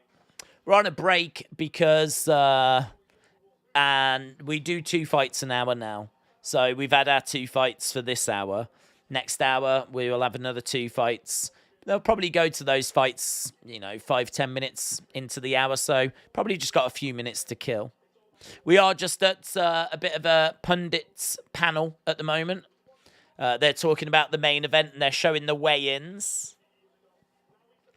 That leg reminded me of Tony not tapping to Oliveira, said John. Yeah, good shout. Palapa said, I eat pizza and I smoke some broccoli for UFC. I'm from Ireland. I'd much rather watch the fights. I hate that the main event is at 8 p.m. I'd rather much watch the fights at 5 a.m. I hate that the main event is at 8 p.m. Okay. Mark said 4 o'clock here, and I love the early starts.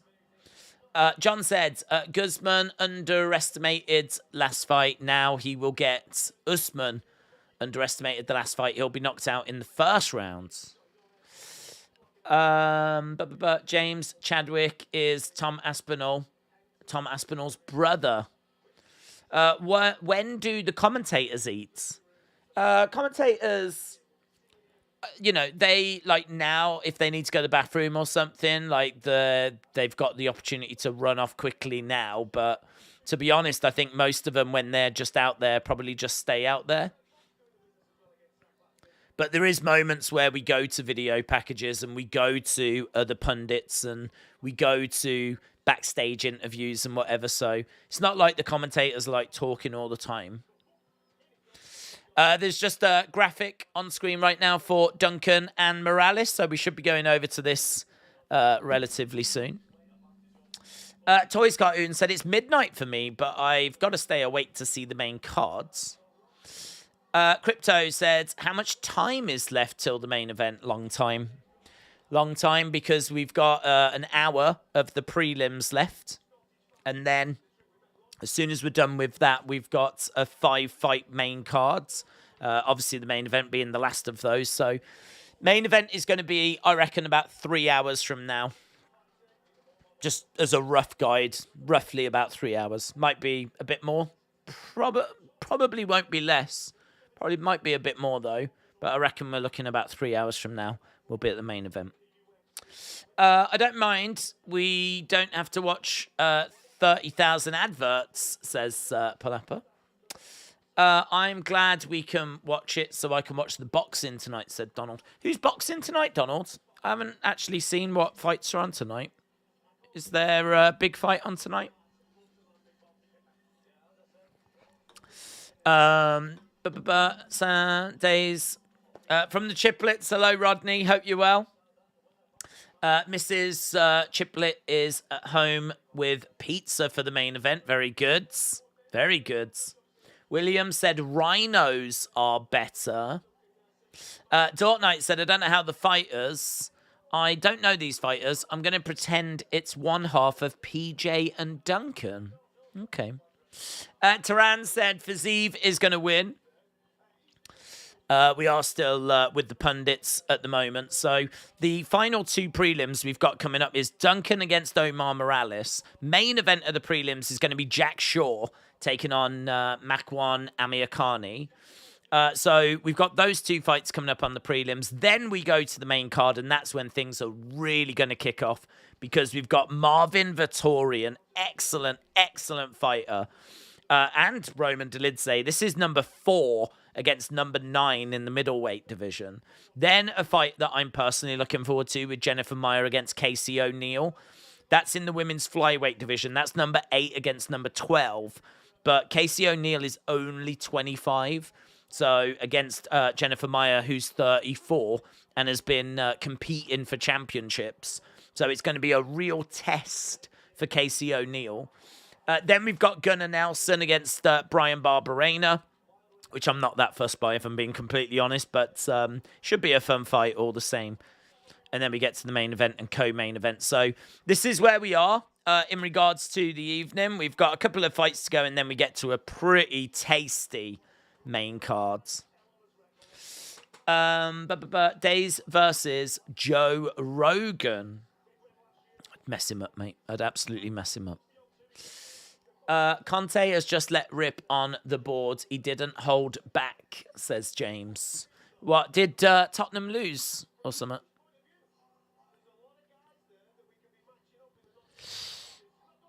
Okay, I think we're just getting the video package at the moment.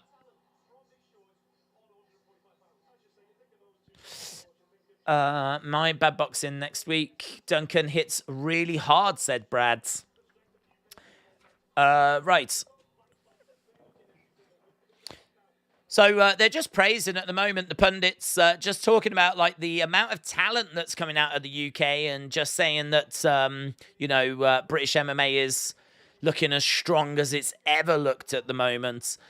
Inside the arena, we've got like this purple light and lights coming back up, as I think they were probably just playing the video. And they were playing the video to hype up the next fight, as the fighters are now starting to make their way out. So here comes Omar Morales from Venezuela, one of 6 Venezuelans in UFC history. He is making his way down to the octagon. Not the longest ring walk, to be honest. But, yeah, making his way down. And this arena still continuing to fill up. We can see there's still some empty seats out there. Morales trying to get fired up. Fair few empty seats, actually. It should be bouncing, though. Should be absolutely bouncing. It was 3-3 against Southampton. Okay. Right, Omar Morales has made his way down. Johnny is cheering for Vettori. Faces of Jay, shout out to you. Spurs dropped a 3-1 lead. I feel like Fiziev is going to really embarrass Justin, but I hope not. I've got Fiziev winning that co-main. I think Fiziev wins. Yeah, I agree. Haaland is scary. He will get 50 goals this year, says Gary. Okay, so Morales has made his way down.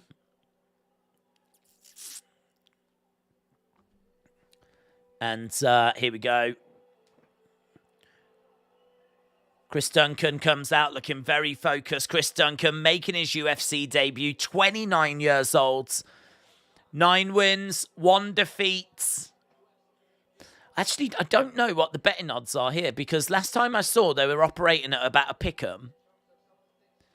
So Chris Duncan making his way down from Glasgow, Scotland. One of 6 active Scottish UFC fighters. Known as The Problem.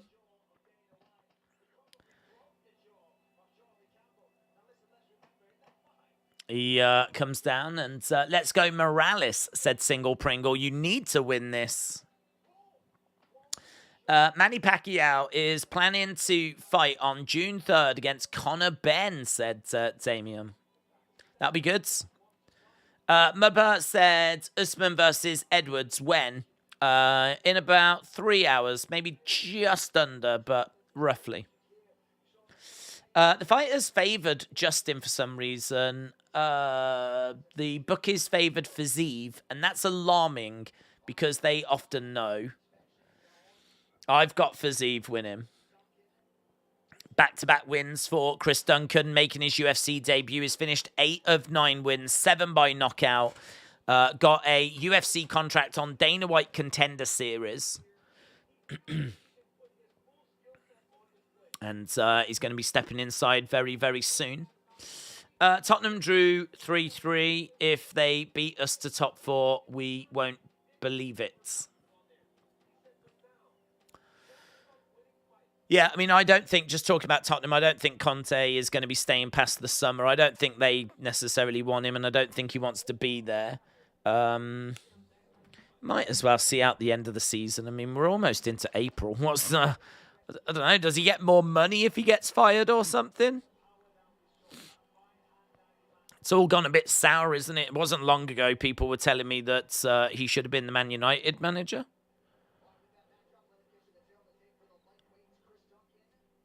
And I didn't want him then, and I don't want him now. Right. 1.5 inch reach advantage for Omar Morales, and it is a pick'em. Chris Duncan is minus 105, and Omar Morales is minus 115. Why did it take so long for this bout, said Toys Cartoon. It's because of the way that they space the fights out. They do 2 fights an hour, and the last fight kind of finished with there still being a good 10-15 minutes till we get to the next hour. So we had to kill that time. And then they normally start the next fight like 10 minutes into that next hour. So just meant there was about a 20-minute gap there.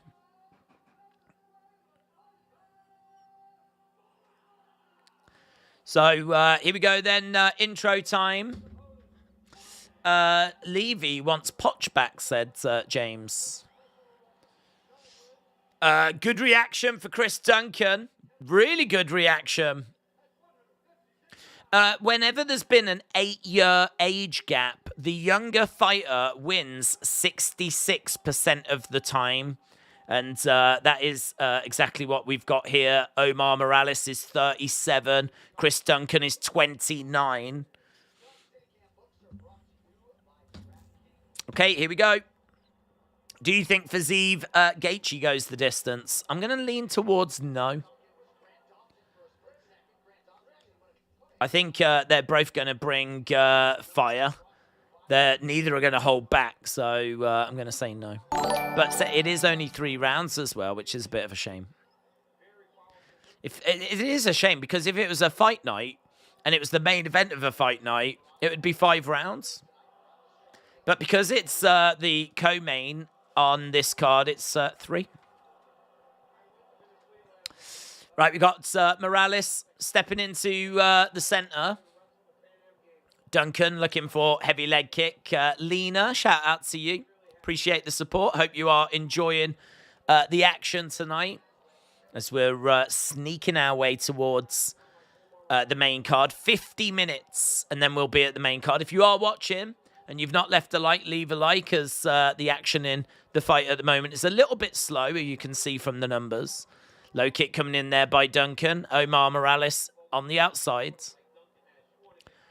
And again, inside leg kick there by Duncan. Tries to throw a straight right. And Morales just circling round. Kick coming in there by Duncan. Low kick coming in there by Morales. And Morales trying to throw in a right hand. Both fighters in the center. We got Morales just circling rounds. Duncan trying to come forward as Morales swings away. And Morales continuing to try and fight the fight on his terms. He's not engaging. Oh, that was good, though. Duncan threw in a kick. Morales grabbed the leg. And Duncan gets right back up to his feet and starts circling round. Kick coming in there by Duncan. Morales on his feet in the center as Duncan edges forwards. Shot coming in there by Morales. Low kick coming in there by Morales. Duncan in the middle as Morales is on the outside. Low kick coming in there by Duncan, but just misses. Kick coming in by Morales. He connects. Oh, that's a lovely right hand upstairs by Duncan. Duncan just momentarily dropping his hands. Kick coming in. We're almost halfway through the rounds. And crowd making a little bit of noise. You can see still close. Both of these exchanging shots. It's 10 significant shots to 8. And we've got Morales in the center. Leg kick coming in there by Duncan. And hook shot coming in there by Morales as Duncan continues to edge forward. Oh, that's a lovely right hand. Great right hand. Kick coming into the body by Duncan. Morales, high kick, blocked by Duncan. Both fighters in the center right now as Morales trying to find another opening. It's looking for a spinning back fist. Great work by Morales. Oh, lovely counter shot by Morales as well. Low kick coming in by Morales as Duncan edges forward. Lovely left hand straight down the middle. Morales showing some really great striking. He's still trailing, according to the official numbers, but only by 1. 13-12 at the moment in favor of Morales. And honestly, it's very, very cagey. We're seeing some lovely counter shots. Duncan moving forward. Morales on the outside, circling round. As we said, Morales has done a really good job of fighting the fight that he wants to fight and where he wants to fight it. Kick coming in, blocked there by Morales. Duncan coming forward. Jab coming in there by Morales.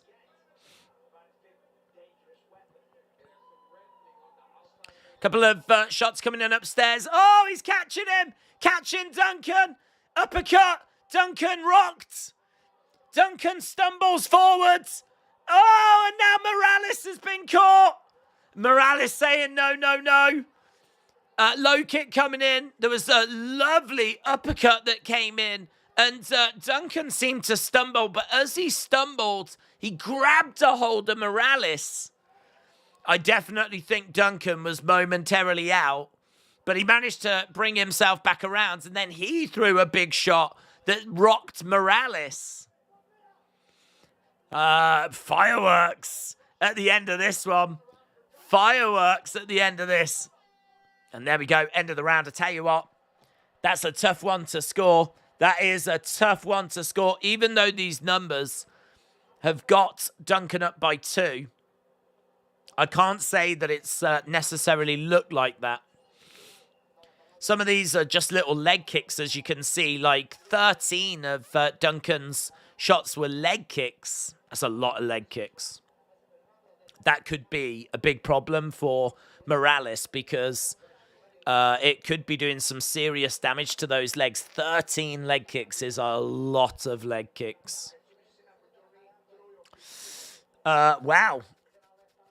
Mother's Day in March. Yeah, Mother's Day tomorrow here in the UK. Great first round, said J14. J14, shout out to you. AB Jobson said 1-0 Duncan. Yeah, get in your thoughts. What you think? Who have you got winning? Gives us a good read as to what people are seeing. I think it's really close. Really, really close. I think both got rocked. I think... significant strike-wise, there's very little in it. Round 2, here we go, about to get underway. Hassim said 1-0 Duncan, but very close. Right. It's tough to score. I might go Morales, says Austin. Right, we are seeing Duncan driving Morales up against the cage. Right now he's got him pinned up against cage, picks him up, tries to dump him down. Duncan all over Morales at the moment. Trying to drag Morales down. Trying to step over as well. Trying to tie up the leg. So Duncan doing a great job. Crowd making some noise. He's got Morales over by the cage. He's kind of on one knee at the moment, Morales, as Duncan is throwing in some knee strikes. Again, just firing in the knee to the leg of Morales. Another knee coming in there by Duncan. Elbow coming in by Morales. Another knee strike coming in. Just want to see him work. Keep working. Just keep working. It's a good position to be in. There's not really anywhere for Morales to go.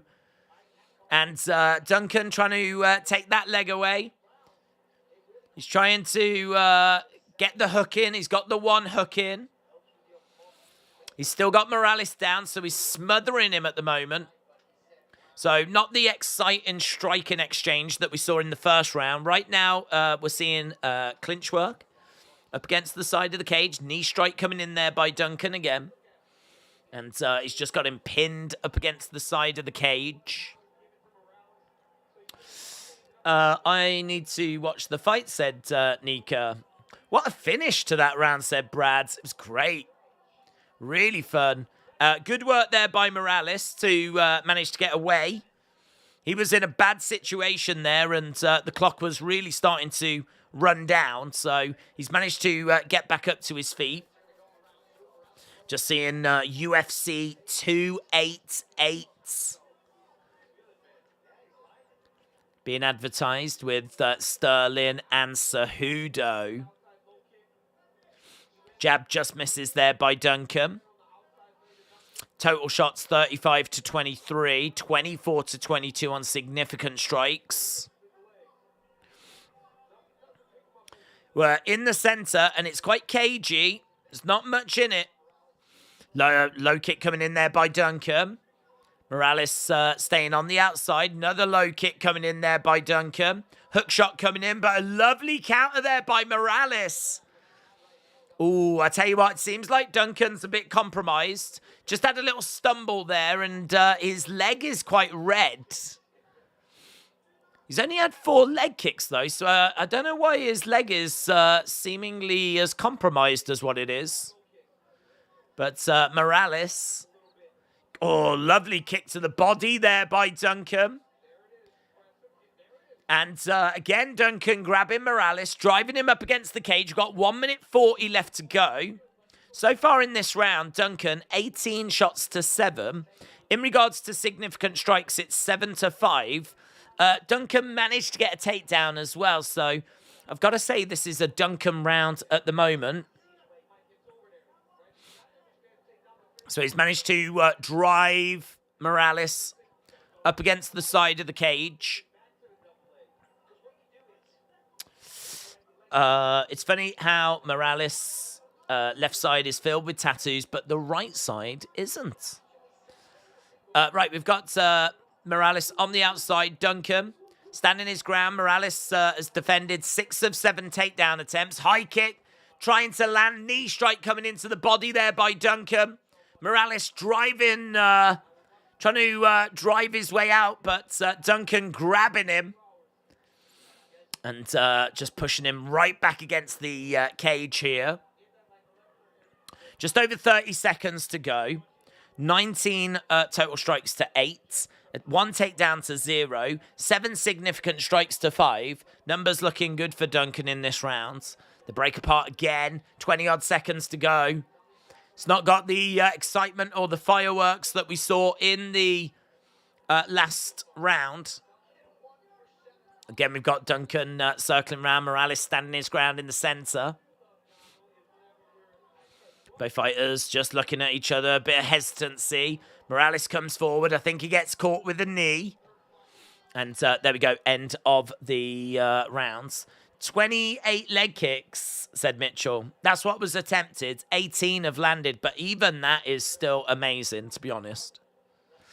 If you are watching and you've not left a like, leave a like. We are at, we're 12 away from 500s.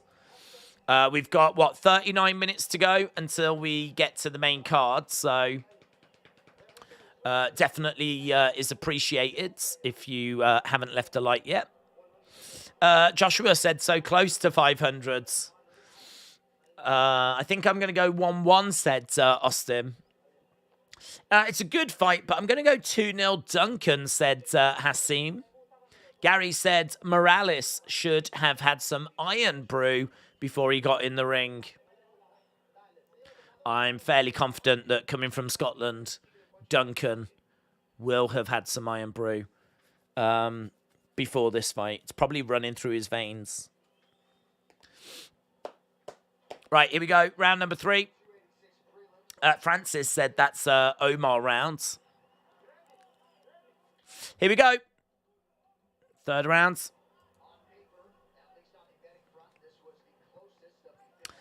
They said on paper, on the betting front, this was the closest of the 15 fights.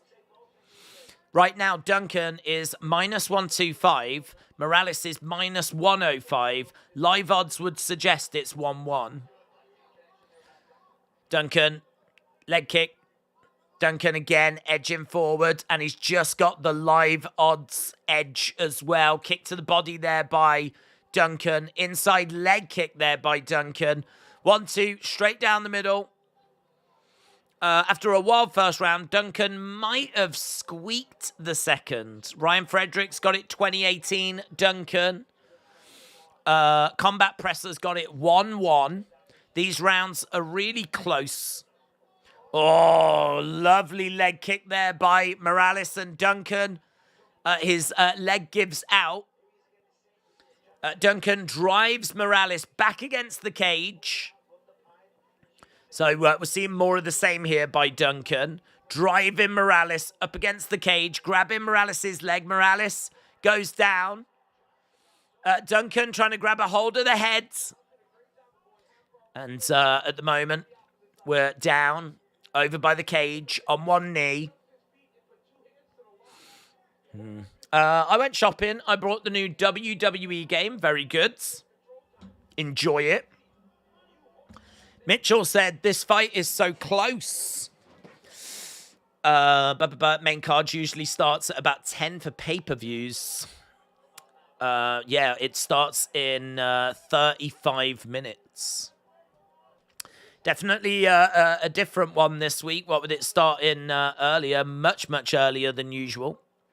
But right now, Duncan is all over Morales. He's got Morales over by the side of the cage. Duncan doing really well in this third round to just get control time, take away the threats of Morales. And honestly, if he can just keep doing this, I can't see any reason why Duncan isn't going to get the victory.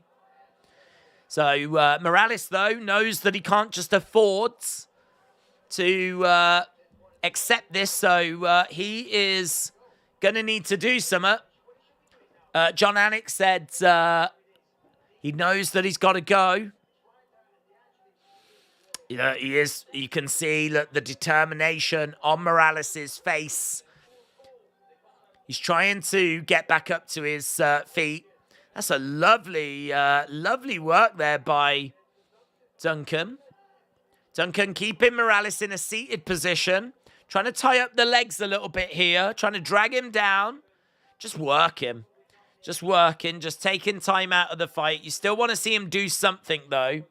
We know that control time on its own doesn't really mean much. Morales trying to get back up to his feet. Knee strike coming in there by Duncan. Morales getting frustrated.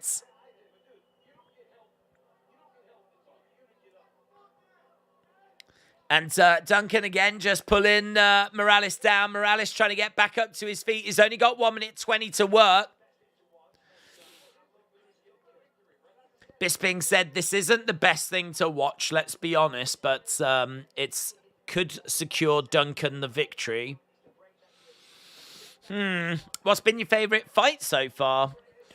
I've really enjoyed the first one, you know.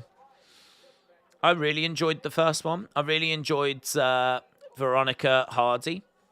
Watching her pick up the victory. So, might go with that. We went through a phase of, like, going the distance. And then we had a couple of quick finishes. Makayev, obviously, managing to secure the victory.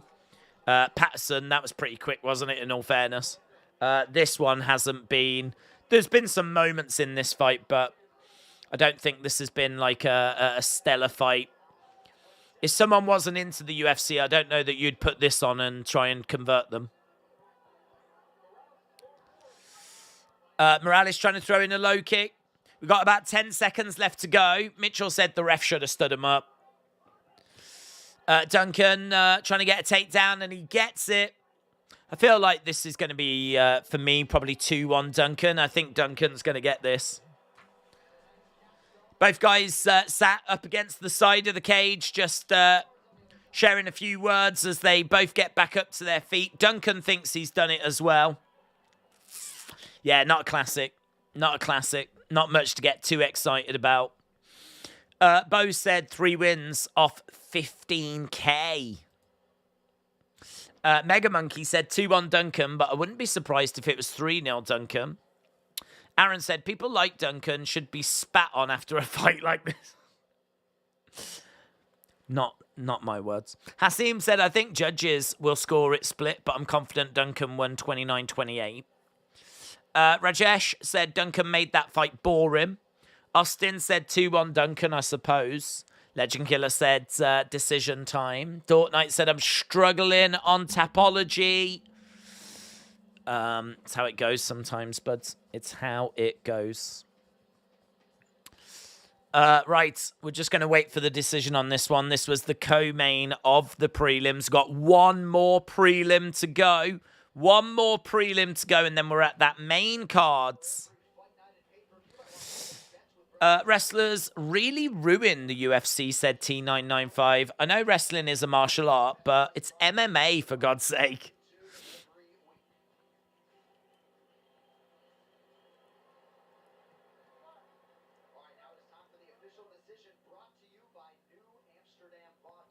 Okay, here we go.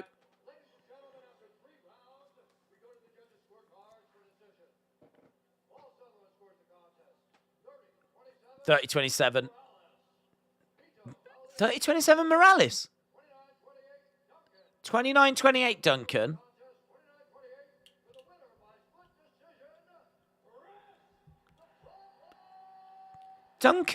Duncan wins by split. 29-28. 29.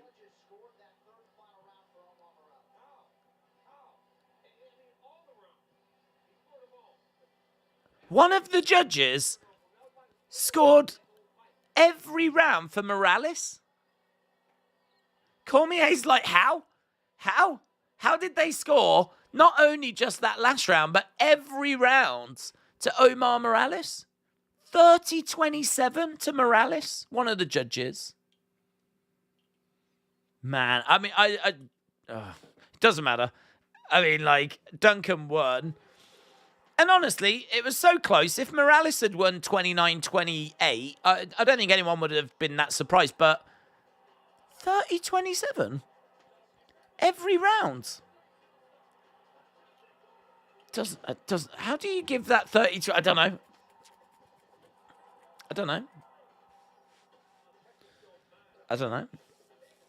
Hopefully that doesn't bite us later if that same judge is going to be around, because I don't know what the flip that judge was watching. 30-27. Lol. Rigged, said Hassim. That judge is weird. There's no way he won, says Hassim. That judge is either blind, under the influence, or both. Be pretty wild, wouldn't it, to hire an under the influence blind judge? But this is England, so I wouldn't put it past us. I mean, at one point tonight, the lights have even gone out, so do you know what I mean?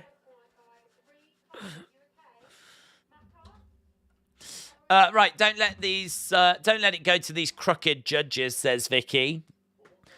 That judge just hates Scottish wrestling. Right, we have got one more fight to go then, and it is going to be Shaw against Amir Khani, and then we will be going to our main cards. So this is the final fight of the prelims. If you're watching and you've not dropped a like, leave a like. I know we've been banging on about it all night. We are into the final 500, though, which is awesome. So 505 likes is what we've managed to get. So obviously we want to try and get to 1,000. We normally get there. I do think this is a card, though, that's a little different because it's on so early. And I also think it's a card that is quite top heavy. I think a lot of the appeal of these prelims and early prelims is seeing just all the different British fighters that are coming through, which is obviously going to have limited appeal for people around the world. But the main card itself is very strong. So I think once we go into the main cards, we should see things picking up. And certainly that co-main is going to be absolute fire. The judge was looking at the bottom of his cup in that last fight, said Lee. 30-27, Dunker would be closer than 30-27 Morales. No judge had it 3-0 to Duncan, says Mega Monkey. Right. We're in the O2. We're back with the pundits. They've got a big smile on their faces. Obviously, we are getting closer and closer to the main card. It is just 27 minutes away. 27 minutes away, and we will be going over to the main cards.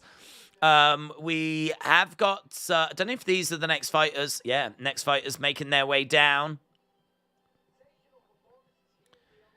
Next fighters making their way down, and we have got Jack Short taking on Amir Khani.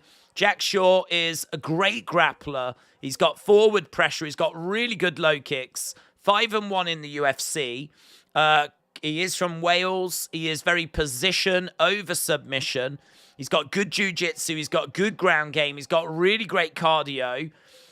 He's coming in from a loss against Ricky Simone. That is from just over...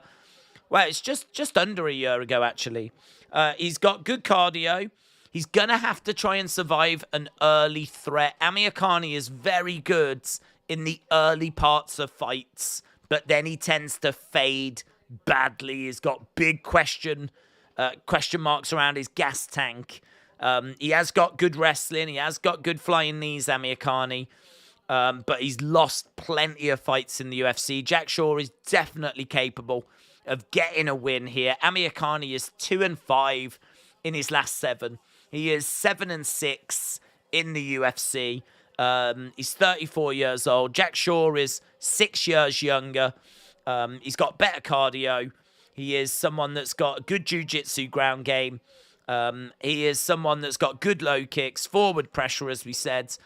There's plenty to like about Jack Shaw, but he's going to have to be careful early on here. So, former Cage Warriors bantamweight champion. He's got a second highest striking accuracy in UFC bantamweight history. 58.4% striking accuracy. And both fighters are inside the cage. There is Amir Khani. Last 3 wins by Anaconda choke. Tied for the second most submissions in UFC featherweight history. Tied for 4th most takedowns in UFC featherweight history as well. Right, we're going to be getting over to this one very, very soon.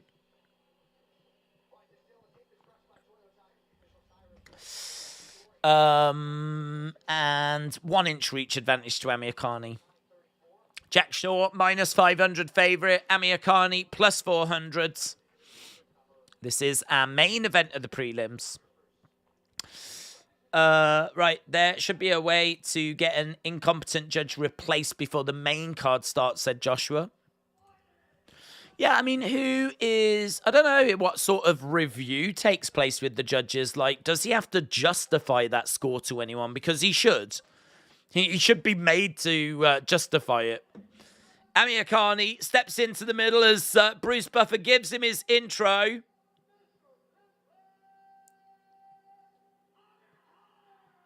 He loves it, man. He loves it. Jack Shaw getting his intro, and he should get a really great reaction from the crowds. Fighting out of Wales, -500. He's been a favourite in all 7 of his UFC fights. If Shaw wants to win this one, he's going to have to land some punches, says Kyle. Mark, shout out to you. Hope you are well. Rajesh said, let's go, Amir Khani.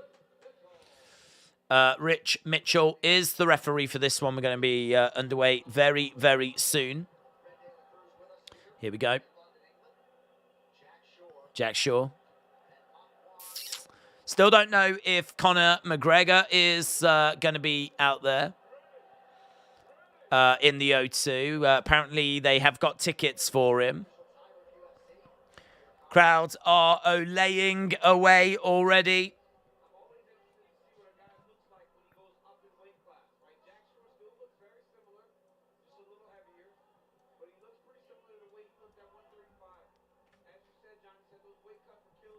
Okay, Shaw in the center of the octagon. We've got Amir Khani coming into the middle as well. Lovely shot coming in there by Shaw. Amir Khani on the outside. Amir Khani edging forward. Shaw standing his ground in the middle. Grabbing a hold of Amir Khani. Driving him back against the side of the cage. That's really good work by Shaw because Amir Khani is very dangerous in the early stages. And so to try and take the sting out of it and try and get it into the deeper waters without taking any sort of damage is obviously a good strategy. Right now, though, Amir Khani reverses the position. He's got Shaw up against the cage. That's a really good job of reversing that position. Shaw up against the cage. Amirkhani over by the sides. Amirkhani trying to drag Shaw down. Amirkhani again trying to... he's really trying to bring him down, lower his center of gravity. Shaw throwing in a shot. And again, knee strike coming in there by Amirkhani. Another little shot coming in there by Shaw. Nice little knee strike again there by Amirkhani, but Shaw reversing the position. Good work there by Shaw. Amirkhani up against the side of the cage. Double underhooks by Shaw. Shaw doing a really good job at the moment. Nice shot coming in there by Shaw. Shaw trying to break apart. Amirkhani stepping into the middle. Shaw moving back a little bit. Nice shot coming in there by Shaw. Amirkhani edging forward, jabbing forward there by Amirkhani. Both fighters in the center of the octagon at the moment.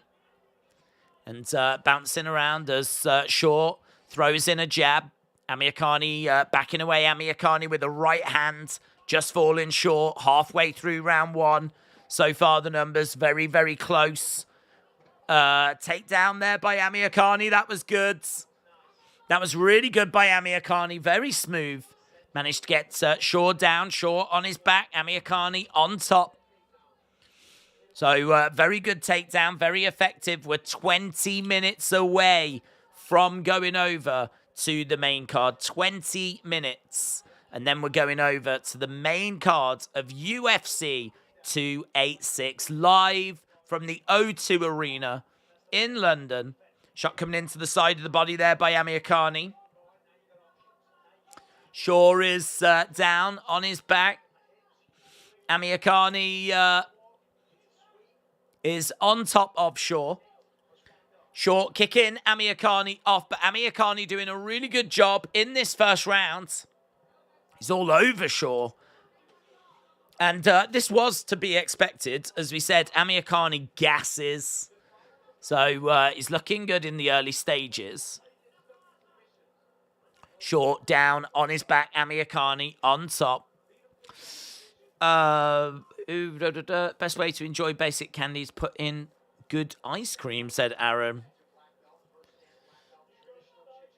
Shaw still down.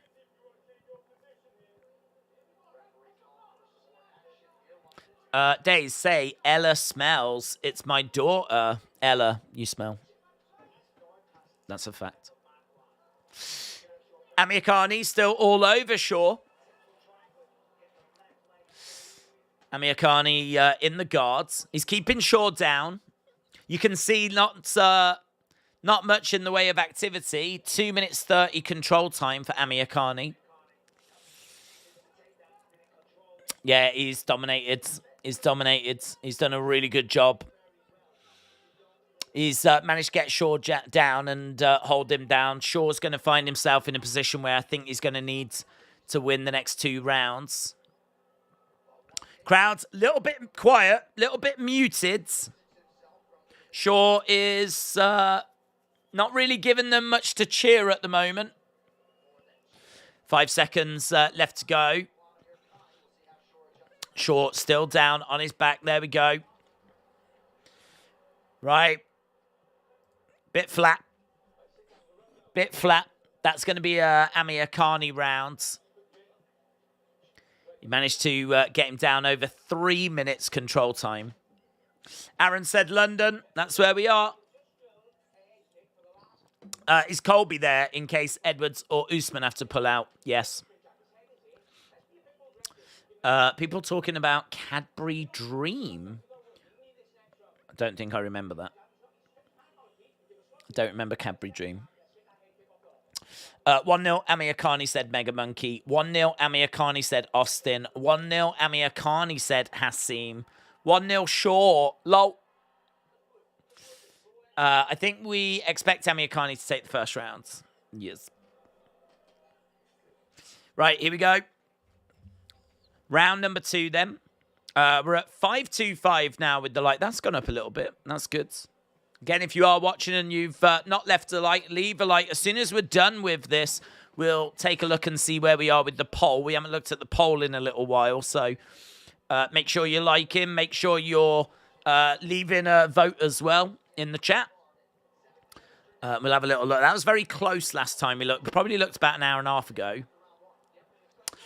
Right, here we go then. Oh, Amir Khani goes for a high kick. Ends up losing his footing. Goes down. Shaw trying to grab a hold of the head here. Looking for a guillotine. And Amir Khani gets right back up to his feet. Shaw in the center of the octagon. Amir Khani back up on his feet. You can see Cormier watching on in the background. This is calling the action with Bisping and John Anik. No Joe Rogan for this. Shaw over against the side of the cage. Amir Khani in control. Shaw's got to find a way of taking this round. Knee strike coming in there by Amir Khani. Shaw again trying to reverse the position. And right back in the center. Amir Khani on the outside. Kick coming in there by Shaw. Amir Khani backing up a little bit. Amir Khani looking for a hook shot. Shaw edging forward. Amir Khani on the outside. Amir Khani looking for a takedown. Not able to get it. Nicely prevented by Shaw. Shaw defending that very well. Grabbing a hold of the head, or at least trying to. But Amir Khani has grabbed the wrist of Shaw. Amir Khani gets right back up to his feet. Couple of shots straight down the middle. Shaw is back on his feet. High kick coming in there by Shaw. Lovely. Are we starting to see the fight now starting to sway and swing a little bit more into Shaw's favor as Shaw is on his feet? Amir Khani doesn't quite know what to do. He doesn't look very comfortable. Shaw has got to take the fight to Amir Khani. And he grabs a hold of Amir Khani, but can't do anything with it. Halfway through the fight now. Shaw needs to get going. Throws in a shot, throws in an uppercut. Amir Khani not looking as fresh as he was in that first round. Yeah, nice combinations there by Shaw. We're starting to see the numbers going up here for Shaw. Going straight down the middle. Shaw getting some success on the feet. That's a lovely right hand by Shaw. High kick coming in there by Amir Khani, but Shaw ducks underneath it. Couple of great boxing here by Shaw. Shaw just letting the hands go a little bit as Amir Khani trying to grab a hold of the leg. Great work there by Shaw. Uppercut doesn't really do anything by Amir Khani. Shaw grabbing a hold of Amir Khani and dragging him down to the mat. So Shaw is all over Amir Khani at the moment. Little shot coming into the side of the body. So round two, significant strikes. 20 for Shaw, just 4 for Amir Khani. Good work. Really good work.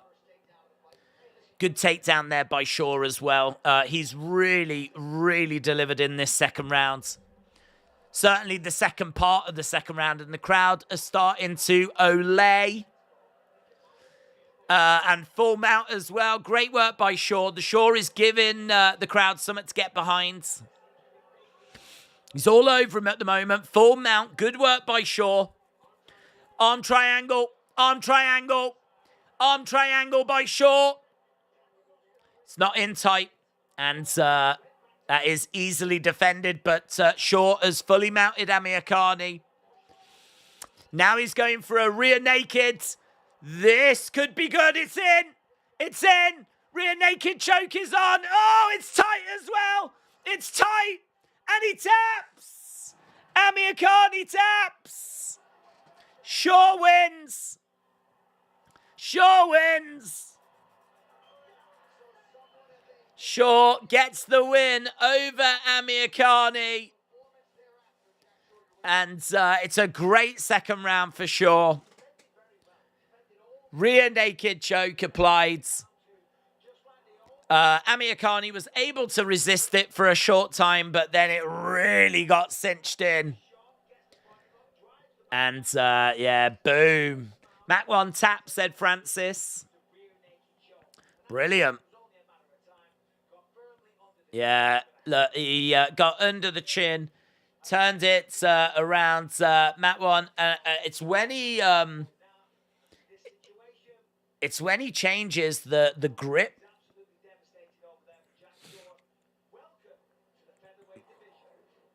He changes the grip over and just really cinches it in quite tight. Mat 1's got his hands on his head. He's lost 5 of his last 7. It's really hard to know, like, what the future's going to hold for him or how much longer he's going to be around. I wouldn't be surprised to see him getting cut. Big win for Shaw. Shaw is crazy. He was all over him, said Jordan. If you support the Welsh, then check out Banana Duck, says Aaron. Wes is olaying away. Yudong against Ricky Saman is April 22nd co-main, said Bahamas. Yeah, Mat 1 looks pretty gutted.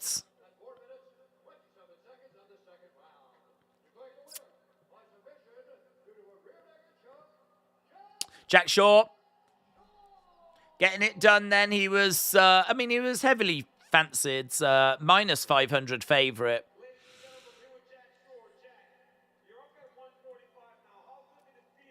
Cormier just having a words. But now we've got people like KSI, Tommy Fury ruining it. Actually, to be fair, that was really deep, said Durgan. Yeah, he really put it on. He had it applied, and then he just changed the grip and really dug it in. And, I mean, in all fairness, I don't blame Amir Khani for tapping out to that.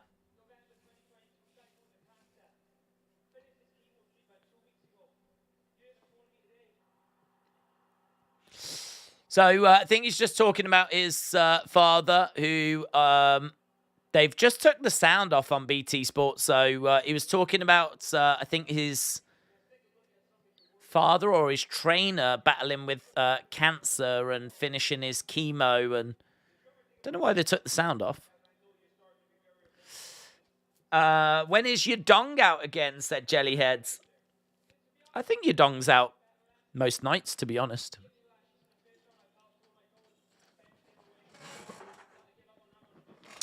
Right. You've been going 5 hours. You will sleep well tonight, said Jellyheads. We are coming up to 5 hours, yeah. We are coming up to 5 hours. I must admit, I mean, it's gone pretty quick. That's what's amazing about these UFC streams is obviously we do a lot of talking, obviously. And a 5-hour stream is on its own, you know, one of the longer streams we would do. I mean, obviously, we're still around for another good 2.5, 3 hours because we're just moments from going to the main cards. But yeah, it's been a pretty fun night. I would say we are nowhere near the levels of how good it was last year. You know, this time last year, that fight night card was just something really special. I don't know that the main card tonight is going to get to that level. I really hope it will. This place is going to be rocking when Leon comes out. I know that much. So, yeah, let's see, man. Prelims, early prelims, they've been all right. Certainly has not felt like they've dragged at all. There's 2,400 votes, is there? That was my next thing to look at. 2,400 votes. That is amazing. Last time we checked, we'd had 1,300. So since we last checked, we've had another 1,000 votes, which is really, really cool.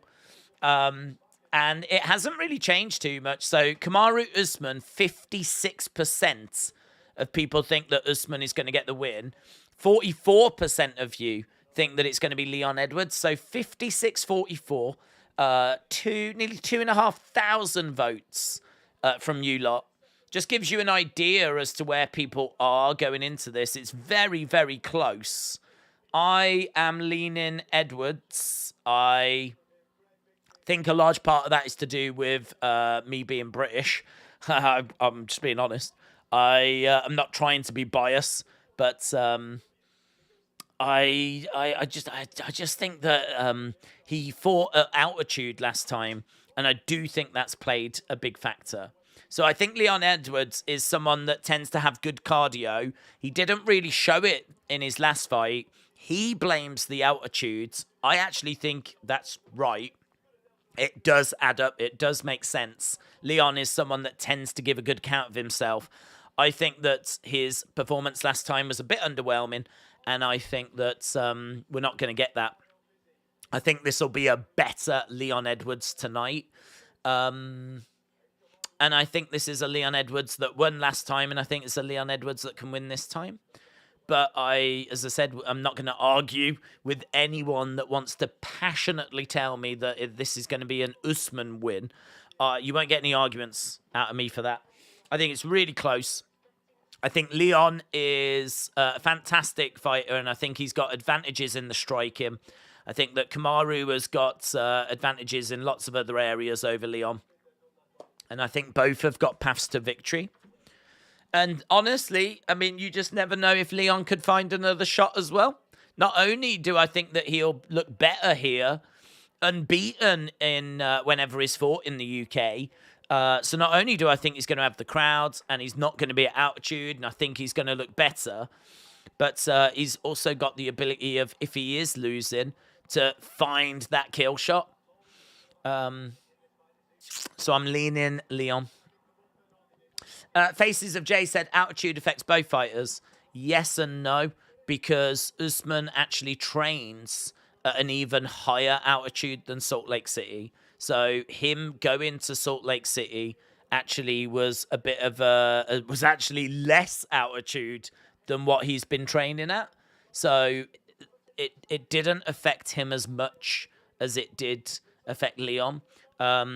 Leon is like, he was trying to get ready for the altitude by sleeping in an altitude tent and all this kind of stuff.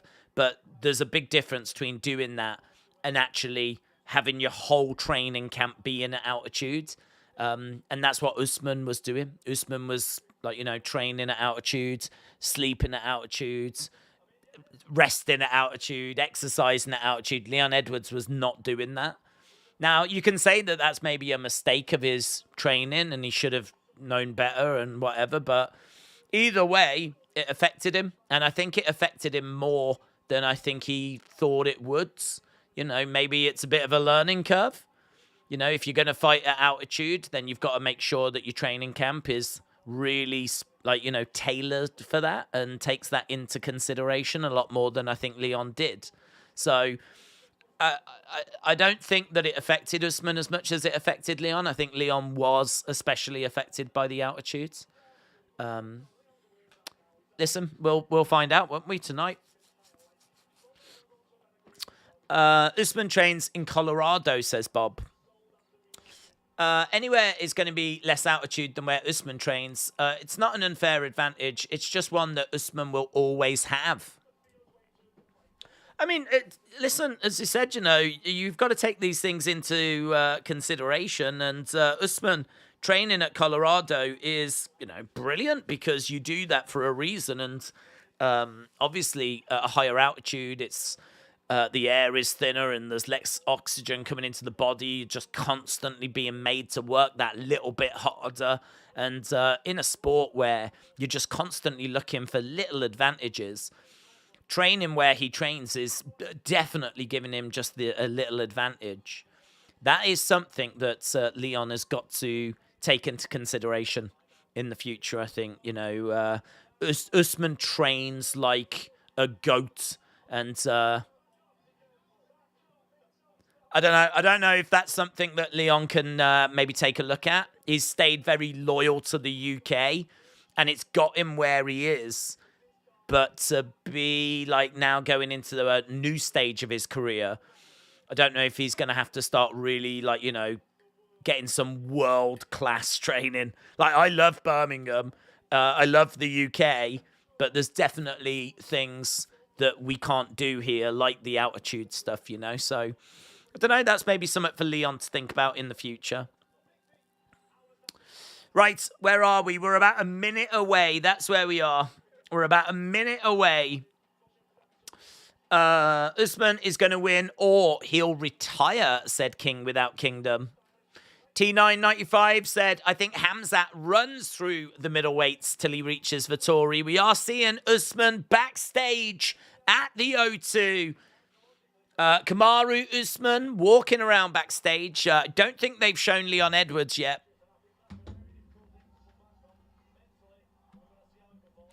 Aspinall said mentally it's going to be very interesting to see how Usman responds to being knocked out. You know, and it's a really good point, actually, because is he going to be a little bit tentative? You know, if Leon, like, you know, faints, like, how's Usman going to react? Because he knows at any moment Leon has got the ability to turn his lights out. That has got to mentally have an effect as well, hasn't it? Right. Vettori, let's change over the graphics because we are going over to the main cards. Vettori and Delidze, things really go to a different level now. If you are watching and you've not left a like, leave a like. We're done with the prelims. We are 39 likes away from 600. Wasn't that long ago that we were a little way off 500. We're now just a little way off 600. Keep those likes coming in. We're trying to get to 1,000 before the end of the evening. So we've got a little target that we always try to get to. Hopefully we can get to it by the end of this show. We've got a few hours to go. So leave a like if you haven't already. Feeling very oozy tonight, said Tim. Usmania is going to run wilds. Bitblob said Leon is going to start the fight with a head kick. Asher said Vettori is going to lose. I put $5 against him. 4-0 on the day so far, and I figured I'd do a stupid one for cheap. T95 said the fact that outside of Izzy, Whitaker, and Pereira, all middleweights are bang average is alarming. I saw someone mention about Usman's knees, and that's obviously been quite a big talking point coming into this. Usman can also KO Edwards, said Rajesh. Yes, he can. But I do think that's a massive talking point from the last fight that is not being spoken about enough. Usman did not finish Edwards. You know, everyone talks about the head kick knockout. Everyone talks about Edwards losing the fight and finding the win. But no one talks about the fact that Usman didn't finish Edwards. So, you know, Edwards gassed, and he said that he gassed, and the altitude affected him. And even then, Usman could not finish Leon Edwards. So I just think that's really interesting. The fact that Usman was going to win by decision last time if it had gone the distance. It just makes me think that it's probably unlikely that Usman is going to find a finish in this fight if he couldn't find a finish against a gassed out Leon. Is he going to find a finish in London? In front of his friends and family and, you know, not at altitude. If he couldn't do it before, is he going to do it this time? I know MMA doesn't quite work that way, but when we're, like, looking and reading into fights, these are the kind of things you have to take into consideration. So if he couldn't finish him last time, I don't think he finishes him this time. I think if Usman's going to win, he's going to win by decision. And so that's going to give Leon 5 rounds to work. I think Leon's going to look better this time. I could see Leon taking the first 2 rounds rather than just the first round. I think the third round is going to be very interesting because I think that's when Usman comes back into it and maybe takes the thirds. Honestly, Usman could win it 3-2. I could definitely see that. Usman winning 3-2 and taking the decision. I can definitely see that. Equally, Leon could find the finish. And you are right, Usman could find a finish, but as I said, he didn't find it last time, so... Don't know, it's difficult, innit? With MMA, I mean, anything can happen at any time. Both have got the ability to finish. Both have got the ability to win. Both are great fighters. They know each other well. They're going to have prepared for each other. Any gaps in the defenses or anything they think they need to work on, they're going to have worked on. It's close. It's close. I think my reading of it is it feels close. So if I was going to put money on someone, I would probably go with the guy that's plus 200 rather than the guy that's minus 245. That's another reason as to why I think I would lean Edwards. But we haven't got long to wait. We are in London. We are seeing Big Ben. There is Piccadilly Circus as well. They're showing all the sights. And there is the O2 Arena, one of the world's famous arenas. And we've been here many times with WWE. We've been here many times with UFC. But this is somewhat different. This is a UFC pay-per-view. And as we said, it looks like it's pretty much full now. 5 fights left to go. Edwards and Usman, our main event. Gaethje against Fiziev is going to be a fantastic fight. I'm really looking forward to Jennifer Maia against Casey O'Neill. It's always great to see Marvin Vettori as well. Let's go. Let's go. Main card, let's go, said Francis. Yeah, that's exactly how I feel, but... Right, John Anik just saying a few words as we're building towards this next fight. What we will do is break down this next fight. So, Vettori is tough. He's durable. He takes shots well. He's 8-4 in the UFC. He lost his last fight to Whittaker. There's no shame there. He likes to maul and overwhelm his opponents. He's got short power punching. Likes to move forward. He's got a good stand-up game, and he looks for takedowns. He's got an amazing chin. I mean, he can just take punishment. So much punishment. Good volume. Only tends to lose to the best. He's been working on his striking. Lots to like about Marvin Vettori. He's coming in as a minus 275 favorite. He's taken on Roman Dolidze, who is 6-1 in the UFC. 4-fight win streak. Very credible grappler. Great jiu-jitsu. Great power. This is a big test for Dolidze. This is a big step up in competition. He has got good knee bars. He's got explosive power. He's a little bit slower and he's a little bit predictable. This one could go to a decision. Both of these are grapplers. Vettori minus 275. Dolidze plus 220. The people on Tapology have got Vettori at 68% likely to get the win here. Dolidze 32% likely to get the win. So people like pretty much 70-30 in favor of Vettori. It's number 4 against number 9 in the middleweight division. And I've got Vettori winning this as well. So I've got Vettori for this first one. Probably going to have to just wait about 5 minutes or so until we get going with it. But yeah, big fun fights coming up. And some big names in this first fight. As we said, Marvin Vettori, one of the most credible MMA fighters on the roster. Alex cheering for Georgia. Dolidze always gets great support. The Georgian fans, I have no qualms in saying, are amongst the most passionate MMA fans.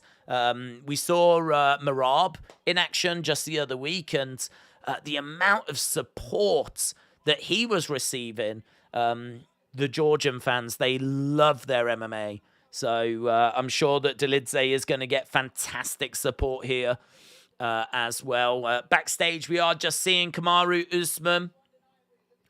I don't think we've seen Leon Edwards at all. Or at least I don't think he's been shown. But we saw Usman arriving, and we're seeing Usman inside of his dressing room. And there is Leon Edwards. There is Rocky. He is in the dressing room. Looks like he's sharing his dressing room. Looks like Usman's getting the champ treatment. Whereas there is Edwards just getting changed with everyone else. Boom. Love Vettori. Never watched Dolidze before, but trust me, I put money on Dolidze, and therefore he will win, said Asher. When does Usman and Edwards start? Probably looking at about an hour and 50. It's hard to say because it really depends on how the fights beforehand go, but they tend to do 2 an hour. So I would expect Vettori, Dolidze, Jennifer Meyer, Casey O'Neill to take us up till for the next 50 minutes. Then we'll get Gunnar Nelson and Brian Barberena, Justin Gaethje and Rafael Fiziev to take us through the next hour. And then we'll start the third hour with Leon Edwards and Kamaru Usman. That's how they tend to pace it. If Marvin, BT Sport. Yep. If Marvin loses this, then it'll be hard to get the title shot, says Rajesh. Yeah, it's a really good point, actually. It's a good point. You know, he's sadly just seemingly that level below, isn't he? You know, he lost to Adesanya. He's lost to Whittaker. It just seems like he's struggling to kind of get to that level where he can win a championship. If he loses this, yes, you're absolutely right. He really starts to drift then. And at the age of 29, that would be heartbreaking. You know, this should be him in his prime, entering his prime. But he's going to struggle if he loses. There is an underdog parlay. If you go for Dolidze, Gaethje, and Leon Edwards, and you bet $100, you can win $2,735. So you'd need Dolidze, Gaethje, and Leon Edwards, which is kind of crazy if you think about it, because all three of them are fantastic fighters that can absolutely win. Absolutely win. So, you know, to turn $100 into 2,700 and need those three fighters to win for you is not that bad of an ask, is it? Aaron said, too bad Khabib is gone. He could be forced to move up to 170. Mitchell, shout out to you. So, do you think time of the event has got an impact on fighters, like travel and time traveled? How does it take to acclimate? I think that's how you pronounce it, isn't it? Acclimate. Yeah, I think it has an effect. But to be honest, by the time we get to the actual fight, they've normally been in the country for a little while. So, you know, like, I know a lot of people were saying, oh, you know, Usman has to travel a long way. Leon Edwards, you know, he hasn't got to, doesn't disrupt his preparation. But like Usman, obviously, he's got to come over. It's a different time zone, blah, blah, blah, blah, blah. But the fact is, by the time we get to the fight, he's already been here for a good few days. And, I mean, everyone's different. I can only imagine that once you're making that ring walk, I mean, I don't know about you, but if I was in a fight and I'd been getting ready for a fight and I finally make that ring walk, the moment that I'm standing up and I'm heading to the octagon, let alone when I walk into an arena full of people either cheering or booing, right? I sort of feel like at that point I'm in the zone. I'm dialed in. Do you know what I mean? I ain't going to be making that. You've got to be a bit of a strange person if you're making your ring walk thinking to yourself, oh man, I just feel really tired. Like there's something's gone desperately wrong. If your mind is even going there, I think something's gone desperately wrong. If you're making your ring walk, I've got to be thinking you're getting pumped up. You've got the reaction of the crowd, be it negative or positive. You know, you're getting into the zone. You've got your coaches giving you last minute advice. You're running through the game plan. You're running through all the training that you've been through. You know, you're maybe visualizing kind of how you think the fight's going to go. Like, the idea that you'd make a ring walk and be thinking to yourself that you're tired, something's gone very, very, very wrong. I think it probably could disrupt preparation a little bit. I think it probably does have an impact, but I can't say that it's anything sizable. I can't think it's anything sizable. We're not seeing anything in the way of patterns of people traveling and, those that have traveled, It'd be a great stat. People that have had to travel more than, 8 hours on a plane, what's their win percentage like? Like, that'd be an interesting stat. But honestly, it's not a pattern that has shown itself, so I don't think there's anything in it. And you can get acclimatized after 48 hours or something. So by the time you get into the fight, you're sorted, didn't you? So, yeah, great question. Really great question. And it's something that's been spoken about quite a bit. Roman Dolidze, then 7 first-round finishes. The best match is probably Logan, and he sucks. What happened to round 1? Round 1 is about to return. Don't worry. Bang. Right. Tied for the second longest active win streak in UFC middleweight division. 4th most UFC knockouts since 2020 with 4. 7 first-round finishes. Roman Dolidze is bringing some numbers. He is bringing some numbers. Tommy Fury has got no KO power. How? With all those muscles, said T9. Okay, Roman Dolidze. Keys to victory, high pace, early on the feet, get takedowns, put all your chips to the center of the table and go all in. Is that a new thing? I don't remember seeing keys to victory before. Dolidze inside the octagon then. This is our first fight of the main cards. I hope so. I hope all their boxing careers go somewhere. It looks like we've got a boxing conversation. Francis, shout out to you.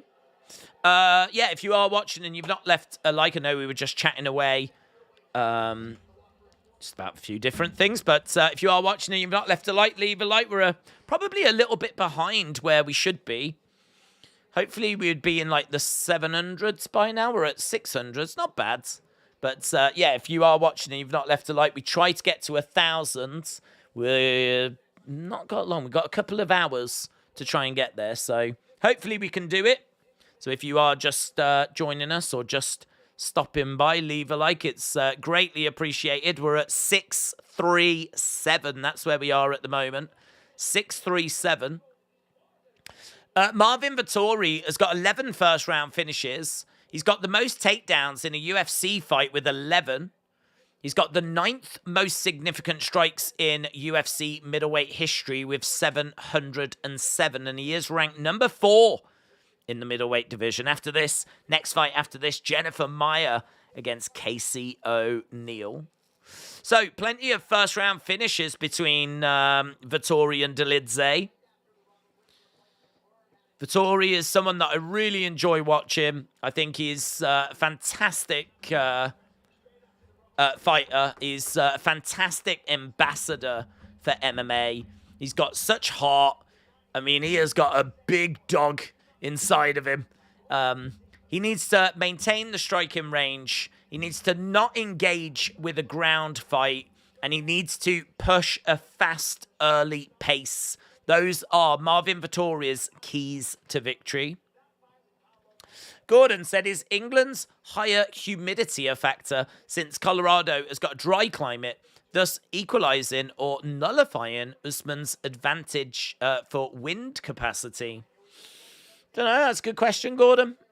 That's a good question. I wouldn't know how it affects people. I never needed you at all. I mean, what I do know is if you train at altitude, you're having to work a lot harder. I never needed you. And so in regards to the amount of effort and your conditioning and your cardio, I've got to think that, you are being tested more during your training. And so I've got to think that is definitely an advantage. Now, when it comes to actually fight him, I mean, I would imagine that, Usman goes around and, doesn't just spend all his time in Colorado. So I'd imagine he walks around and, goes other places, of course. So I don't know. I can't imagine that it's too much of a factor. I think to train and have to work extra hard because of the altitude, that's an advantage. And then to walk around, just New York, London, Africa, wherever, like, I would imagine that if he just lived in Colorado, stayed in Colorado all the time, then, yeah, you could maybe make the argument that it would be a bit difficult for him to go to other places. But I think he's only there for his training. Vettori getting his intro. Vettori eats big dogs, says Kyle. I feel comfortable whilst I was picking Marvin. That's not good. I feel rushed now, said Mahesh. Drew said, that's why Kenyans are such good runners, because of the high altitudes. Oh, look at this by Bruce. Wow, I tell you what, the likes have absolutely shot up. Yeah, that's amazing. Massive shout out to, I think that just went up by about 10%. That is amazing. Massive shout out to everyone that just dropped a like. It's massively appreciated. Let's get going, shall we then? It's been a while since we have had a fight, and we are underway. So Vettori against Dolidze, both fighters coming straight out, and Vettori firing in some leg kicks. Vettori not messing around, getting some leg kicks in nice and early. And as we said, this one could go decision. Heavy leg kick coming in by Vettori. Dolidze edging forward. Dolidze is a big boy. He's a big boy coming in. Outside leg kick there by Vettori. Again, trying to get a shot into the side of the head by Vettori. Again, shot coming in. Vettori, of course, from Italy. Oh, nice knee to the body. Driving Vettori back. This is great work by Dolidze. Smile on the face of Vettori. But that was really good by Dolidze. Unloading a bit of a flurry. Driving Vettori back. Vettori is always going to welcome that. Kick coming in there by Vettori. Both guys in the center of the octagon at the moment. There's a lovely overhand right there by Dolidze. Vettori coming forwards. Straight down the middle. Lovely right hands. Follows it with an overhand left as Dolidze just steps out of range. And both fighters in the center at the moment. Jab coming in. Lovely left hand there. Straight down the middle by Vettori. Dolidze again edging forwards, grabbing a hold of the hand of Vettori. Vettori firing in a kick to the body. So we're just over a minute and a half into the action at the moment. We've got Dolidze edging forwards. Vettori was just about to throw a left hand. Dolidze trying to get in close. Couple of minutes gone so far. You can see it's 10 significant strikes to 5 in favor of Marvin Vettori. And both fighters in the center right now. Vettori, again, just edging forward. Dolidze takes a step back. We've got a kick coming in. Outside leg kick coming in. Jab coming in there by Vettori. Dolidze edging forward, swinging away. Lovely work there by Dolidze. Lovely counter shot coming back by Vettori. There's not loads of volume. It's not like loads of action, but they are just getting through with a fair bit, and we're seeing some good leg kicks out of Vettori. Vettori has landed 8 leg kicks and a couple of shots upstairs as well. A couple of jabs coming in there. Heavy leg kick coming back there by Dolidze. And, lovely hook shot there by Vettori. Vettori again going to the body, getting a few shots off. Vettori stepping forward. 1-2 straight down the middle as Dolidze backs away. Nice right hand coming in there by Dolidze. Left shot straight down the middle by Vettori. Both guys in the center of the octagon. We got heavy leg kick coming in there by Vettori as Dolidze moves forwards. Vettori on the outsides, trying to find a way in. Is being very careful about trying to find a way in. I think, is there an eye poke there? I don't know if that's a low blow or an eye poke. There is a slight timeout here. It's a clash of heads. It's a clash of heads. So it's just a timeout at the moment. There was a slight clash of heads between them. They're banging. Right, here we go. About to get underway. We've got 1 minute 30. There's about 30 seconds of a timeout there. Dolidze coming right back into the middle. Fires a kick into the midsection. Fires a kick upstairs. Getting blocked there by Vettori. Vettori with a kick on the outside. Seeing a bit of damage to the leg of Dolidze. He's been kicked 10 times. Inside leg kick coming in there by Dolidze, though. And Vettori trying to throw in a hook shot. Oh, it's a lovely big right hand by Dolidze. And it cracks Vettori in the side of the head. And again, Vettori's trying to block these shots. But these big overhand rights definitely getting through. Vettori with some good head movement. Really good work by Vettori because these shots look like they've got some real sting to them. He's having to do a lot of defending. Knee strike coming in there by Dolidze. Jab straight coming down the middle there by Vettori. Both fighters in the center at the moment. And Dolidze getting a big right hand through again. We got 10 seconds left to go. 27-23 on significant strikes.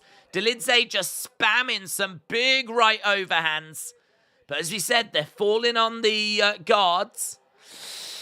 Let me know in the chat, who do you think takes that? Which way do you think that goes? There's definitely blood coming down the nose of Vettori. I do think those big overhands are going to have looked very impressive. But to be honest, a lot of them were not getting through. So, according to the numbers on ESPN, it's 30 significant strikes to 26. But there is blood coming down the nose. Hasim has got it 1-0 Dolidze. Gigi Gorski has got Dolidze as well. S is cheering on Georgia as well. Francis has got it as a Vettori round. J14 is cheering on Dolidze. Sam has got it 1-0 to Sam. We've got Black Gaga cheering on Rafael. So, ducking underneath. Yeah, good. I actually thought that Vettori was able to get out of the way of a lot of those shots. I would be edging Vettori personally. But I think Dolidze is giving a really good account of himself. Kick coming in there by Vettori. We're underway with the second round. This can go only 3 rounds. I wish it could go 5. This one really feels like... Honestly, if this was the main event of a fight night, this would be a banging. Marab said, let's go, my Georgian brother. 10-9 Dolidze for Jeds. Combat Press has got Dolidze 10-9 as well. So, seems like a lot of people were impressed by Dolidze. I just feel like a lot of those shots were not landing. Optically, though, I do agree it did look good. Shot coming in by Dolidze. Dolidze getting back into the center. Vettori with a kick to the body. Jab coming in there by Vettori. Inside leg kick coming in by Vettori as well. Again, Dolidze throwing that right hand, and it hits the guard of Vettori. Hook shot coming in there by Vettori. Low kick coming in. Lovely little jab by Dolidze. Vettori on the outsides. Dolidze in the center. A couple of jabs coming in. That's a lovely left straight down the middle by Vettori. Dolidze having a little look. Low kick coming in there by Vettori as well. Tries to get the right hand going again. Dolidze. Jab coming in. 2 minutes gone in the second rounds. This fight's really interesting. We knew that it would be, and it is delivering. So 2 minutes gone so far. Again, if you are watching, if you are just joining us, leave a like. It's greatly appreciated as we're trying to get to 1,000. We're at 738, so it's massively shot up. You guys have killed it. It's just gone up by about 100 in the past 10 minutes.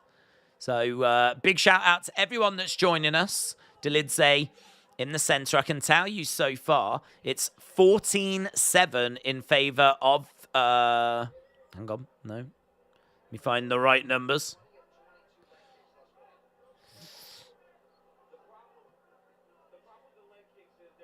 Right now, the leg kicks, 19. These are definitely going to be adding up.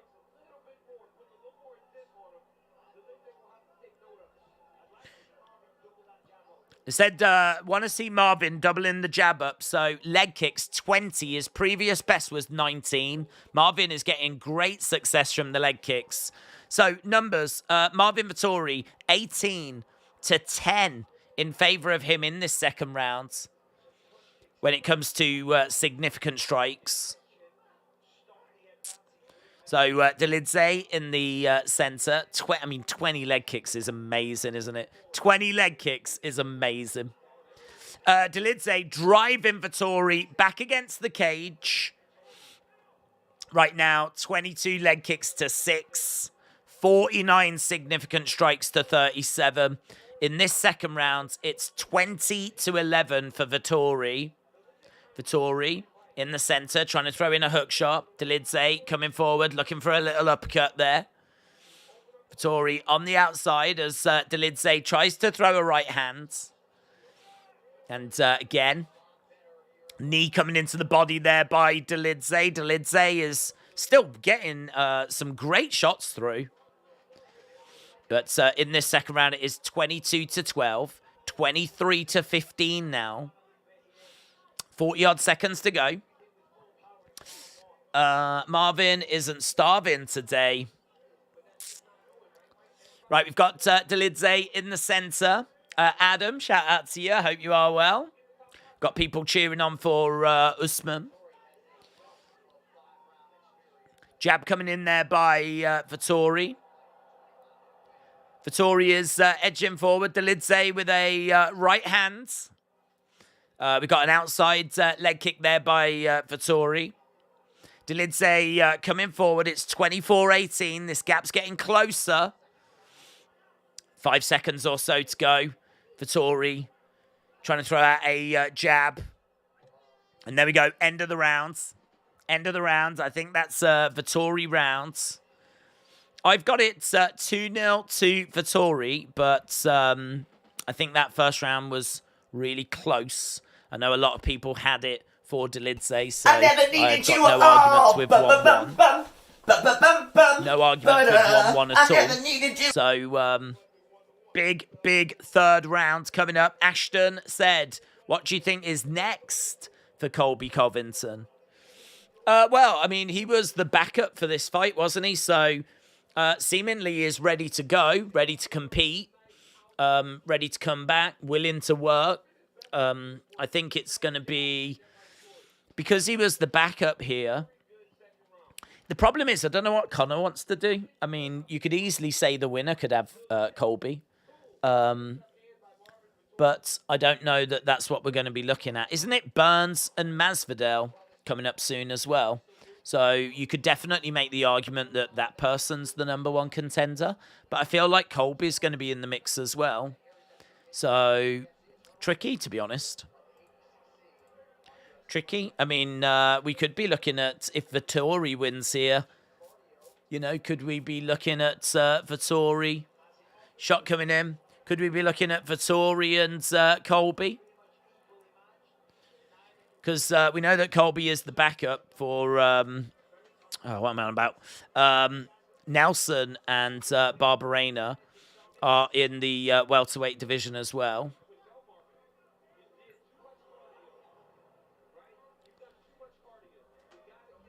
We know that he's back up here for our main event tonight.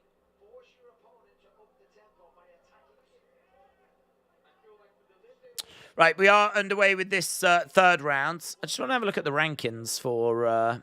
because I want to see who's not fighting and where Colby could fit in.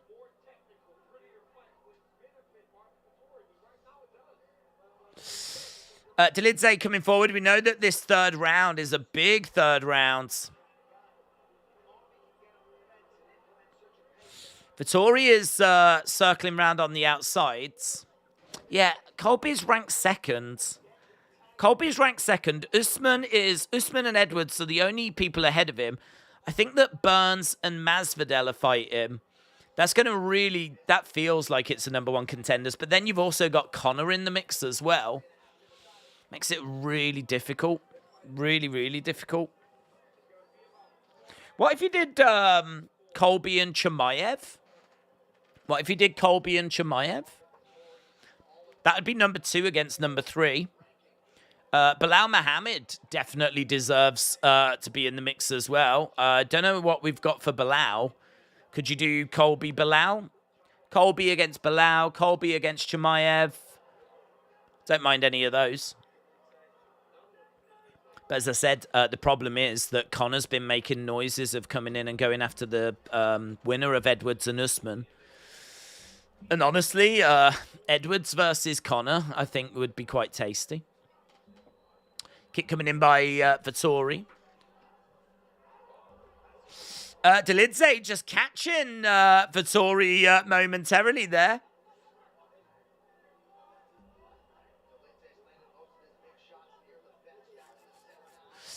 Delidze in the center.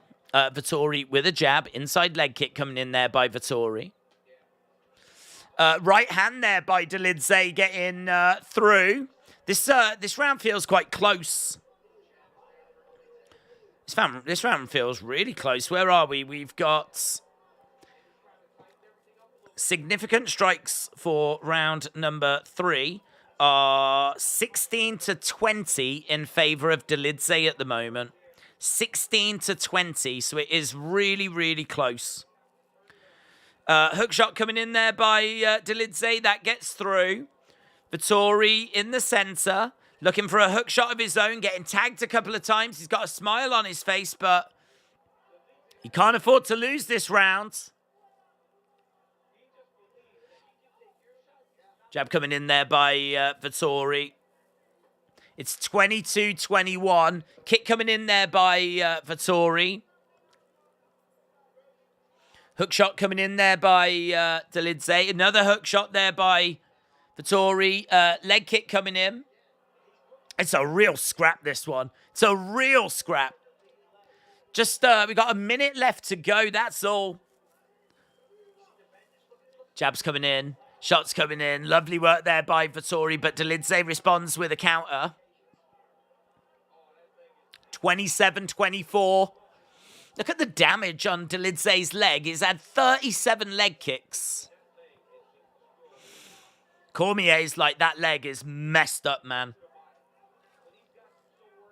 37 leg kicks. There must be something really demoralizing about kicking someone 37 times in the leg and they still come forward. It has been a wonderful, wonderful fight. There's been plenty of output. Both guys around that kind of 200 strike mark, you know. Not a lot of grappling at all. Jab coming in, right hand just falling short. And we're almost towards the end of this one. Into a clinch, and according to the numbers, That third round ends 31 to 30 I never needed you. in favor of Vettori. 31-30 in favor of Vettori. That is how close it is. Let me know in the chat, who do you think got it? Which way do you think it would go? Matt said, Days, what are you up to tonight? Are you here to see intelligent, skillful, chess-like combat or blood, pain, and bloods? I'm actually here to see intelligent combat in the sense of, I think as much as I would love to say I'm here to see blood just bleeds, which normally I am, but tonight I think Edwards and Usman is so interesting. I think it's really interesting. And that one isn't so much, that one doesn't strike me so much as being like about bloods. I think the game plans are going to be really important for the main event. I think the co-main event could be bloods, blood, pain, bloods. But I think the main event is actually a bit chess-like. So we're actually going to get both tonight, I think. We're going to get both. That was a great fight, though, wasn't it? That was a great fight. 2-1 Vettori, but it's close, said J14. Roddy has got it 3-0 Vettori. Ty's got it 2-1 Vettori. Daniel thinks Delidze wins. AB has got it 2-1. Here we go. Go to the judges. 29-28. 29-28. 30-27. Unanimous decision. Marvin Vettori gets it. So 2 of the judges went 29-28. 1 of the judges went 30-27. All of the judges went Marvin Vettori. Marvin Vettori wins by unanimous decision.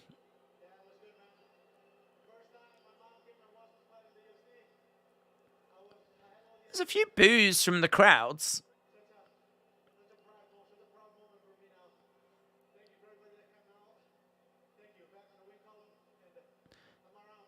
Thank you to everyone that came out. We're back in the win column. I really like Marvin Vettori.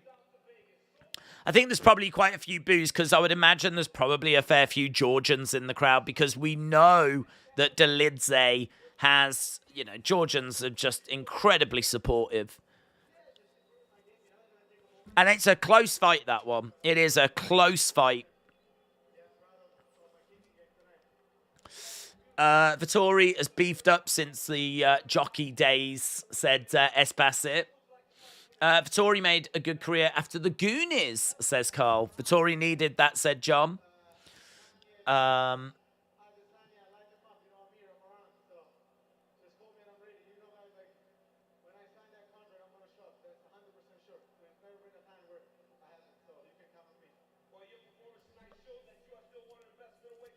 Well, there we go. It's a win for Vettori, but the crowd's booing. As I said, I don't know why. Right, let's change over the graphic because we're going over to the second fight on the main cards. It's our final ladies' fight of the night. This is going to be Jennifer Maia taking on Casey O'Neill. It's going to be a real interesting fight, this one. It's going to be a real interesting fight because Casey O'Neill is 25 years old. And she is 9-0. She is seen as a big prospect. She has defeated some fairly low-level competition, but this is a massive step up. This is absolutely huge for Casey O'Neill. She is taking on Jared Leto. Is in the crowd. Gigi Prohashka, the former light heavyweight champ, is in the crowd. Tom Aspinall, as we know, is in the crowd. Big cheer for him. Wrexham players are in the crowds.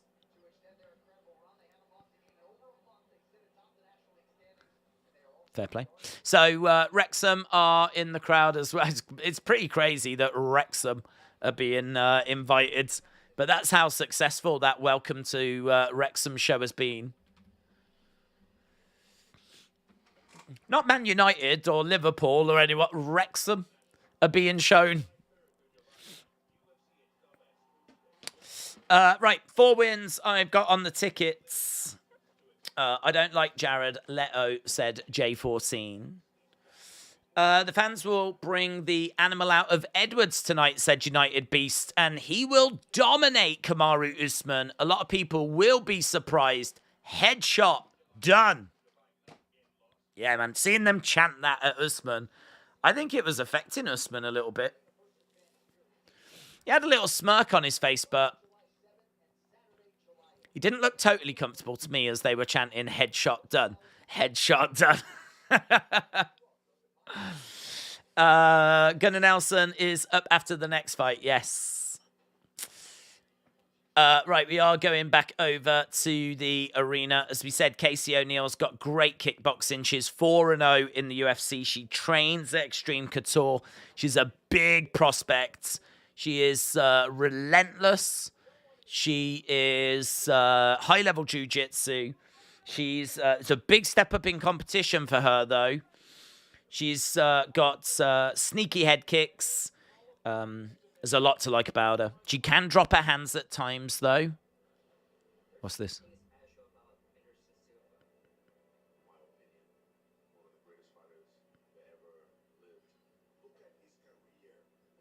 Anderson? Is this Hall of Fame? Anderson Silva? They're showing footage of Silva? The GOAT? There's him against Rich Franklin in his first fight when he first arrived.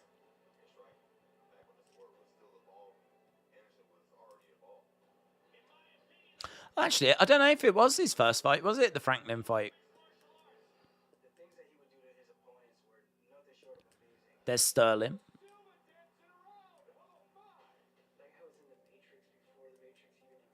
That dude was in the Matrix before the Matrix existed. This is nice. Hall of Fame for Anderson Silva. Amazing. I mean, so flipping deserved. Is he there? I mean, honest. I mean, if you're not going to put Anderson Silva in your Hall of Fame, just don't have a Hall of Fame.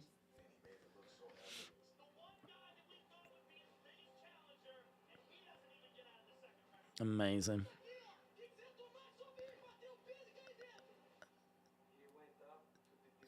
Love it. I love it.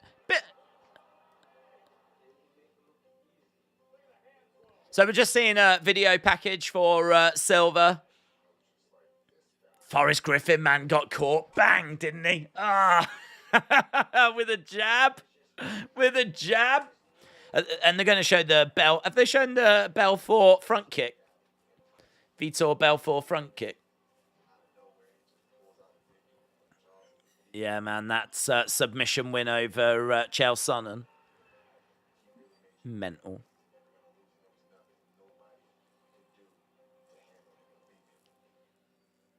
He defended the middleweight title 10 times and on a 16-fight win streak, which still stands as the longest. 16-fight win streak, 10 title defenses.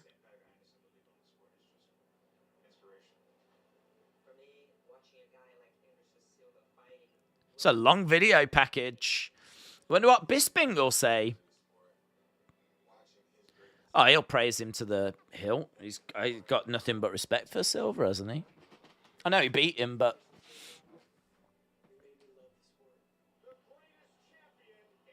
The greatest champion in UFC history. Anderson Silva is a legend in Brazil and around the world. Joe Rogan said it was a pleasure and an honor to call his fights. For me, genuinely,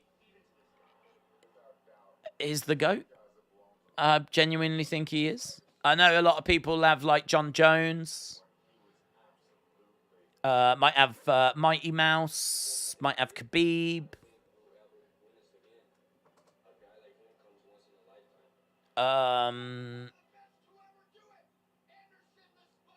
Anderson was a big reason as to why I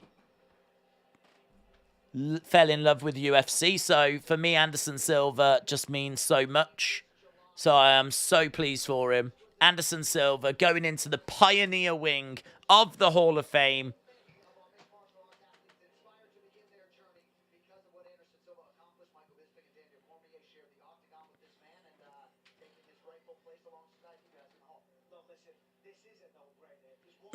It's a no-brainer, said Bisping.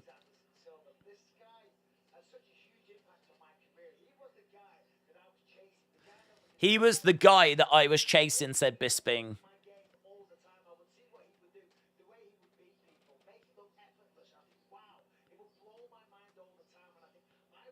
Yeah, I don't know that he's actually there, which is a bit of a shame, but GSP, yeah, GSP's a good shout, of course.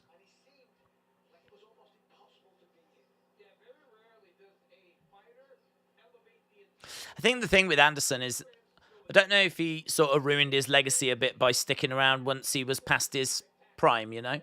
So, obviously, he loses the belt to Chris Weidman and he's showboating. Then he breaks his leg in the rematch. And then he just sticks around too long and, you know, takes loss after loss after loss. And I don't know if that... I don't know if that kind of hurt his legacy a little. It didn't with me. It didn't with me, but... God, what a career he had, man. What a career. Heartbreaking that his final fight was against Uriah Hall on, like, an Apex show. That is definitely something the UFC are rubbish at. They should be much better at, like, doing, like, farewell matches. And, like, you know, sending the legends off the right way. If anything, they try to put the legends in there with young fighters that they can lose to, you know? They don't try to put them in there and give them a win or anything. They try to have them lose. Which I don't necessarily mind. But, yeah, sucks that it was on an Apex show and there was, like, next to no fans in there. They're just very focused on who's next, who's the next champion, rather than, you know, worrying about fighters that have declined and sending them off the right way. It's a bit like Tony. I mean, like, I feel like Tony Ferguson's done. It'd be good for him to have, like, a one last match farewell type thing. I mean, I don't know if Tony feels that way, but it certainly feels to me like he's done. But they'll probably just feed him to some up-and-coming kid. Austin said, you show a video package of someone and everyone shouts goats. Frank, Shamrock was a wasted talent. Should have been much bigger than he was. When does the main fight start? Main fight is probably going to be about an hour and 10 minutes or so. Maybe a little longer.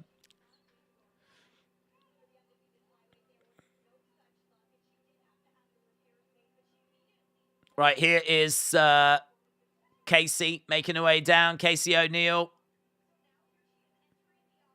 As we said, you know, she's one of this next wave of female talent that's coming through. She's one of 2 female Scottish fighters in UFC history. She was, I believe, born in Scotland, but she's moved to Australia. I think she more represents Australia. I suppose she represents both. But Casey O'Neill is here. She's going to be taking on Jennifer Maia, Brazilian Jiu-Jitsu black belt, very much a gatekeeper now. One of the best boxers in the division, 5-5 in the UFC, primarily a striker. She's got great Muay Thai. She's really hard to put away. It's going to be difficult. This is going to be really difficult. This is a big ask for a 25-year-old. Rest with Andy said, Anderson is the real GOAT and done the time on a tradition. Bray Wyatt's writer has been let go from WWE, says Chill Dudes. Bray Wyatt, what do you mean? Rob Fee, the long-term dudes. He wasn't necessarily only there. If it is Rob, I don't believe he was only there for Bray. But if it's Rob, that is. Alexa Grasso is the first UFC triple champ. Bitblob said, I wanted Anderson Silva against someone like Chris Weidman again, or someone with a big name for a farewell fight. I think Anderson should have retired after the fight against Adesanya. Oh, yeah. Great shout. What I will say is, it was quite heartwarming as to how much it meant to Uriah Hall. So Uriah Hall was the last person to face Anderson Silva in the UFC. And Uriah Hall could not have been any more respectful. I mean, seeing the two of them like bowing down to each other afterwards and just sharing a few words and what it meant to Uriah Hall, it meant a lot to Uriah Hall. There was something quite touching about that. But yes, to see that was a big fight, Anderson against Adesanya. So, yeah, they could have wrapped it up there. I mean, to be honest, he could have wrapped it up in retrospect when he lost the title to Chris Weidman and walked away, and everyone would have said for the rest of time that he only lost the belt because of his showboating. That would have been a great time to walk away, wouldn't it? Because we know what happens. He never gets the belt back and actually goes on a horrible losing streak. I'm glad he didn't, in all fairness, because his fight with Bisping is absolutely incredible. That's the fight where Bisping's mouthpiece comes out and Bisping's going, my mouthpiece, and he gets caught and like goes back against the cage. And Anderson Silva thinks he's out and walks off like celebrating. And Anderson Silva thinks he's won. And the referee is like, no, he's not out. I haven't called the fight. He's not out. Bisping's a mess, but he's not out. And then Bisping's power of recovery is amazing and actually comes back and ends up winning the fight. I mean, if you've never seen Anderson Silva against Michael Bisping, you've got to find that fight. It is incredible scenes. It's incredible.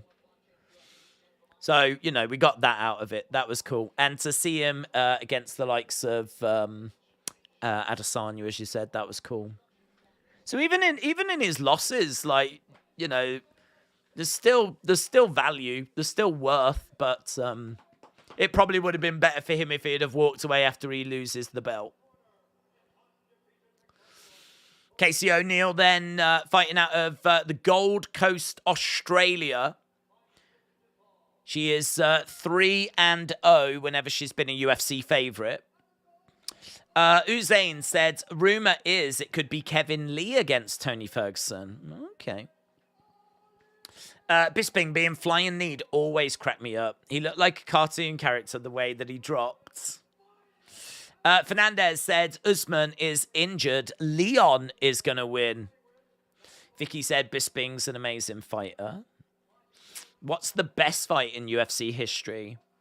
My go-to answer is probably the same as Dana's, which is Forrest Griffin against Stephan Bonner. Just because that was, they were in big trouble and they needed the Ultimate Fighter to work. They needed like that to really grab people's attention. And that is such an incredible fight that Dana tells the story of how people, they were checking the live views and it was just going up and up and up because that people were calling up their mates going, you've got to put this on. And, it just really revolutionized. It showed what UFC could be and what the product could do. And amazing. So there's maybe better fights technically, but I think that is an amazing fight. But what it means as well. But anyway, that's in the past, and we're focused on the present as we're underway between Maya and Casey. These two exchanging shots, and Casey is edging forward, throwing a few strikes, and as we said, Jennifer Maya, an excellent striker. Excellent striker, bouncing around on the outsides. Oh, man, look at that lovely little uppercut in there. She is a great boxer. She is one of the best, maybe the best in this division. And, she's getting through with some shots. against Casey. O'Neal coming in close. Lovely couple of counter shots there. It is, honestly, it's great to watch Jennifer Maia when she's letting her hands go. And again, trying to get a bit of head movement. Look at this. It's about a 3-4 shot combo coming in there by Maia. And look at Casey. She's being very cautious. I think she's definitely eaten a few shots and tasted a bit of the power as shot comes in there by Maia. Maia bouncing around Casey, trying to get a couple of shots through. Oof. Again, trying to get her head off the center line as she's edging forward. We've got Jennifer Maia on the outside. Maia stepping into the middle. Into the pocket. Gets a couple of shots off. Crowd making some noise as Maia is bouncing around on the outsides.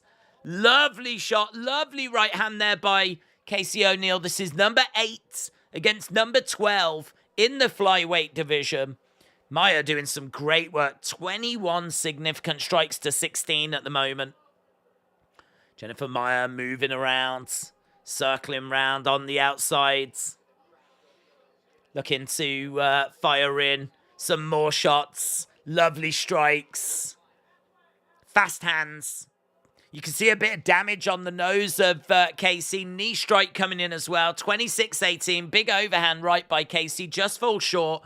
Lovely head movement here by Jennifer Maia. Again, circling around on the outside. Throws out a straight left and trying to get the right hand through. I'd love to see Maia actually go into, like, boxing. Imagine if we did Jennifer Maia against Katie Taylor. Because her boxing is really, really good. Really good. She's tagged up Casey. Casey has got a bit of damage on her nose. O'Neal coming in, trying to get a few shots through of her own. Maia, again, just stepping around. Good head movement there by Maia. 35 shots to 26. She managed to grab Casey, drives her back against the cage. And Maia coming back in. Good work there by Maia. Lovely footwork by Maia as well. Bouncing around on the outsides. Kick coming into the body there by Maia. We got just over a minute left to go. FaZe said, it'd be funny if Usman KOs Leon and yells, headshot dead. Bill Will, shout out to you. Casey thinks she can knock out Maia. We will see, said Francis. Well, she hasn't even come close. Knee strike coming in there by Jennifer Maia. Maia is looking real good. Inside leg kick there by Maia. Again, Maia bouncing around. Maia, you know, really good movement. She's being clipped. She's being caught. This is definitely Jennifer Maia.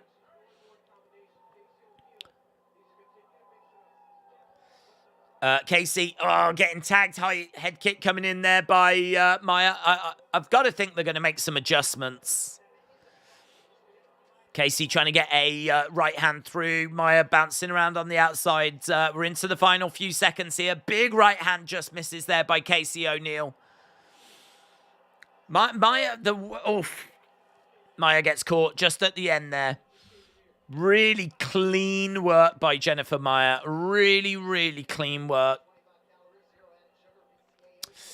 They don't care about you. They care about London, bro, said Jordan.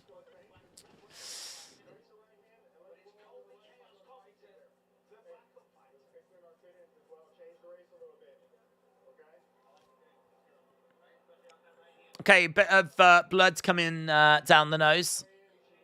Casey O'Neal looks a bit dejected here. Like, I don't think this is going to plan for her at the moment. Couple of shots getting missing there. Yeah, nothing clean landing in some of these exchanges. Shot just coming in, like something coming near, just falling a bit short.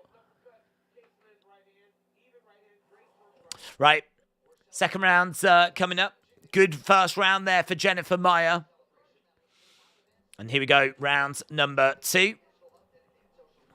Maia is dominating, said Jordan. 1-0 Maia, said Hashim. The nose is bruised. O'Neal is tired already, said Justin. 1-0 Maia, said J14. If you are watching and you've not left a like, leave a like. We are now just 155 away from our goal. We're trying to get to 1,000. Massive shout out to everyone that's joining us. Everyone that's left a like. We're 155 away.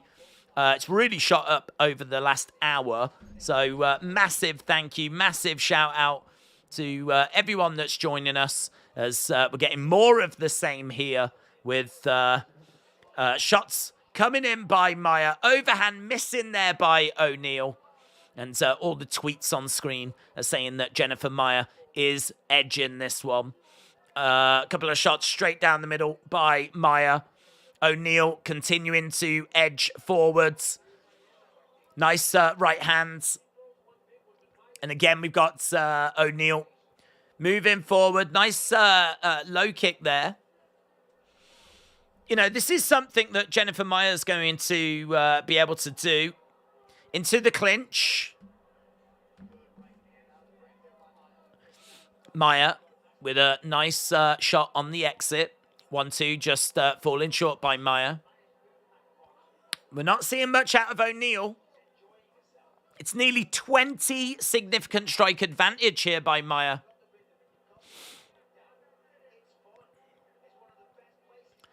Good head movement, good movement overall.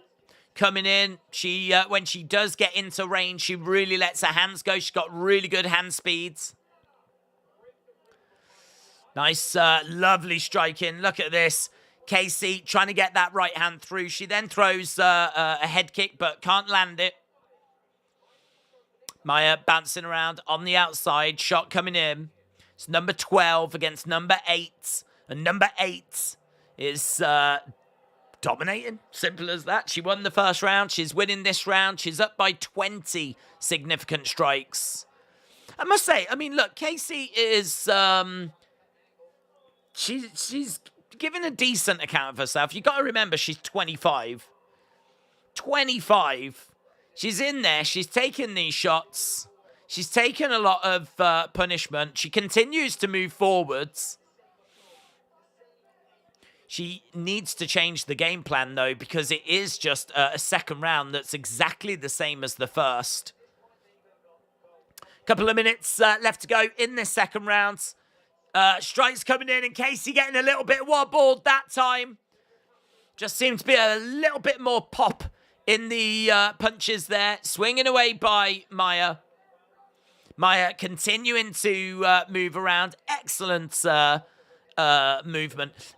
O'Neal has not done anything to really throw her off that rhythm. It would be good to see her trying to charge in and drive Maia up against the cage. Just really throw her off her rhythm. Just really disrupt that. Just kind of crash in there a few times. She's tasted the power of Maia. She's still showing a lot of respect. But she's got to go for something. She's got to try something. Now she tries for a takedown. But Maia reverses the position. She drives O'Neal up against the cage. We got just over a minute to go in this second round. Knee strike coming in there by Maia. Maia is 31 significant strikes ahead of O'Neal right now. Jonta says, head kick dead. Let's go, Rocky. Both fighters breaking away from the edge of the cage. Couple of shots coming in by O'Neal. We got Jennifer Maia on the outsides, throwing in a few shots. O'Neal back into the center. And lovely work. We're just seeing 55-38 significant strikes first round to Maia. 43-27 in this second round. 20-odd seconds to go. And it's going to be an easy 2-0 lead for Jennifer Maia as we go into the final rounds. Casey O'Neal is going to need a finish. And it is worth reminding that Casey O'Neal came in as the favorite. Maya on the outside again, getting tagged. Maya looking so crisp. Looking really, really good tonight. These women have got bigger hands and feet than days, said Bill Will. Is the main next, said AD. No. This is the second fight on the main card, so we've still got a couple of fights to go until we get to the main. It's getting not too far. We're probably looking, as soon as we're done here, about an hour away. Don't stop moving your heads. She's going to try and take you down, counter that takedown. Let's go finish her. Go for the finish.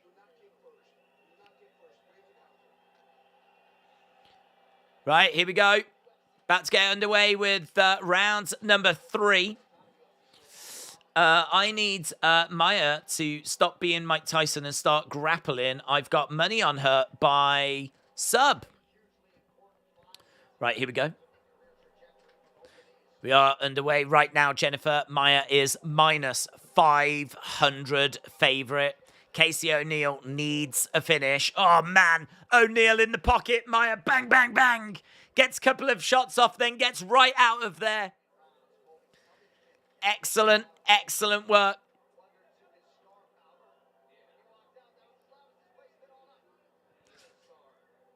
Kick coming in there by O'Neill. Maya getting some shots off, and O'Neill continues to move forward, though. Got to give her credit. Trying to get a clinch, but Maya reverses the position again, and it is O'Neill that goes up against the side of the cage. This is good for Maya. This is really good for Maya because she can control things from here. So she's got Casey up against the cage. And right now she can just get a bit of control time, and she doesn't even need to do anything in this round because she knows that she's got this round. But they break apart. Jab coming in. I think she knows that she's got the better of the striking exchanges as well. And Casey getting tagged up. So, this being said, this is basically a boxing match with 4-ounce gloves, and occasionally we'll see someone going in for a bit of clinch work against the cage, but yeah, unless Maya's going to get caught with something, this is looking very, very good for her. So, 109 significant strikes to 82. High kick coming in. What I would say is, it does feel like Casey might have just closed that gap a little bit, though. T995 said, even if Maya loses somehow, this has been satisfying. Seeing O'Neill get humbled. John said, Jennifer Maya is crazy skillful. O'Neill going against the cage. Yeah, she's done a great job. She's done a great job.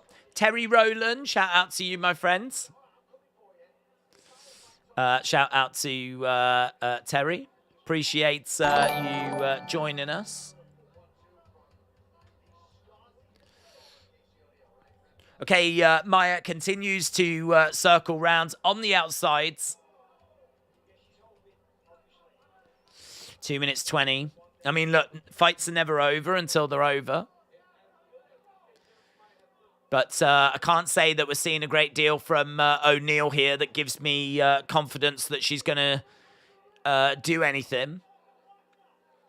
Maya continuing to move around. Jordan said Maya is such a big name. I'm surprised no one would know that she might be champ someday. Casey is going to ruin my 15k pot, said Bo. It's basically Maya versus the judges, says Daddy Dale. Yeah.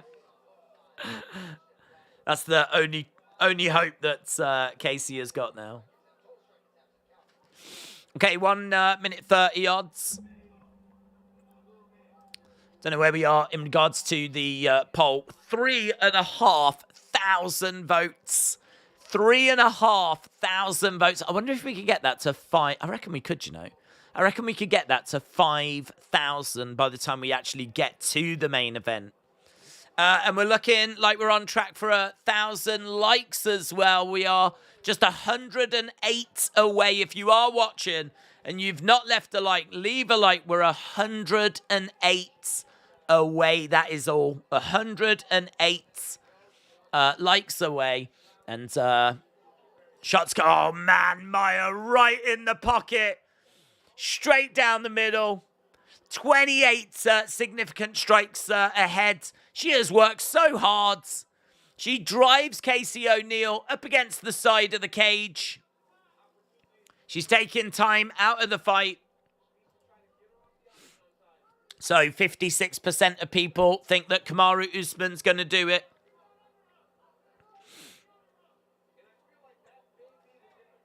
Maya grabbing the leg. 18 seconds to go. Looking for a takedown. I mean, in all fairness, she hasn't really caused Casey too much damage. It's not like we've seen Casey in big trouble. Casey continuing to move forwards. Casey looking quite dangerous. Casey just bringing some much needed aggression. Casey throws her hands up like there's no way she can believe she's won. No way she can believe she's won. Put your hands down. John Anik said, what Casey has shown is that she belongs near the top. I mean, for a 25-year-old, it is a great achievement. She's gone toe-to-toe with Jennifer Maia. And Maia has unloaded a lot of shots. But, and she, she stood in there. And at the end, she gave, quite a flurry back. But there's no way this is not an easy, straightforward decision victory for Jennifer Maia. DB, shout out to you, buds. When's the co-main? Co-main will be coming up after the next fight. Next fight is going to be Gunnar Nelson versus Brian Barberena. And then it is co-main after that. So we got 3 fights left. 3 fights left. Jennifer Maia.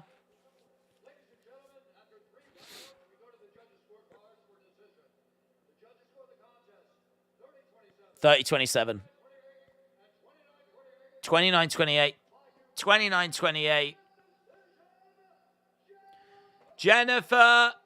Jennifer Maia gets the decision. 30-27. 29-28. 29-28. The judges tried to give Casey O'Neill a chance. We've got KSI in the crowds. Stormzy in the crowds. Joanna in the crowds. Joanna, big smile on her face. Got a fair few people in attendance tonight. Usman by flying headbutt. Maia wins, said Legend Killer. Right, next matchup. Gunnar Nelson against Brian Barberena. This is going to be our next one. It's been a lot of fights tonight. This is fight number 13 already. Fight number 13. So, win for Jennifer Maia.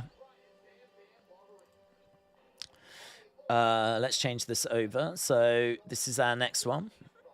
We're getting closer to the main event for anyone that's just joining us. So Gunnar Nelson has got karate striking, jiu-jitsu, good grappling. Is 9-5 in the UFC. Won last March against Sato.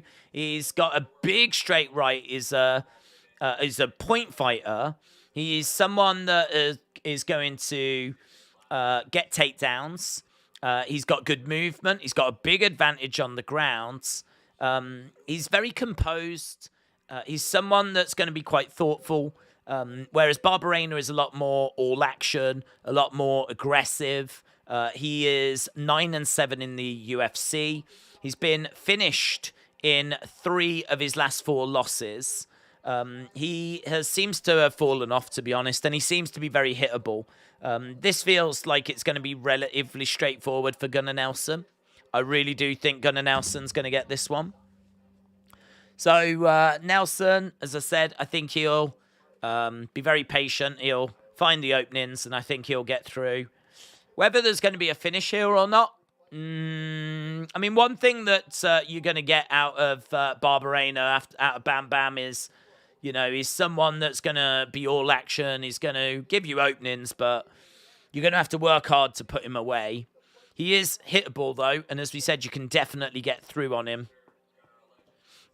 He has also, in the past, I don't know if he is anymore, spoken about retirement. So, I don't know. I don't know where we are with that. I didn't actually see too many interviews with him, so...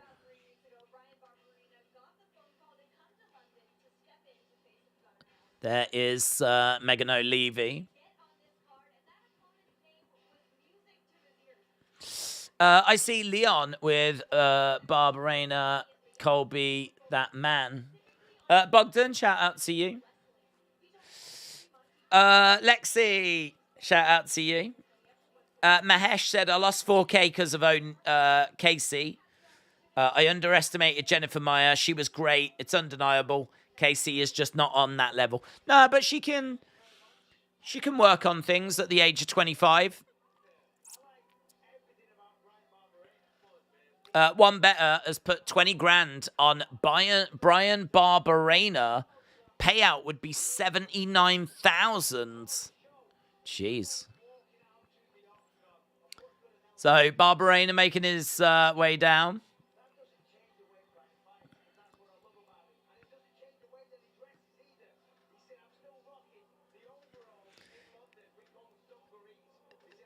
He's having a great time. He is having a great time. He is just enjoying himself. How about Tapology? Yeah, good shout. Good shout. We can do that whilst they're just making their way down.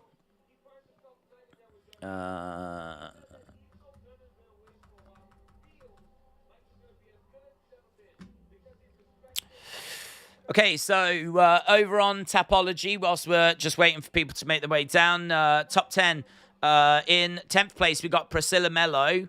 We've got Dada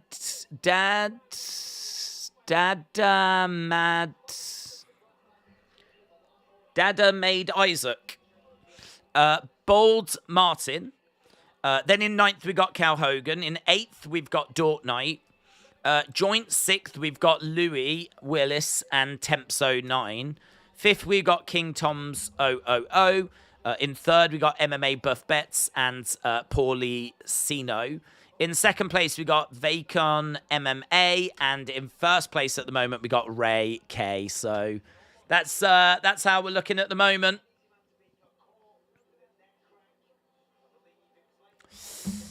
An 18-9 record doesn't inspire confidence, said King Huddle.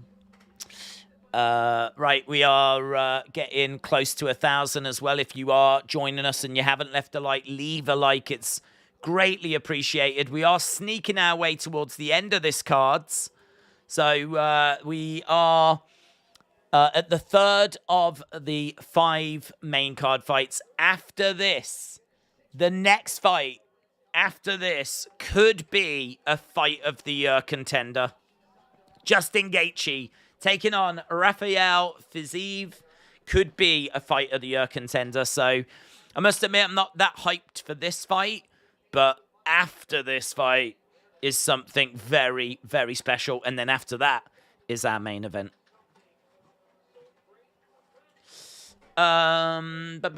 Where's shout out to you? Jacob, shout out to you as well.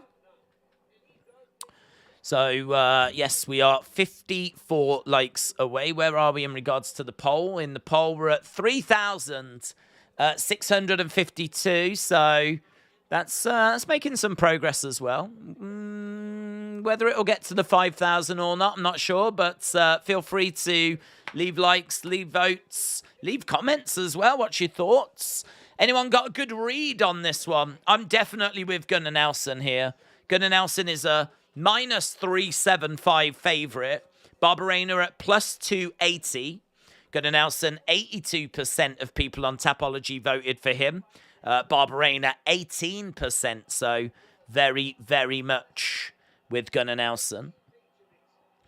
Rajesh said, Usman by jab shot dead. Look at me now. These fellas are going to throw down, said Pajman. Thought I went with Maya, but for some reason Tapology didn't, said Bonkers. T995 said, I hardly see any Indian UFC fighters. I've never seen a Somali UFC fighter. Of course, Ed forgot UFC was at the O2. Yeah, I think a lot of people will have, actually. I think this early start is going to have really caught a fair few people out. So, yeah. Here's Bruce Buffer. Right, it is full, as you can imagine. Crowd aren't going crazy like what you would expect. There hasn't been loads for them to go like crazy about. Next fight could do it. Next two fights obviously could do it. I think more fun will be Justin, says Seats in. He can take punches, and he's got a good low kick. I might be in the minority, but Barberena is bad to the bone, said Bob Bitchin. Gunnar Nelson, fighting out of Iceland, minus 360 favorite. 7-3 whenever he's been a UFC favorite.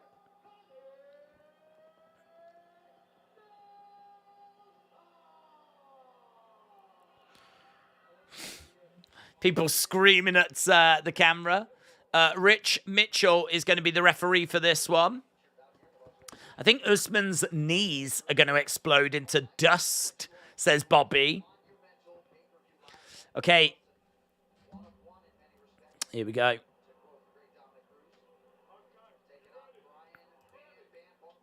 Both fighters into the center. Nelson bouncing around. Barberena on the outsides. Gunnar Nelson with that wide karate stance.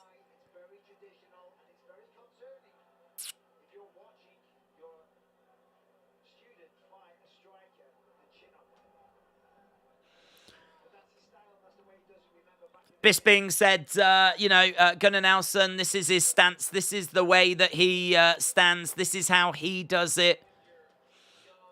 It does feel like the sport has sort of moved on from this, but...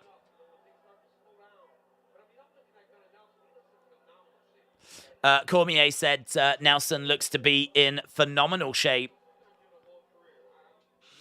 That lead leg is right there all night long, isn't it? Another heavy leg kick. As we've got the Icelandic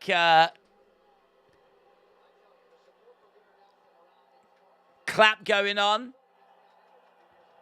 And loud noise inside the O2 for Gunnar Nelson.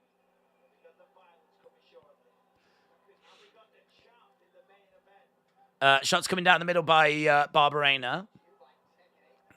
Nelson just not really getting going at the moment. As we said, he is very conservative. Gunnar Nelson looks like Jim Hopper from Stranger Things, says Retribution. He grabs a hold of Barberena and drives him up against the cage. Knee strike coming in there by Nelson. So right now we're in the clinch. We're over by the side of the cage. Gunnar Nelson in control. Couple of minutes gone so far. Barberena was getting more success, but that was really because Nelson is very conservative and wasn't really throwing a great deal. Facts are he's got bad knees. That's old news. It's just propaganda, said Miss Vicky May. Double underhooks by Nelson. Barberena up against the cage. Akashik Record said, do you like Manchester or Birmingham? Well, I like Birmingham because that's where my family are from. It's where I've lived and where I've worked and spent a good chunk of my youth. So I would go with Birmingham. Looking for a takedown. Nice takedown there by Gunnar Nelson. Really good work. So Nelson was able to get the takedown there on Barberena. Barberena is down. Gunnar Nelson on top of him right now. Little bit of wrist control here by Barberena. So we're down on the ground in half guards. And chest to chest at the moment. Nelson going about his work. Barberena trying to throw in a few shots. Forearm raining down there by Gunnar Nelson. So just over a minute left to go. I'm from Perry Bar. Oh, that's cool. Shot coming in there by Barberena. We've got just over a minute. And Nelson picking up plenty of control time. We've had 1 minute, nearly 2 minutes control time. 37 likes away as well from the 1,000. So, again, if you haven't left a like, leave a like. It's greatly appreciated. As Nelson is getting control time. I must admit, of all the fights on the main card, this was the one that I was not fearing, but just least interested in. And now he's trying to get a bit of ground and pound going, Nelson. He's trying to get a head and arm. He's trying to find a way of getting a finish. But no joy at the moment. He's fully mounted him, though. Shame he's not got a little bit longer to work, but he has fully mounted him. Looking for an armbar. He's got the armbar. He's got the armbar and he taps him. Yes. Ah, excellent. He taps him. Gunnar Nelson wins. Come on. He taps him and Gunnar Nelson in the first round, finding the armbar. It was the fight that I was least interested in on the main cards. And Gunnar Nelson picks up the victory in round 1. And next, we have got a banger. Oh my God. If you are a fan of MMA, you have got to be hyped for this next fight. You have got to be hyped for what is coming up. Justin Gaethje taking on Rafael Fiziev. This is a banger. Brilliant.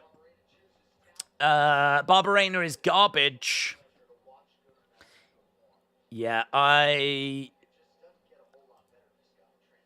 didn't really fancy Barberena to get anything out of that, to be honest. So it was a armbar, and Barberena loses. I mean, I don't know what his record is at the moment, but is he in danger of getting cut? Is 9 and 7, 9 and 8. I don't know what kind of streak is on at the moment. I don't think it's a good one. Right, where are we in regards to where's the Gaethje card? There it is.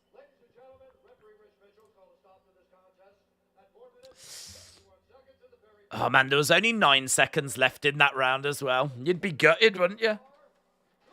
Gaethje always steps up, said John. The UFC ticket prices are really high in the UK. Yeah, really high. Apparently, they've done a 9 million at the gate for this. 9 million in tickets at the gate.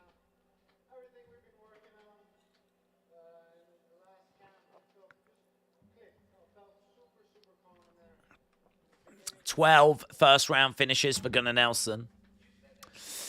Right, here we go then. Justin Gaethje taking on Rafael Fiziev. Gaethje is 23 wins and 4 losses. He's a striker that can wrestle, but he doesn't really use his wrestling enough. He's a live underdog for sure. 6-4 in the UFC, but his losses are against big names. Fights out of elevation. He's very much kill or be killed. His last fight, he lost to Charles Oliveira in round 1. It was very disappointing, but I mean, he brings the storm. He brings the fire. And as you said, he's kill or be killed. We don't know if he's starting to slow, and we don't know if there's signs that his chin is starting to give. He's took a lot of punishment. There's no two ways about it. He has took a lot of punishment, and it might be starting to catch him up. He needs to be relentless with his pressure. He's got incredible volume. He is throwing about, 7.4. Look at the difference there. Significant strikes landed per minute. Fiziev is 4.81. Gaethje is 7.46. It's like, compared to everyone else in this division, he is like, I think, top. His volume is sickening. Amazing volume. So he is someone that brings cardio, brings a lot of experience, brings a lot of volume. He's taken on Rafael Fiziev. Just showing some other people in the crowds. Miles Teller, Hollywood superstar, is in the crowds. Right. Rafael Fiziev is a top contender. Great striking. Good takedown defense. 6-1 in the UFC. He's on a 6-fight win streak. He trains at Tiger Muay Thai. There's a few cardio questions. He's very technical. He is going to be faster in every area than Justin Gaethje. He can sometimes get a little bit overly aggressive and kind of put himself in some bad situations. He's an excellent kicker as well. Both of these guys are undefeated in 3-round fights. Both are technical, but Gaethje does tend to just kind of throw that out the window a little bit and just go volume and just go a bit brawling. But yeah, this is two strikers with slight differences in their approach that absolutely love to go forwards, engage, and just bring a war. And this is why it could be not only fight of the night, but a fight of the year contender. This is going to be so good. Everyone better hold on to their butts, said Bobby. John said, this is going to be a banger. Jason said, let's go, co-main. Fireworks incoming, said King Hoddle. How many rounds is it? It's 3 rounds. 3 rounds. Mahesh said, for 15 minutes, I will forget everything and just enjoy the fights. Tim said it's hard to see Gaethje in a stinker. His worst fight, I remember, was against Melvin in WSOF. He has never fought anyone close to Justin Gaethje, though, said Jimmy. That's a good point. This is a step up, but this is number 3 against number 6 in the lightweight division. So lightweight rankings, and this division is stacked. It's been stacked for a long time, but Islam is champion. Charles Oliveira number 1. Dustin Poirier at 2. Then you've got Justin Gaethje at 3. Chandler's in there. I think is Beneil Dariush in there? And then you've got Fiziev at 6. Stacked. It is stacked. So video package just being shown.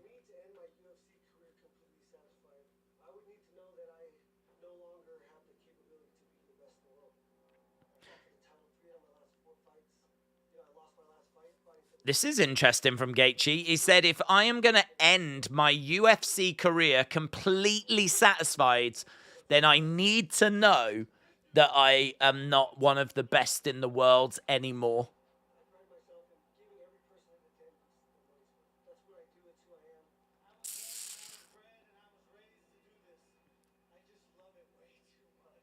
I was born, I was bred, I was raised to do this. I love it way too much, said Justin Gaethje. Oh my God, man. This is going to be so good. This is going to be so, so good.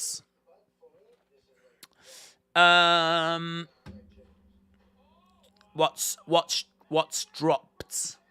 William, what's dropped?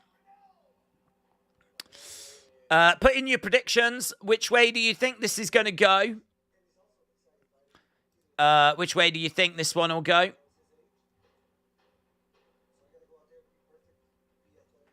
So we are just getting the video package at the moment.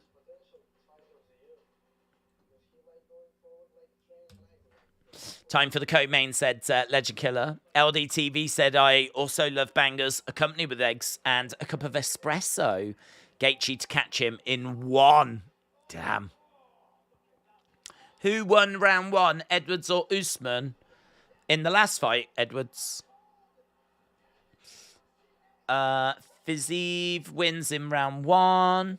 Justin will die in there. He's great, said Bob. Gaethje was bred. The Critic has got money on Justin. This is a long video package, isn't it? Long video package. Fiziev's name sounds like a discontinued soda from the 1960s. You didn't even say 60s. I made it the 60s.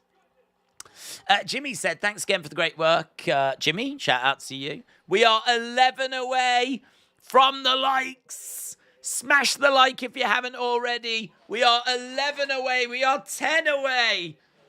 Come on, 9 away. My God, you lot love to tease, don't you? 8 away. Jesus, what's going on? 9 away. 8 away. We're 7 away. What's going on? Super slow. 5 away. 1 away. I never needed you at all. I never Now needed we're you. talking. Now we're talking. Boom. Massive shout out to everyone that's left a like. We always try to get to 1,000, and we do it just as the fighters are coming out for the co-main event. So Tim said 60s sounded better, actually. I thought so. I thought so. Isn't that mental? Look at that. Isn't that mental? How it was like going up by 1 and dropping down and then going up by 2. And it was all like, and now all of a sudden it's shot up by about 80. That's mental. That is mental. Did you all just wait or something? Was you all just waiting for someone to leave a like? Massive thank you. A big, big shout out to everyone that did that. It really is appreciated as we get to this co-main event. Come on. Wrestle with Andy said Hasbulla has been quiet ever since Fiziev called him out. Where is Hasbulla actually? I think it is true. He's scared, isn't he? I've seen him at Power Slap, but he's not around the UFC anymore. We should all unlike just for giggles, said James. Have you ever been to a UFC event, says Big Chungus? No, unfortunately not. I mean, obviously based in the UK, there's not loads that we get over here, but I must admit there's been a couple that I've really thought about going to and gutted that I didn't in the end. So, you know, I really wanted to go to Bisping and Anderson Silva. But sadly, there was quite a few times where just work got in the way. So, no, unfortunately not. And like now, because we do streaming, do you know what I mean? Like, I don't know if I ever will. I probably should go to one just to experience it live. But I don't know. I'm all right with like hanging out here. I'm all right with not going. Certainly with those ticket prices as well. But One of 8 active Arizona-born fighters. Gaethje making his way down. Lexi, shout out to you.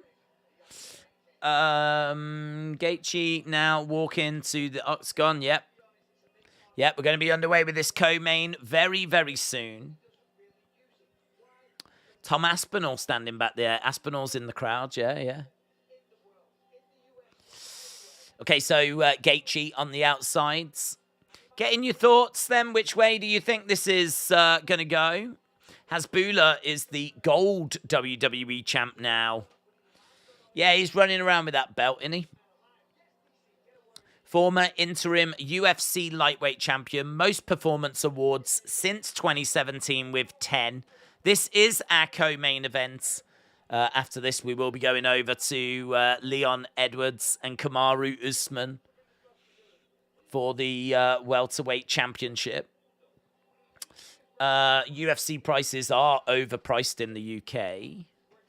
3 rounds favours Fiziev. Don't see him losing this one. Pretty favourable matchup, said Harry. Legend Killer said, this fight will be amazing. Justin said, Drew, the YouTuber Dober is going to win. Francis said, let's go. I've got Fiziev winning it. Yeah, I've got Fiziev. I think it is a big test, but I do think it's one that he should pass. Justin Gaethje is not an easy person to get past, though, at all.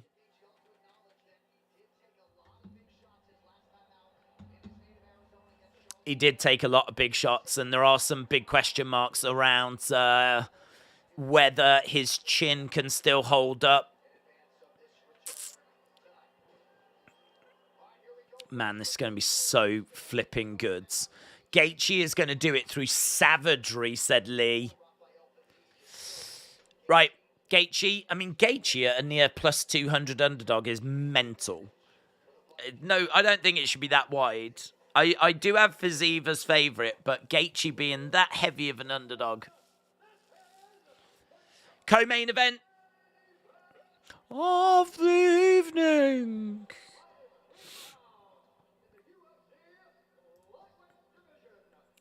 In first, fighting. Right. I went for Fizz in round 3, said James. You definitely should. I went to them back in the day. Atlantic City, Iowa, Alabama, and Cleveland, said Joshua. That sounds cool. Yeah, I mean, I already know I'd have a great time, and you know, the atmosphere would be insane. And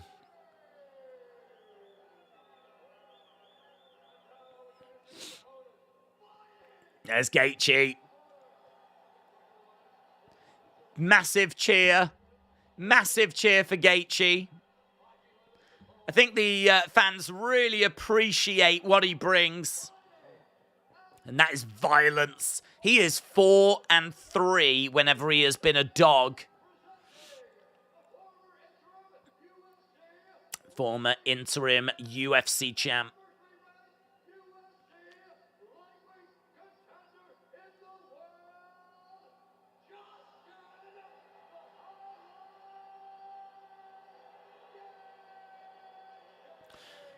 Right. Here we go.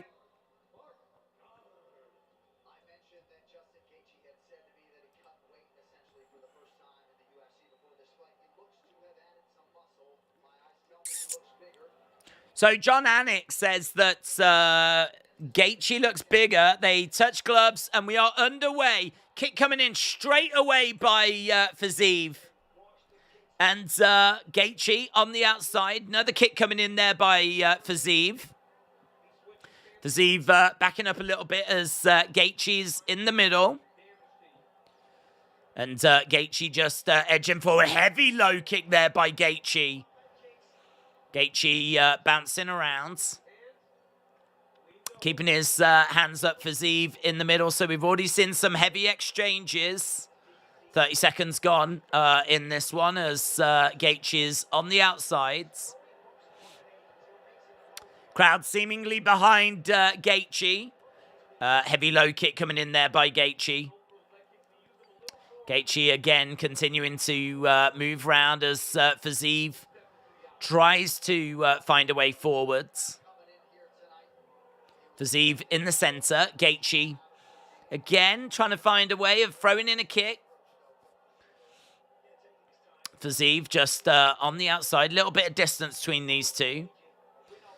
Gaethje again trying to find a way forward. Heavy kick coming in there by Fiziev. Another kick coming into the body there by Fiziev as well. Gaethje low kick just falls short. Oh, man. Heavy kick to the body, and he tries to throw a big right hand. Some of these hooks coming in by Fiziev look vicious. Oh. Yeah, these hooks are nasty, man. He goes for a leg kick and then whack. Oh, man, and they're engaging. Big shots coming in, and the crowd are loving it. Fiziev in the center. Kick coming in there by Fiziev. Gaethje bouncing around. Kick coming in, and he tries to, as soon as he takes that kick, explodes forwards. Trying to get an uppercut, couldn't land it. Gaethje again on the outside, coming in. That's lovely movement. Steps to the side, shoots in at an angle. That was great movement by Gaethje.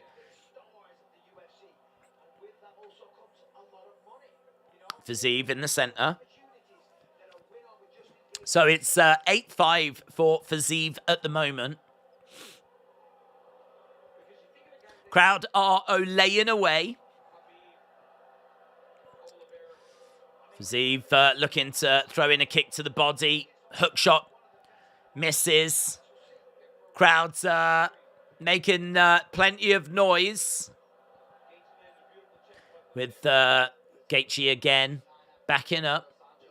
Big shots coming in. You can see the damage to the body of Gaethje.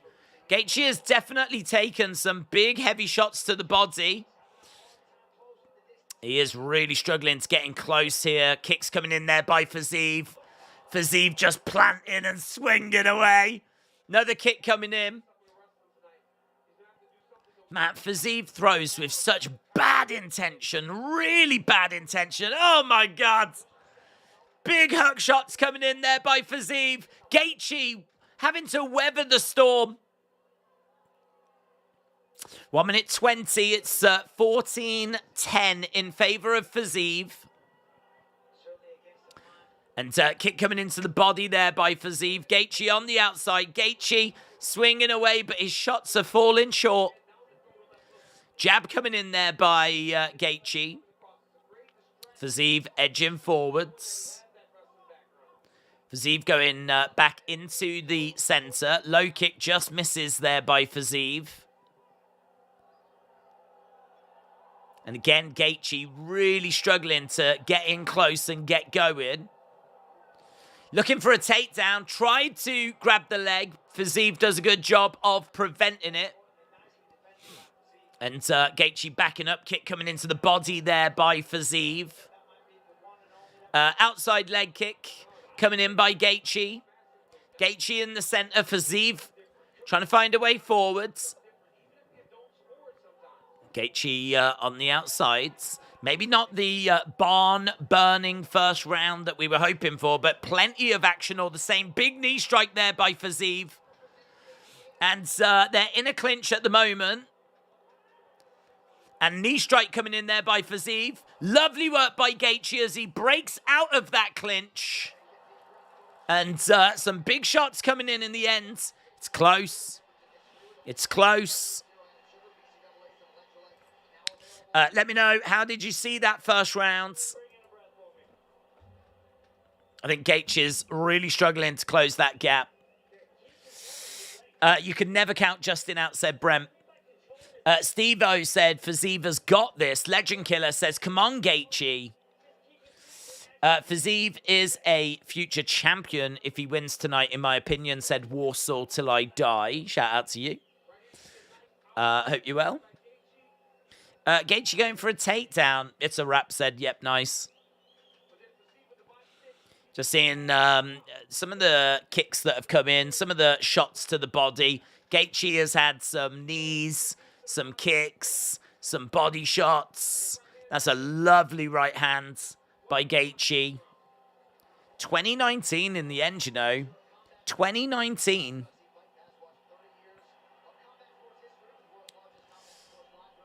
Right, here we go. Both fighters coming into the middle. Fiziev trying to find a way of edging forward. Gaethje on the outsides. Low kick coming in there by Gaethje. Fiziev standing in the center. He's talking to Gaethje. Don't know what he's saying, but they're into a clinch. And that's a lovely little hook shot as he exits, Fiziev. And nasty body shot as well. Fiziev switching his stances. Crowd again olaying away. So Gaethje trying to come in. Round was close. 10-9 to Fiziev. Speed of Fiziev is ridiculous. Aaron's got it 10-9 Fiziev after one as well. I think most people had it to Fiziev. Let's go. The boys are throwing heat, said Jamal Hill. Fiziev in the center. Ducks underneath a shot there by Gaethje. In the clinch. Knee strike coming in by Fiziev. So they're in the clinch at the moment. Gaethje exits. Spinning back fist there by Fiziev. Knee strike to the body there by Fiziev as well. And Fiziev's not happy. Claiming that there was an eye poke. So there is a slight timeout. So Bisping said that Justin accepted that he had done that. Yeah, it just grazes. It doesn't look like it's anything too serious. Either way, Fiziev is ready to go, and we are back underway. Fiziev continuing to switch stances. He's got excellent footwork, Fiziev. 7-3 in this round so far. Significant strikes in favor of Fiziev. Gaethje, Fiziev delivering so far, said Michael Chandler, just like we all knew that it would. Low kick coming in there by Fiziev. Gaethje standing his ground in the center. We've had 2 minutes of the second round. Heavy body kick coming in there by Fiziev. Knee strike coming in there by Fiziev as well. Fiziev in the center, taking the first round, I think, on a lot of people's scorecards. Low kick coming in there by Gaethje, but he misses with it. Gaethje on the outside, kick coming in. Oh, big heavy blows coming in there by Gaethje. Body kick coming in there by Fiziev. Gaethje backing up a little bit. Jab coming in. Lovely right hand there by Gaethje. Body shot and a knee to the body by Fiziev. But Gaethje unloads a flurry of strikes as counters. I tell you what, it's really hard for anyone to stamp their authority on this fight. Heavy kick coming in, but then a hook shot back by Gaethje. Bisping said this is what we expected. Right now it's 15-12. Islam Makhachev's watching. He said non-stop action. And then he put UFC 287.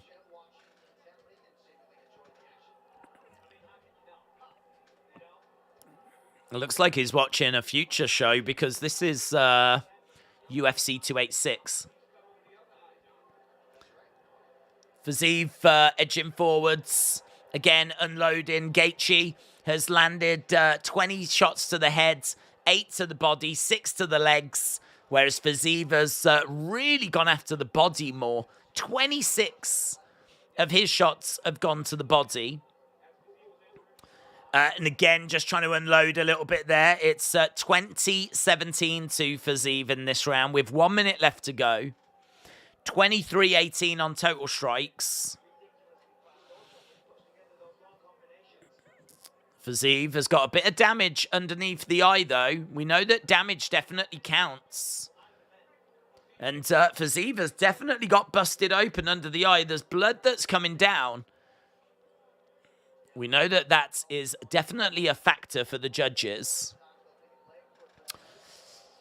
Right, we've got Fiziev trying to find a way forward. Kick coming in. Oh, Gaethje sort of left himself open there. Fiziev trying to get a left hand through, but no joy.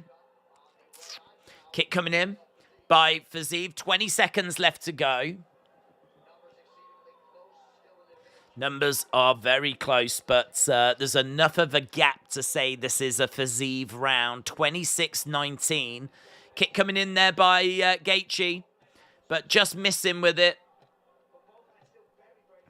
Kick to the body, and Gaethje trying to throw a big body shot in, but he misses. Wow. Looking for the liver shots. Looking for anything. Khabib from the future. That's why he's the GOAT, said Dortnight. Trevor smiling as he's watching his fighter take a beating. Fiziev edge in round 2, says Michael. Yeah, I mean, look, definitely if you look at their faces, Fiziev is the one that's more damaged. Gaethje looks all right, but Fiziev has got like a black eye. He's got marks under his eye. He's got a cut up here as well. Gaethje looks fine. Gaethje looks exactly the same as when he first walked in. Live odds have got Fiziev at -175 and Gaethje at +140. Right, here we go. Gobble T Booker said, watch for the takedowns in round 3. Here we go. Here is round 3.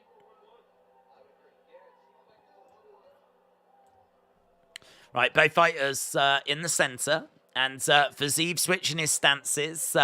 Coming up after this is our main event. Oh, lovely right hand. Big right hand by Fiziev. Hook shot. Rocks Gaethje. And he takes it. He absorbs it. But Gaethje doesn't look quite right. Big kick coming in. Another kick as well. I think Fiziev has really hurt Gaethje. I think he's really hurt him. In the clinch, knee strike there by Fiziev. Tries to throw some shots back. Fiziev looking for a big shot. He's definitely rocked Gaethje. Definitely rocked him. Goes in for a big right hand. Couldn't land anything, Fiziev. Kick coming into the body. Gaethje on the outside, trying to step into the center. Trying to look for a little uppercut. Fiziev moving forward. Gaethje on the outsides. Kick coming into the body there by Fiziev. Trying to go for a hook shot. No joy. They're tying each other up at the moment. We got 3 minutes 30 left to go. I think this is a 2 rounds to Fiziev. And he really rocked Gaethje at the start of this round. Kick coming in there by Fiziev. Gaethje throws in some shots. Hook shot coming in there by Gaethje. Gaethje trying to grab a hold of Fiziev. He's got a leg. And he tries to throw like a overhand right, but couldn't really connect with it. Really, really interesting rounds. Final few minutes. Gaethje's got to know that he's losing. Jab coming in there by Gaethje. And again, getting through with the jab. Fiziev, oh, lovely right hand. Gaethje gets rocked. Gaethje backs up a little bit. Kick coming in. Couldn't land it. Fiziev trying to get a kick in again and follow it with the right hand. He does land a leg kick there, Fiziev. And Gaethje getting backed up, but a lovely counter strike. Fascinating. Absolutely brilliant action. Jab coming in there by Gaethje. It's 17-14 in favor of Gaethje in this round. Again, swinging away. We got just over 2 minutes to go. Kicks coming in. Gaethje is getting the better here of Fiziev now. I think Fiziev might be slowing down. That's a big overhand right by Gaethje. We are under 2 minutes. Jab, uppercut, looking for the uppercut. Fiziev covering up. Fiziev just doesn't seem to be offering as much going forwards as he was in the previous rounds. Jab coming in by Gaethje. Gaethje's cardio and conditioning is holding up. It's 25-17 for Gaethje. Shot coming in there by Fiziev. We got 1 minute 30 left on the clock. Output is fantastic. Look how close this is. 63-62 on significant strikes. Both guys very close on leg shots as well. Fiziev, though, 40 shots to the body. But you can see that Gaethje, 47 shots to the head.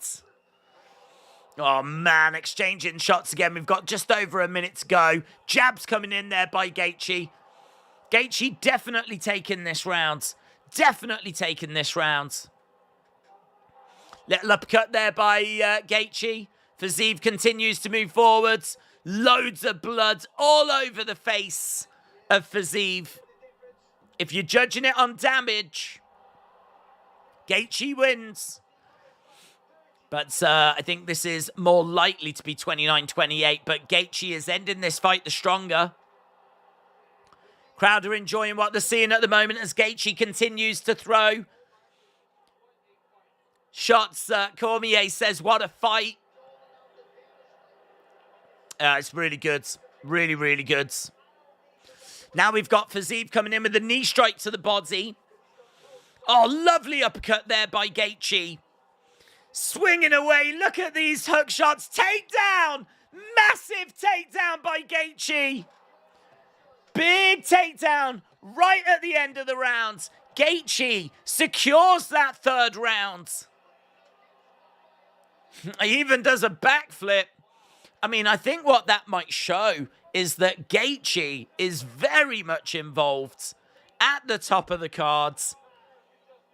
Maybe the talk of the decline was premature because Gaethje has just showed up and showed out, but it still might not be enough. It's a big third round. He definitely takes it on damage, but I think it's probably going to be 29-28 to Fiziev. But let me know in the chat. Let me know in the chat. Man, look at that uppercut as well. Look at the spittle.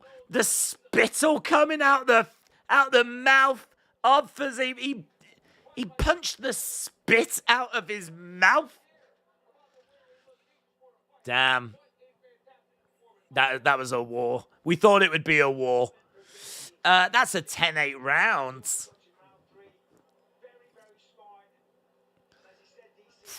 That was a great fight, said Jacob. Yeah, I mean, easily fight of the night. Easily fight of the night.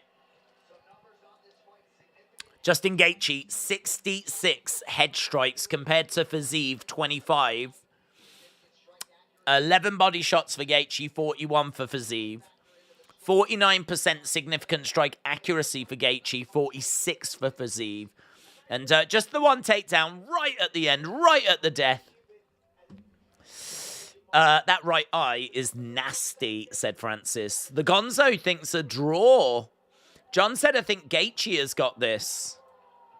Look at that eye. It's messed up. It is messed up. Okay, here we go. Judges' scores.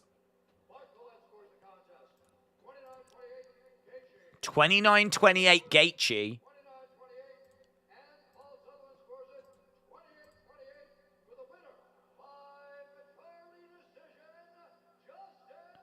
Wow, Justin Gaethje gets it by majority decision.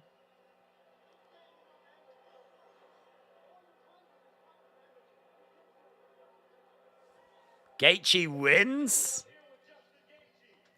by majority decision. Cormier said, Justin Gaethje, you are my hero.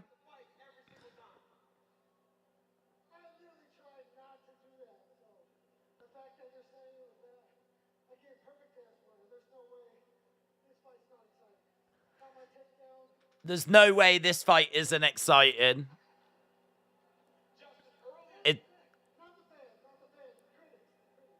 It's very exciting. There we go. Gaethje wins. The damage seems to be really, really important. So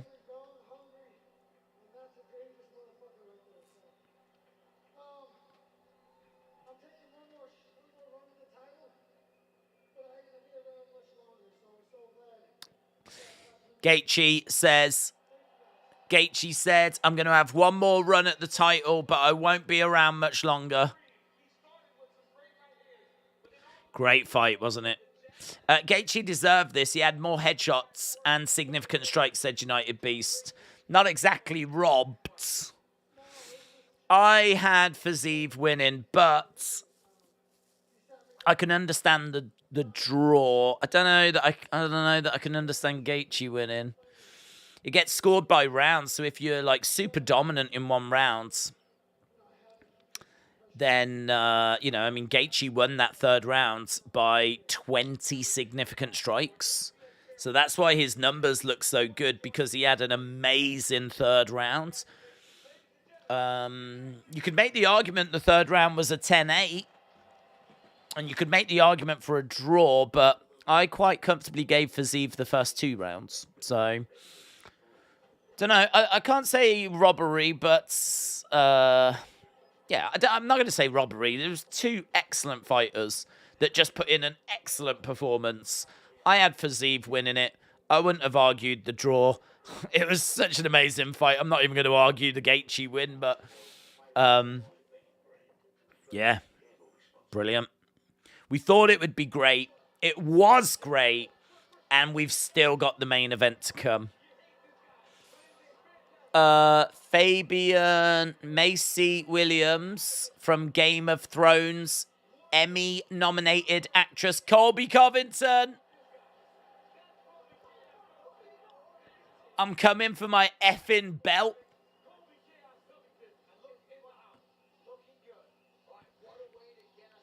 Colby Covington has got a message for the fans. I'm coming for my effing belt. Right, the time has come. Here we go. Leon Edwards. 6th most top position time amongst active UFC welterweights. Right, let's go, Edwards. Delfino, shout out to you, buds. Joe said it's never a robbery when you allow the judges to cut the fight instead of knocking the other person out. Colby is always entertaining, said Jay. Main event, let's go. Yeah, I mean, look, what do you say about this? Leon Edwards, well-rounded, great elbow strikes, 12-2 in the UFC.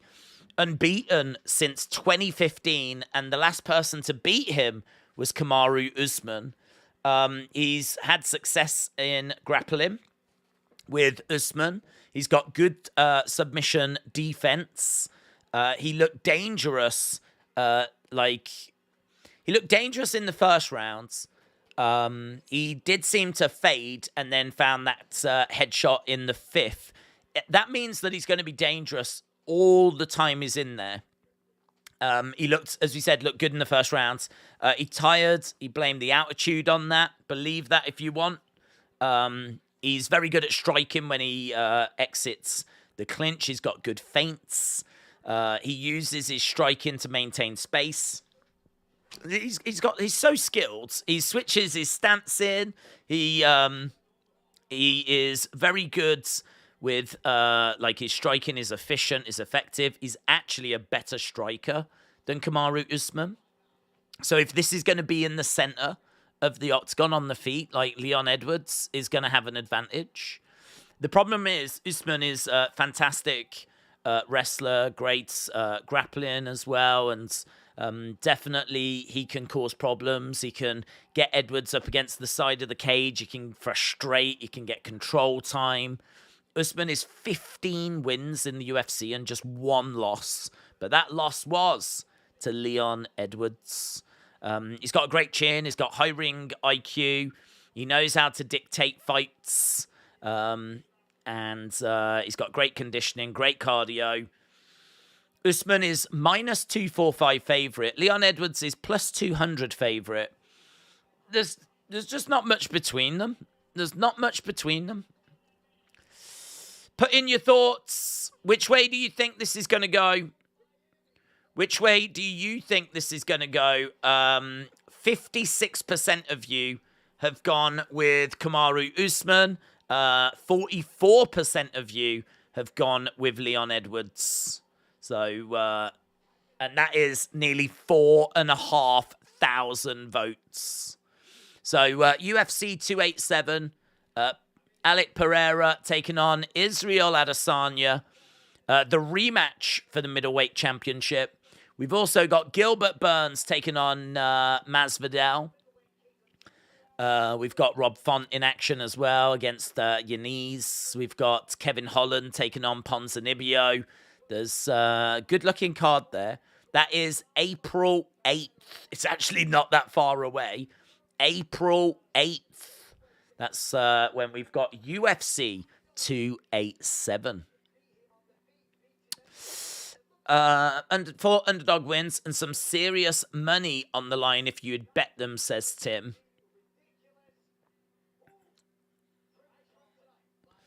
Yep. So Gaethje was able to win. Maya was able to win.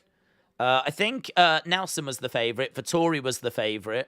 But so far it's 2-2 with underdogs and favourites on the main cards. So which way is this going to go? The champ, Leon Edwards, is the underdog at plus 200. Kamaru Usman at minus 245. We've had 4,500 votes. 56% of you think that Kamaru Usman's going to do it. It's very, very close. There's definitely a good chunk of support for Leon Edwards. And we are going to the video package now for our main event. James, shout out to you. Been Orton talks internally over the past week. Very good. It'd be great to see him back. There's been a few rumors of him looking for like ring gear and stuff. So I could definitely see him making his way back relatively soon. Whether he makes an appearance at WrestleMania or not, I'm not sure. But that's good news. I felt like Volkanovski beat Islam. What about you?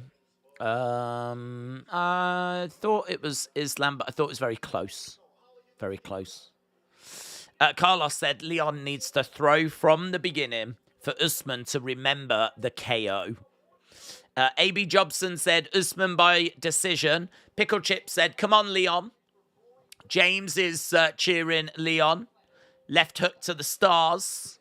Macca said, who have you got, Edwards or Usman? I'm leaning Edwards. I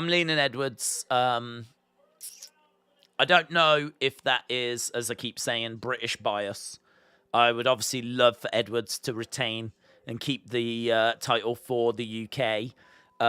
Just feels like quite a special time for UK MMA. And I think to have a champion would be brilliant. So we've got a champ, but he's just got to get past one of the pound-for-pound greats. So yeah, I don't know if that's playing a part, but Leon Edwards looked good in that first round. He looked good in that first round. He hung in there for the rest of the fight. He's always dangerous. He found a kill shot in the fifth.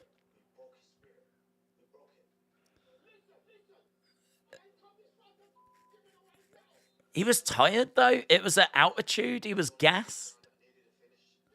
Leon said, I knew I needed a finish in that 5th round. And we could be in the same situation where Edwards needs a finish in the 5th. And honestly, he could find it. He is a very, very highly skilled fighter. Usman will stop Edwards with a headbutt to the leg, said Rusted Cruel Nail. Ledge Killer, shout out to you. Leon will shock the world and the UK fans behind his back and still, said United Beast. Usman, Edwards. Usman for the heart, for the brain. Edwards with the heart, says Aaron. Yeah, it's probably a really good way of putting it. Edwards got boosted by winning the belt. I think we see a different Leon tonight, says Matt. Hanging in there isn't good enough, says Miss Vicky May. No, that is true, but it was at altitudes. And Edwards has been very honest in saying that, you know, he was gassing out because of it, and it affected him more than I think he realised it would. We're not at altitude tonight, so he's not going to need to hang in there. Or at least shouldn't have to hang in there as much. Obviously, if we're going to be going into a 5th round, you know, going 5 rounds with Kamaru Usman, that's just never going to be comfortable. So I'm sure there are going to be some moody moments, but can he find another finish? Or can he at least this time get a few more rounds so that he can get the decision? Don't forget, we're in the UK. You know, if we go to the judges, I would imagine they'll look quite favourably on whatever Edwards did. So, time for speculating is done. It's time for ring walks, and it's time to get an answer. We are just seeing a couple of people talking. Don't know what channel that's for. Kamaru Usman then is about to make his way out. Here is Usman. Put in your thoughts. Put in your thoughts. Final thoughts. Which way do you think this is going to go? Who is going to leave as the UFC Welterweight Champion? Who is going to leave as the UFC Welterweight Champion? We've had 4,500 votes. We'll get rid of the poll, so got a bit more space. I mean, Islam was in Australia over a debatable win over Volk. Didn't get that decision. The ring music is funky, said Retribution. Kamaru Usman, future Hall of Famer, one of 5 Nigerians in UFC history, making his way down. Obviously, the crowd being very hostile to Usman. I think this...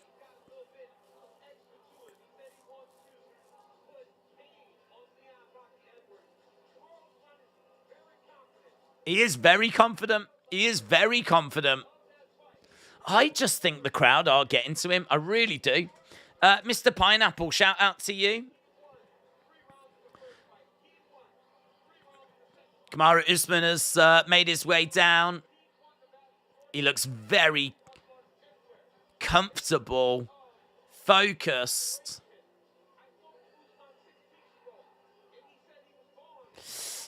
One of them two should win, said Bonkers. Leon Rocky Edwards, a real-life Rocky story. Usman, no doubt, said Robert. Vicky said, hopefully this is another fight of the night, not another boring Usman fight. Supremacy said Leon Edwards. Dean said Leon via striking clinic. Steve-O said Edwards with the dub. Darren said Usman is going to punish this man. Scott Birmingham says Edwards. Under 4.5 rounds is a lock. Kamaru Usman, third most title wins in UFC welterweight history with 6. Fourth most wins in UFC welterweight history with 15. Kamaru Usman, a future Hall of Famer. Stepping inside, is saying a few words, saying a few prayers. Usman has got a real dirty look on his face.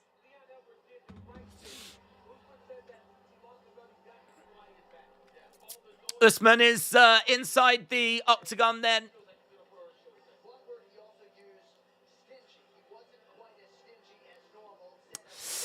Prayer for Edwards. He needs to humble Team Ali, says Supremacy Abdel. This parlay is going to hit, said Jose. Right, lights have gone out. Usman inside the octagon. Time for Leon Rocky Edwards to make his way down.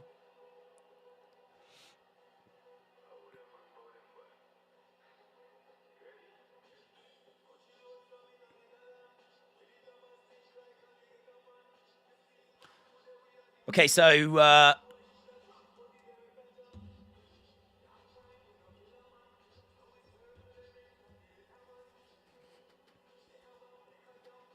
it's a great scene. So many people inside the O2. And there he is. Leon Edwards. The reason why this pay-per-view is here. The second champion to come from the UK after Bisping. Rocky chants.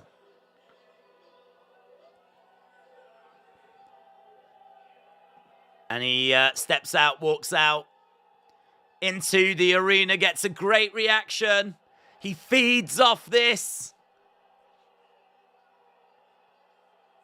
O2 Arena erupts for Leon Edwards. A homecoming for the ages, says John Anik as Leon Edwards I never needed you at all. makes his way down. James said, have you ever noticed when long-time champs or undefeated fighters lose a fight, another loss is quickly behind? Fedor Aldo Anderson.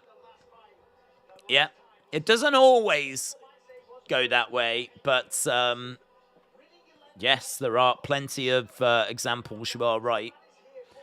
James Wagner, shout out to you.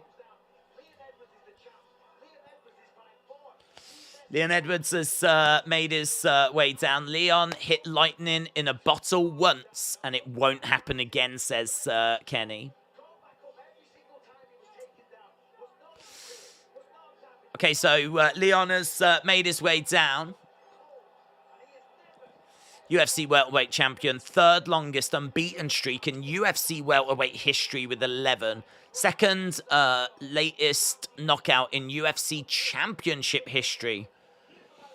4 minutes, 4 seconds of round number 5. Leon Edwards then getting inside the cage. Big cheer for Leon. Come on, Usman. Let's go. Edwards to win by knockout, technical knockout, plus 450. Edwards to win by decision, plus 450. Usman to win by decision, minus 115. Huge, huge, huge. What does Bruce's suit look like? He didn't change. It's been wearing the same thing all night. It's like a grey suit with like a blue kind of collar.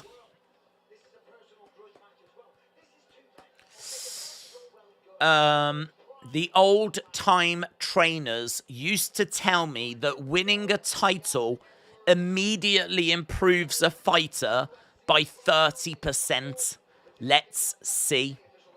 That's Teddy Atlas. Teddy Atlas has put a tweet out saying the old-time trainers used to say that winning a title improves a fighter by 30%. Let's see.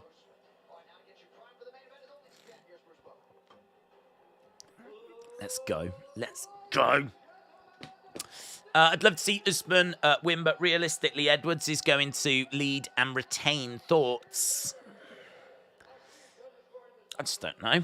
I think my heart says Edwards, and my brain just doesn't know. Because I can see paths to victory for both. I really can.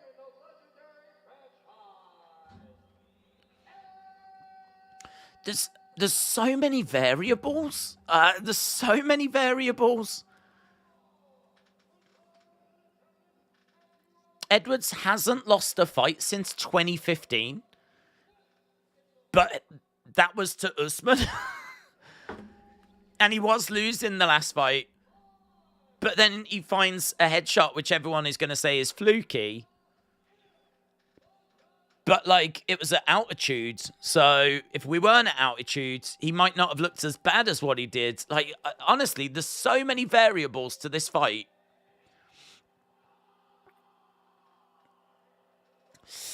Leon Edwards. I don't think McGregor's ship will sink anytime soon, says Lorenzo. At this point, they have seen everything they have to offer, says AB. Leon is still living rent-free. Edwards has never lost in the UK. That's a really good point. He hasn't. Apparently not even on the amateurs. Chris, shout out to you, my friends. Wow, really appreciate the support. Chris said, thank you for all that you do. I am a totally blind grappler and have been following you for years. You are the best. Oh, Chris, really appreciate it. I never needed Chris you. Carter, shout out to you. I really hope you enjoy this main event. I never needed you. I can tell you that Usman has just got his intro and he has gone right over to Leon Edwards. Leon Edwards, quite happy to stare him down. And now Leon Edwards is getting his introduction. Big Raw. Leon just getting a little bit of water. 3-1 as a UFC dog. Leon putting his hands out. O2 giving him a great reaction.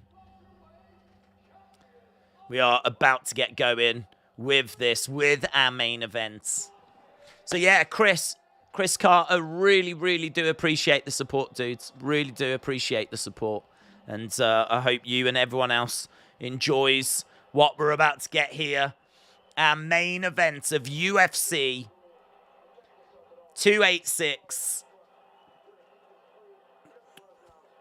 Okay, they step into the center. They don't look eye to eye. Usman goes low. Edwards stays up, just kind of looking around. They don't engage in any sort of contact. And we are going to get underway with this very, very soon. Our main event. Both fighters back in their own corners. Let's go. Let's go. Here we go. Both fighters go into the center. We've got Usman in green. We've got Leon Edwards in black shorts. And we've got both fighters. Leg kick coming in there by Edwards. So Edwards landing a leg kick to get things started. Edwards has got really good movement. We know that he's good in the center if it's going to keep it standing. He is the slightly taller fighter as well. So Usman in the center. Kick to the body there by Usman. And Usman just steps in and Leon tries to let the hands go. Jab coming in there by Leon. Leon stepping to the side. Kick coming in by Usman. So far, it's Usman that's just got a 2-1 lead with significant strikes. Jab coming in there by Usman. Usman trying to come in and grab Edwards. But no joy. No joy. Edwards knows that he needs to stay on the feet. Rocky chants from the crowds. It's quite cagey for the first minute and 20-odd seconds. Jab coming in there by Kamaru Usman. Usman backs away a little bit as Edwards circles round to the side. There's a lovely right hand there by Usman again. Kick misses there by Usman. Edwards trying to find a way forwards. It's being, again, very calculated. Low kick coming in there by Edwards. You've got to think as well that Usman's got it in his head all the time that at some point this flipping kick could come in. And we are seeing head kick dead chants. Head kick dead chants from the crowds. And Edwards getting backed up a little bit, circling rounds. Usman standing his ground in the center. 4-4 when it comes to significant strikes. Lovely jab there by Leon. Great jab. Hook shot misses into the clinch. But Leon is able to keep Usman away. Edwards on the outside as Usman continues to come forward. Leg kick coming in there by Edwards. We've had 2 minutes 40 so far. There's not much in it. Shots just out of range there by Kamaru. Edwards again on the outside. Crowd are olaying away. And we've got Edwards trying to change levels, or at least feinting at changing levels. There was the head kick, but it's blocked. It's blocked. I don't think Edwards fully committed to it, but he's definitely just showing it. And again, feinting with it, and he circles round. Kamaru is the one that is taking the fight to Edwards. Oh, heavy kick! Kamaru Usman felt that. Big kick to the midsection. I think Kamaru was trying to catch the leg, but I think it definitely got through. Yeah, Bisping said he's masking that. He definitely felt that body kick.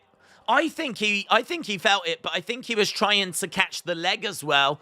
But the optics definitely didn't look good there for Usman. He got kicked to the body and he really reacted. Right now, he's managed to grab Edwards and drive him up against the cage. So right now, Kamaru Usman has got Edwards by the cage, but Edwards breaks away. Referee coming in, wants a timeout,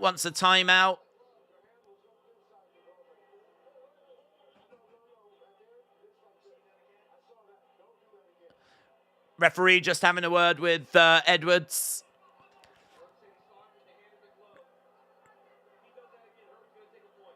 So he's apparently had his hand in the glove of Usman, and he said, don't do that. Do it again, and he'll be losing a point there. We got 40-odd seconds to go. Right now, Leon Edwards, 14 significant strikes to 9. Biggest moment in this round was that body kick. It feels like it's an Edwards round. There's really not much to separate them.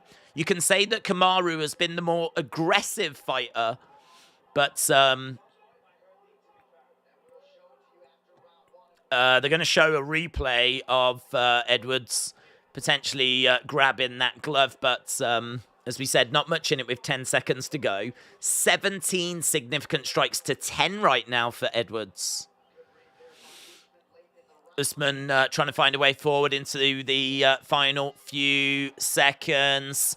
Edwards says a few words to Usman as he walks off. Okay, first round, Edwards. We've been here before. Just like the last fight. The thing was, he faded in round 2, round 3, round 4, and we were told that was due to the altitudes. Is that what we're going to see now? Are we going to see him start to fade, or is he going to give us a second round like the first? I mean, in all fairness, he didn't use up loads of energy in that first. It's Leon's time, not Usman's time. Scott Birmingham says 1-0 Edwards. Right, here we go. Round number 2. Round number 2.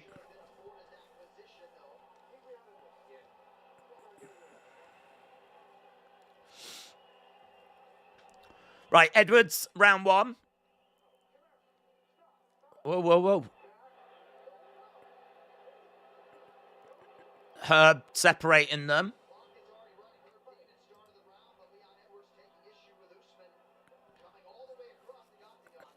I don't know what that was. The clock started to... I don't know what that was from Herb Dean. So the clock had started.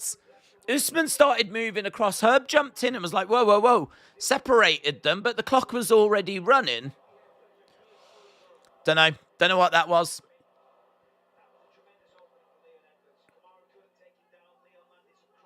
Yeah, they're saying that Kamaru tried for a couple of takedowns, couldn't do it.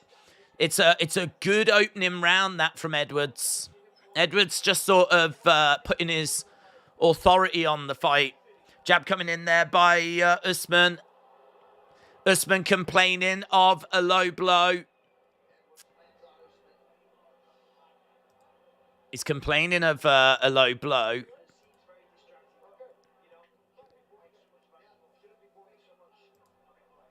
Bisping saying that he thinks that Usman is a little bit distracted. Usman trying to find a way forward then. We are back underway.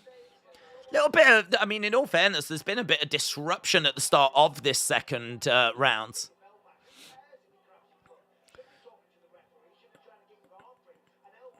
Kick coming into the body there. That kick has definitely worked in the first round. And it's heavy. It is a heavy body kick that Edwards has got. And he goes after the leg as well. Good speed this by Edwards. And he's circling around on the outside. Makes a bit of mistake there as he comes in and gets jabbed. And tries to get hook shot in. Edwards again on the outside. Knee strike coming in. Hook shot there by Edwards as well. Edwards getting through on Kamaru. Oh, into the clinch. Body shot coming in there by Kamaru. 2 minutes gone so far. Really good work this by Edwards. Really good work. Nice kick coming in there by Edwards. Oh, jab there by Kamaru. Kamaru grabbing Edwards, looking to try and get him down. He's managed to get round the back. Kamaru very, very quickly has grabbed Edwards, took his leg out from underneath him, got round the back. Now he's throwing in some shots. Edwards has got up to his feet. He's having to take some shots here, but Edwards reverses that position. Brilliant work by Edwards. Brilliant work by Edwards. Edwards looks for a takedown, but it's stuffed by Usman. Ooh. Usman looking for a guillotine. Usman trying to get around the back of Edwards. He's got to get back up to his feet here, Edwards. He's over by the side of the cage. The round was going quite well, actually, but we've just had a little bit... Now he's getting hit there by Usman. Oh, a lovely counter by Edwards, though. Great work. Kick coming into the body by Leon. Leon circling rounds. This is a Usman round. We got 1 minute 29 left to go. It's 23 significant strikes to 14 for Usman in this second round. Definitely some good moments for Leon, though. Jab coming in there by Usman and a shot coming back. Usman in the center, kick coming into the body there by Leon. Outside leg kick coming in by Usman, and Edwards backing up a little bit. Shot coming in. 23-14 is where we are. So, first round, Edwards. Second round, Usman. This is going to be the concern because we are following the same pattern as the last fight. I actually thought Edwards looked quite good in this second round at times, though. But this second round may just give Usman some confidence and really bring him into the fight. Usman has got Edwards backing up a little bit. Edwards has landed 17 of 17 leg kicks. Usman trying to come forward. Edwards backing up a little bit, staying out the way. He's clearly got a game plan. And shot coming in there by Usman. Usman throwing some big shots on Edwards. Edwards fainting. Kick coming in, and that is the end of the round. Edwards stares at Usman as they both walk away. 1-1. Oof. Lovely body kick there by Edwards. Edwards definitely had some moments in that second round. And in all fairness, that second round is not that wide. In the end, it was 25-20 on significant strikes. So it is 1-1. All right, at least I have it 1-1 as well. I do agree. Usman is boring, said Jake. Richard said 19-19. That was Usman rounds. Tim said close fight. Asher said the longer this goes, Usman is going to win. Leon, the Jamaican Lionheart Edwards, said supremacy. It is 1-1. Live odds have actually got it. Plus 115 Edwards. Minus 145 for Usman. That makes it closer than when the fight began.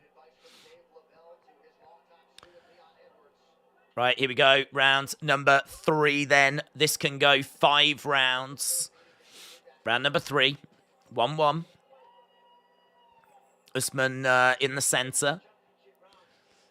Significant strike accuracy. 74% for Leon Edwards. That is amazing, isn't it? That is amazing. He is being very, very efficient. Very efficient. And that might help him as we go deeper into this fight, because he is not using up so much energy. You know, Usman has thrown 100 significant shots, but only landed 36 of them, whereas Leon has thrown 55 and he's landed 40. Lovely takedown there by Usman. Leon Edwards finds himself down on his back. That was really good there by Usman. That was really good. Aaron said 2018 Edwards. Phil Murphy has got it 2018 Edwards as well. Paul has got it 1919 though, so quite a few people seeing it as 2-0 to Edwards going into the thirds. I am probably, well, I am 1-1. I am 1-1, but there's people out there that are seeing it 2-0. Usman trying to get round the back of Edwards. Edwards is back up on his feet, is over by the side of the cage. Usman is working really hard. Leon is being accused of grabbing the fence. That could be a point. He's waiting to look at a replay here, Herb Dean, I think. He's looking at a replay. He does grab the fence.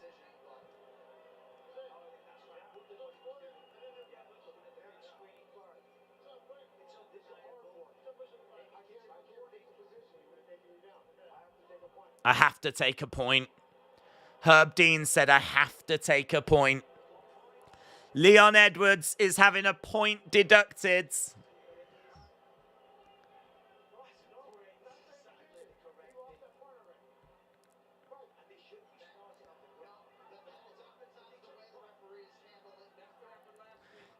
So, okay, is that the point deducted? They haven't gone back to the position.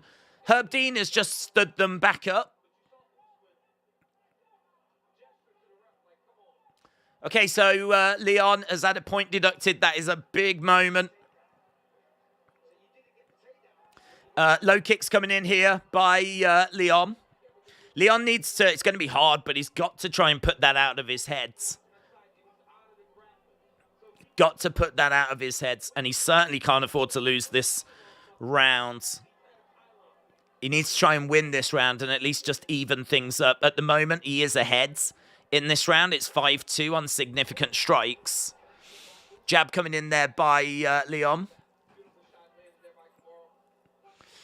Usman in the center of the octagon right now with Leon. Kick coming in. Leon is on the outside then, trying to stay disciplined. Kamaru in the center. Neither guy really throwing anything at the moment. Kick coming in. Heavy kick coming back there by Leon. Leon having a little look. Kick coming into the body. Oh, Usman complaining of a low blow. Usman complaining of a low blow. Another timeout. It's been a really scrappy main event. It does look like it was low.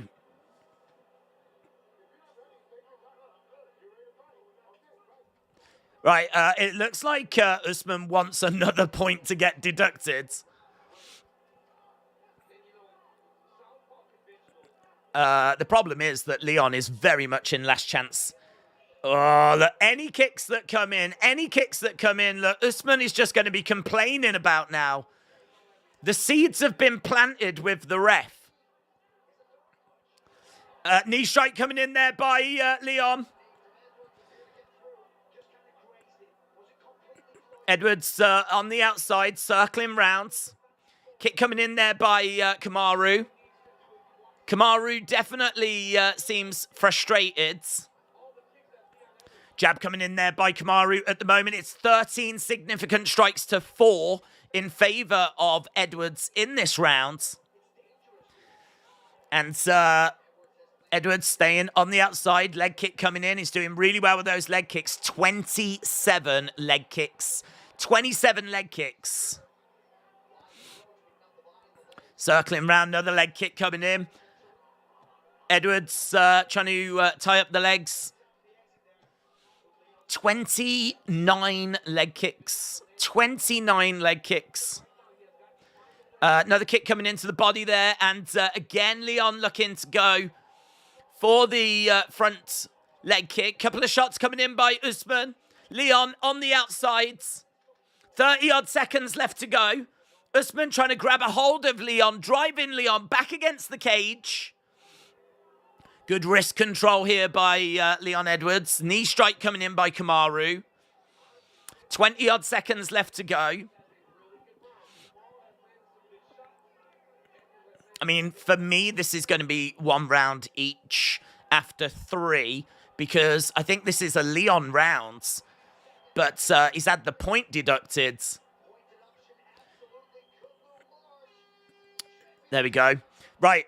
In that round, it was 20 significant strikes to 10 for Leon Edwards. He doubled the significant strikes of Kamaru Usman. For me, that could be a 9-9 round. I think that if you didn't do the point deduction, I think Edwards would have took round 3. So if Edwards would have took round 3, and I had it 1-1 anyway, I've still got it 1-1. Let me know, how are you scoring it? How are you seeing it? No, hey, Leon is losing, said Francis. Elijah has got it 28-28. John's got it 2-1 to Edwards. Looks like people are seeing it different ways at the moment. I've got it 1 round each. And then that last round I've got as a draw because of the point deduction. So I've got it even. Even going into the 4th. That's what I'm seeing. But put in the chat what you're seeing as we're about to get underway with round number 4. Here we go. Round 4. All to play for.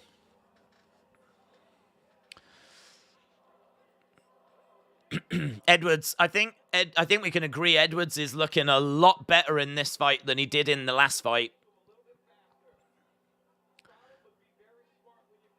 Edwards in the center of the octagon, and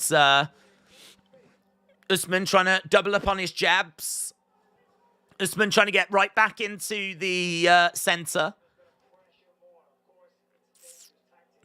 40-odd seconds gone so far. Heavy leg kick there by Leon. Leon staying on the outside, circling rounds.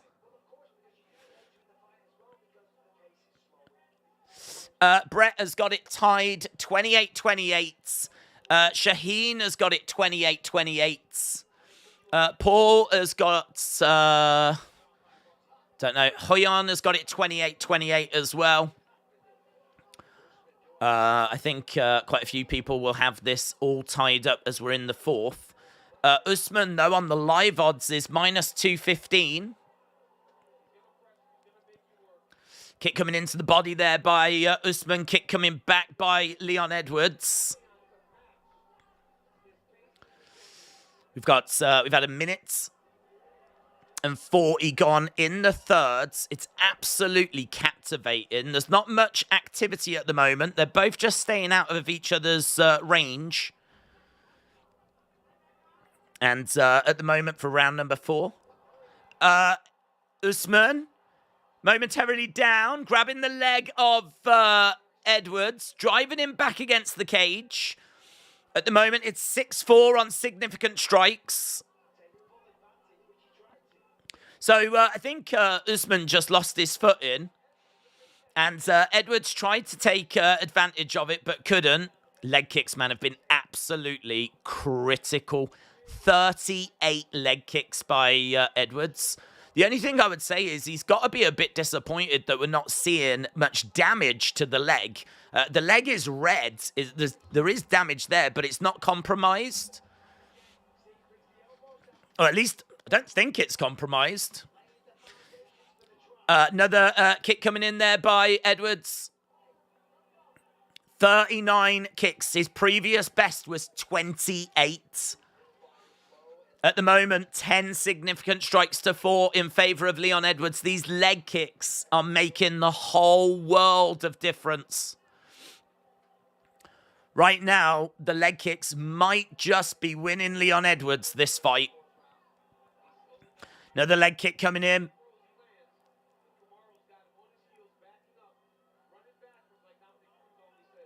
Hook shot there. Lovely hook shot. Left hook shot by Edwards. 1 minute 40 left on the clock. Jab coming in there by Edwards, and shot coming in by Usman. Edwards having a little look. Oh, he's grabbed a hold of Leon, driven him up against the cage. Looking for a takedown, can't quite get it. Leon doing a great job of not going down.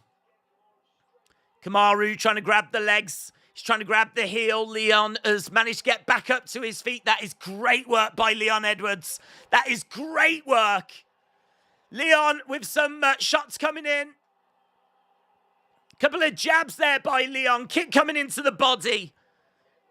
It is 17 significant strikes to 5 to Leon Edwards in round number 4. Usman drives Edwards up against the cage.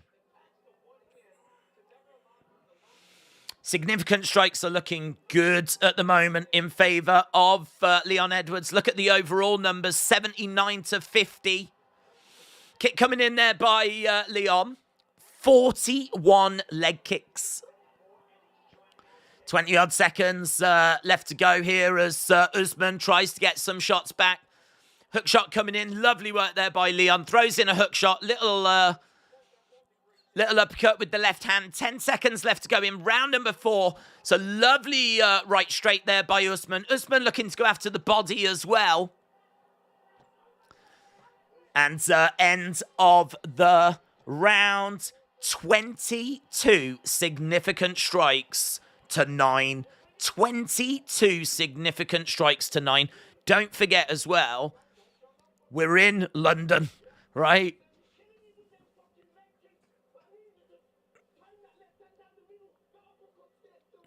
The uppercut is there. You won that round, they're saying to Leon. Big last round. I think Leon's winning this. I think Leon's up by 1. I see Usman winning this, said PCK. 3 takedowns for Usman. He couldn't really secure them, though, to be honest. He couldn't really do much with them. Like, it's not like he's managed to, like, get Leon down and hold him down. Like, Leon has been able to explode right back up again. And plus, takedowns just don't really register with the judges in 2023 unless, like, you're going to do something with it. So, Honestly, the significant strike difference is more significant.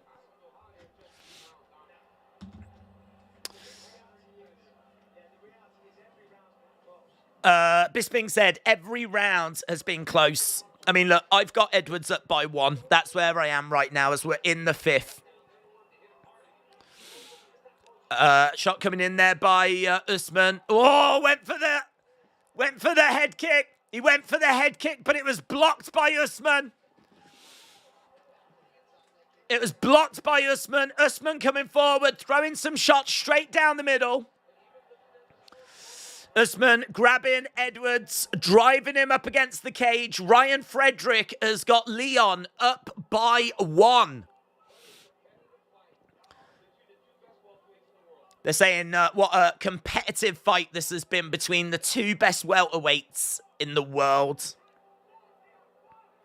Leon is showing that he absolutely belongs at this level.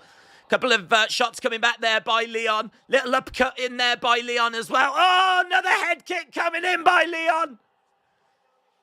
He's asking the questions, and Usman has got some answers.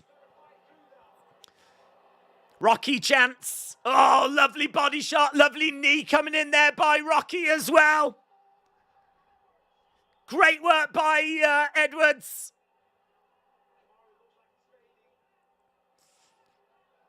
Jab coming in by Kamaru.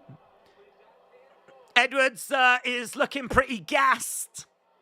It's 9-8 significant strikes to Edwards. Kamaru, though, definitely getting some control time. Right now, he's got Edwards up against the side of the cage. Oh, man, it is so tense.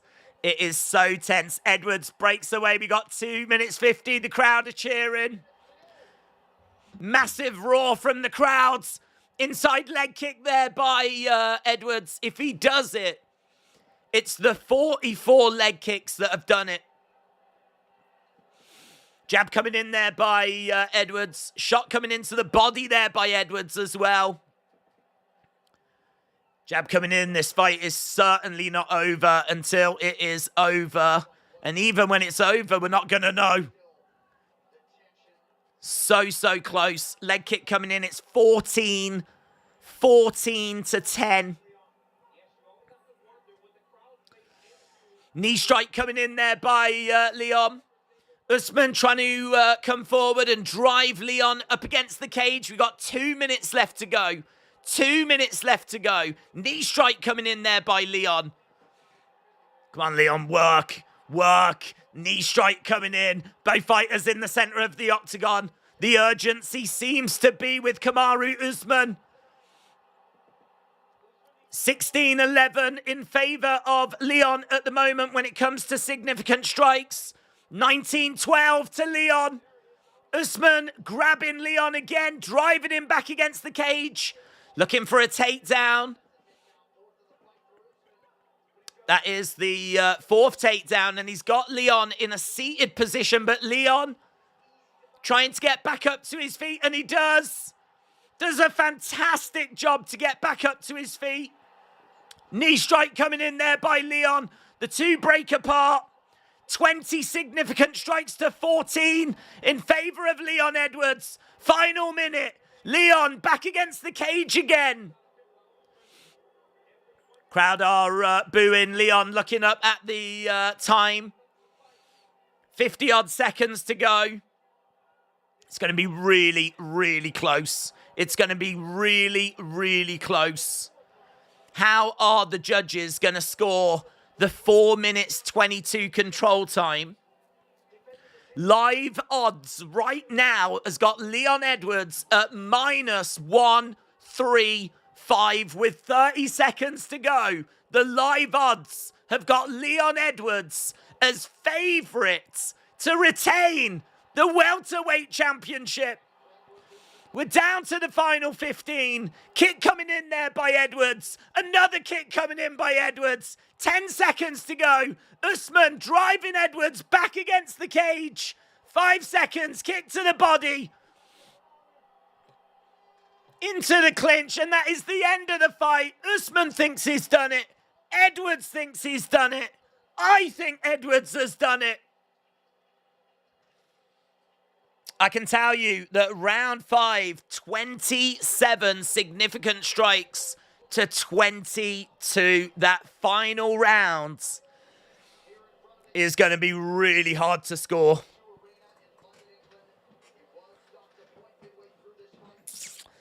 Oh, and still, who's won it? Either Edwards just or a draw. Either Edwards just or a draw. I had Edwards up by 1 as we went into this round. And I don't know how you judge the control time. The only thing I can say is Usman didn't do anything with the control time. He didn't do anything with the takedowns. And Leon Edwards landed over 30 more significant strikes. Leon thinks he's done it. They're saying this is where the point deduction's going to really come in. I think Edwards has got it, says Scarlett. Edwards fought like a champ.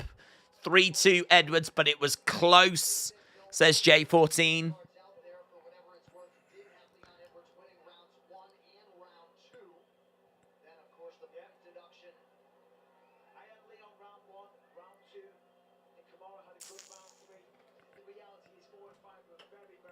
So Bisping said, I had Edwards in round 1, round 2.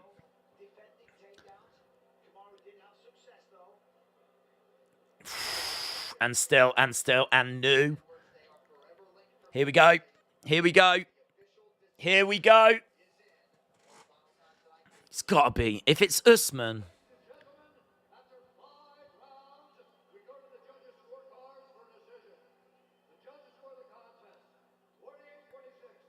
.48, 46. 48, 46. 47, 47. Majority. And still! He's done it! He's done it! And still! Leon Edwards retains! Leon Edwards retains! Kamaru Usman is slayed in London! Leon Edwards is still the welterweight champion of the world.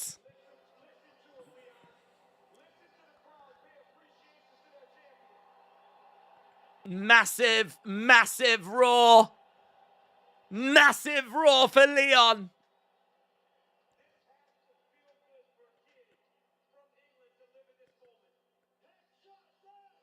Headshot dead. Headshot dead. Headshot dead. And he's got the crowd right on his sides.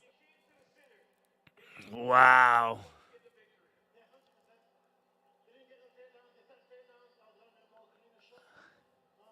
I was landing the cleaner shot, says Leon.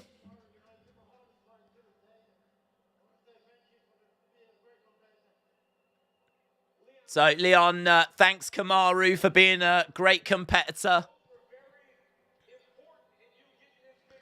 Those the body shots, the leg kicks.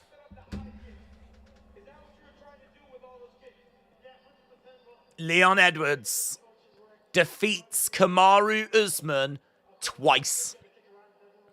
Twice.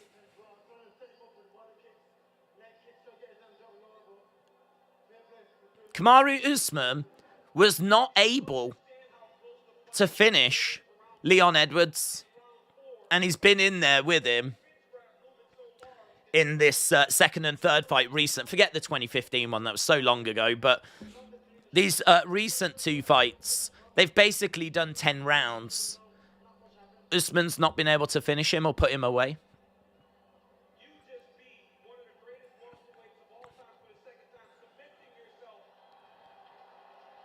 Amazing. Amazing. Listen to this crowd, DC, said Leon.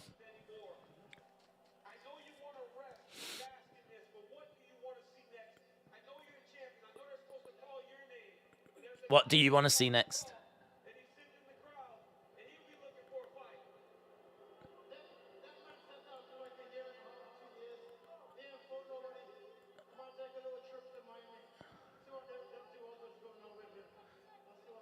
Colby is getting very vocal.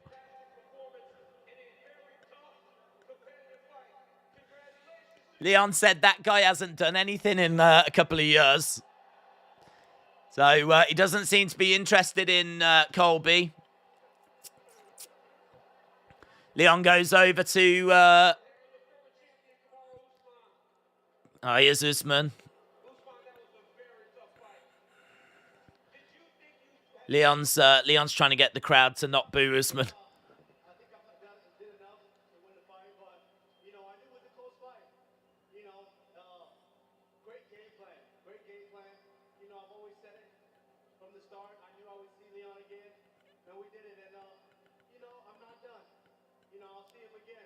I'll see him again. Usman says, I'm not done.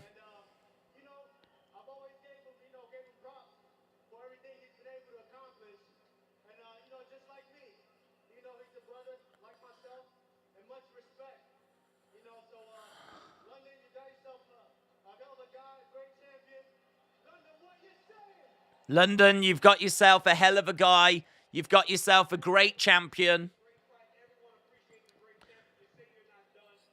Do you know what? Nothing but respect to Kamaru Usman, is it? Absolutely nothing but respect.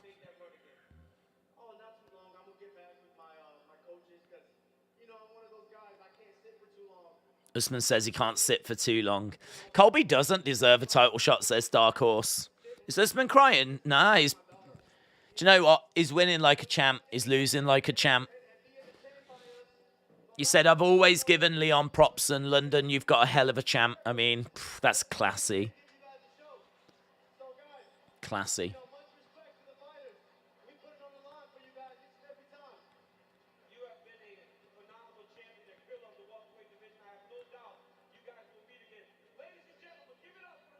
Wow.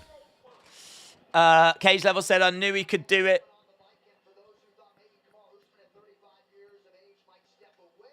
Yeah, no stepping away.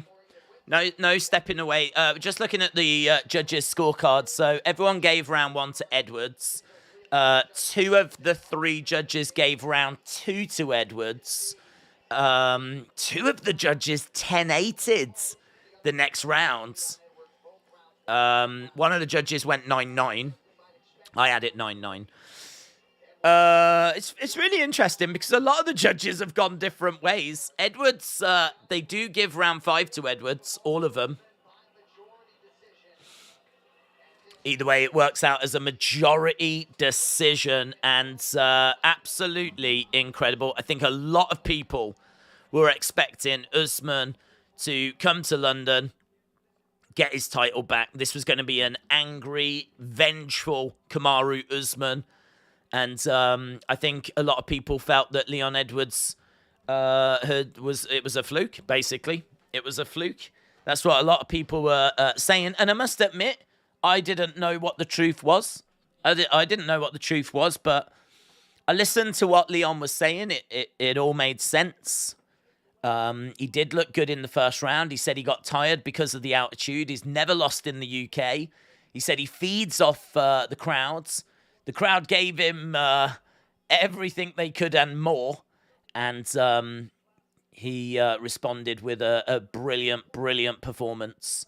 I mean, you've got to remember, he is in there with a future Hall of Famer. He is in there with someone which, not that long ago, Dana was saying if Usman picks up a few more wins, we've got to start including him in the greatest of all time conversation.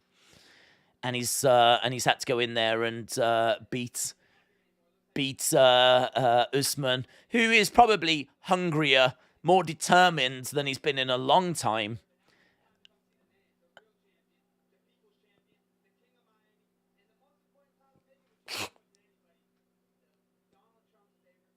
Donald Trump's favorite fighter, the King of Miami.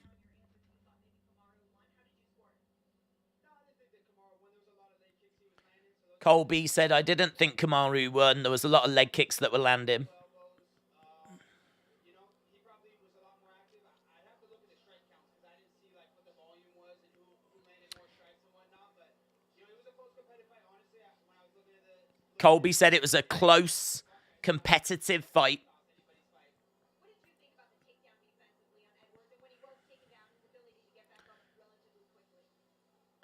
Megan asking about the takedown defense. he hasn't fought anybody like me who can mix up the takedowns and the wrestling and a southpaw. You could tell Usman came out and he fought him southpaw that first round. You could tell he was having a lot of trouble. He didn't like that. So That'd be a great fight, wouldn't it? If they did do Colby and Leon, it would be a fantastic fight. But, I mean, Conor's been making noises.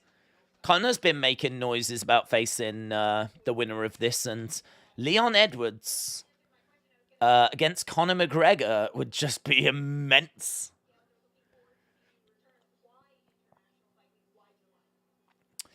Didn't I say Leon would win on points and it would be very close, says Edwards. Hayden said the new Wrestling Days League Tapology champion is Ray K. Do you know, I was literally just about to press the button to look at that. Hayden, shout out to you. Godfather's Ho said, did I miss the pay-per-view? Unfortunately, yeah, I mean, there's probably a lot of people that would be tuning in now thinking that they'll be able to catch it. Because obviously it is earlier than usual. Right, let's go through this top 10 then. So, Lots in joint ninth. So, Hawkins Jr., Temps 09, Brian Schaefer, Louis Willis, and Bald Martin, all in ninth place. Many congratulations to you guys. Dort Knight in eighth, Banjos and Witch in seventh, Vacon MMA in sixth, Priscilla Mello in fifth, Paulie Sino in fourth, Drama Kane in third, AWS 88 in second, and in first place, as mentioned by Hayden, many congratulations to Ray K. So well done to Ray K. They're just showing what's coming up. We've got Vera against Sanhagen. That's coming up next week. We've got Alec Pereira against Adesanya, the rematch, UFC 287 on April 8th. We've got Holloway against Allen. That'll be amazing on April 15th. And Pavlovich against Curtis Blades on April 22nd. So we've got a fair few events coming up in April, end of March and April. Amazing, innit? Amazing. Amazing. So, Edwards... I mean, I think this is really exciting for Leon Edwards because his next fight is not going to be against Usman, of course. So this means that he can really start now to, you know, be a champion. He's established himself. He's just gone toe-to-toe with Usman. He's beaten him twice now. Now he can look forward to a different challenge. Maybe even a Conor McGregor fight down the road. Who knows? Amazing. That is a. I mean, it goes without saying that is a massive result for Leon Edwards. Because the thing is, if he'd have lost here, everyone would have said that first headshot was just a fluke and it was nothing more than a fluke and it was just a blip for Usman. Whereas now this win ensures that it's not remembered that way. Usman, as we said, could not finish Edwards. He could not finish Edwards. He was getting him down, but he couldn't keep him down. And, I mean, that's big. That is big. Think about all the fights that Usman has been in and, you know, finishing Burns, finishing Masvidal. He could not finish Edwards. He finally, genuinely did meet someone that he could not get the better of. Amazing. Isn't Hamzat at 185 now? I don't know what Chimaev's doing next, actually. I don't know. Have they announced what his next fight is?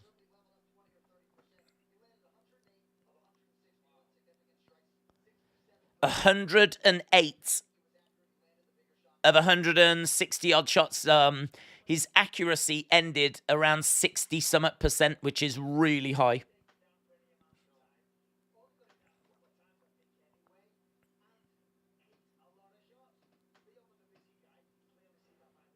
true. He was a busy guy.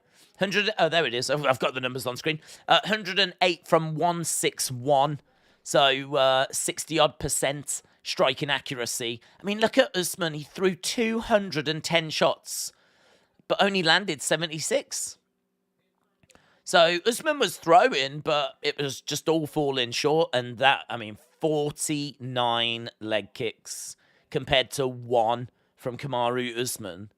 49 leg kicks. He did get 5 minutes control time, but I promise you he did nothing with it. He did get 4 takedowns, but again, he didn't do anything with it. And Leon just edging it. One of the judges scored it a draw. But Leon getting it on the other 2 scorecards. Days, can you tell us how massive this is for you in Birmingham? To be honest, I don't know how big it is for Birmingham. Because I feel like it's huge and it's absolutely massive. But MMA is still a sport that is growing here. Like, if I give you an example of, like, you know, my parents will ask me, without me even saying anything, they will say, you going to stream the fight on Saturday? And, you know, they might talk about a Joshua fight, or they might talk about a Fury fight. I never, ever, ever get that when it comes to MMA. I even spoke to my brother about this, who's younger than me. And I was like, big event on Saturday. And he was like, what is it? And I had to tell him that it was Leon Edwards and what he had done. So I would be lying if I was to tell you that UFC had kind of reached the mainstream, if you will. Like, the average person, I just don't think knows it's going on.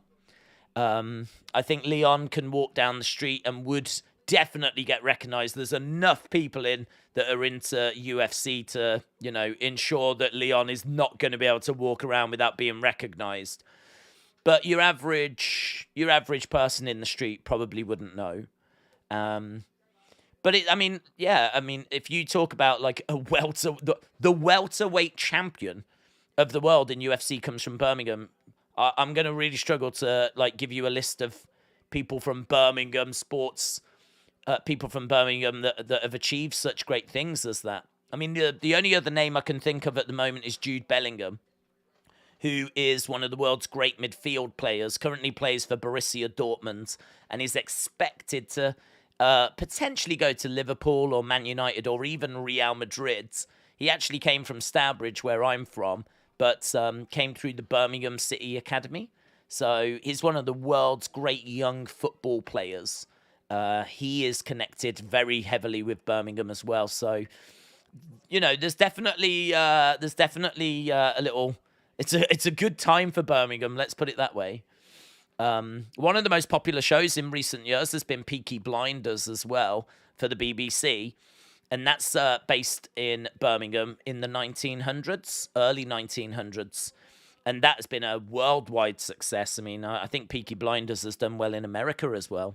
So, you know, that has been around this time. And you've got Jude Bellingham and you've got, I think, Jack Grealish as well, doing really well. He's come through. He's a Birmingham boy, plays for Man City. And now we've got the welterweight champion of the world. So, I mean, from a sports point of view, it's absolutely massive. I hope whatever fight Leon has, he goes on to win, obviously, later this year. I hope he has another fight. I hope he wins it. And I think what would be big for him is we have a big show on the BBC, which is Sports Personality of the Year. Every year, we like talk about and look at sport and all the big moments. And it would be really great if he was to do well in that competition. I don't know that he would win the prize. You know, that prize has been won by people like Lewis Hamilton and Tyson Fury and like those kinds of names. It would be great if... I don't think he would win it. I don't think he'd get enough votes from the public. So as I said, MMA is still growing. But it would be great if he could do well in that competition, because that is a show that's on our major channel, BBC One, and it's kind of watched by a load of people, and that would really introduce him to a load of people as well. So hopefully he kind of plays a big part in that show, because that would be good for him and good for his brand. But this is big. Yeah, this is massive. I mean, for me personally, it's absolutely huge because Birmingham is where my mom and dad are both from, and amazing. 8.5 million was the gate. 17,500 in attendance.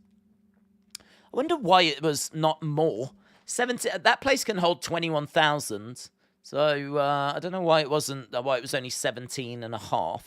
But 8.5 million generated in money makes it the highest grossing event in UK history, I think, for UFC. So yeah, it's brilliant. It's brilliant. Lewis said, "Are you going to do the post show?" Probably not. I do like to listen to Dana, but to be honest, he doesn't really say a great deal. He always says we can't make fights on the night of the fight, so you don't really get much information there. And I'm trying to think what else he might. I mean, what else can he say? Well, I don't know what else he can.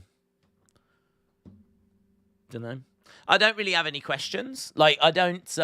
We know that Usman's not going to be walking away, so we know that we're not losing anything there. Yeah, I don't know. It's a tricky one.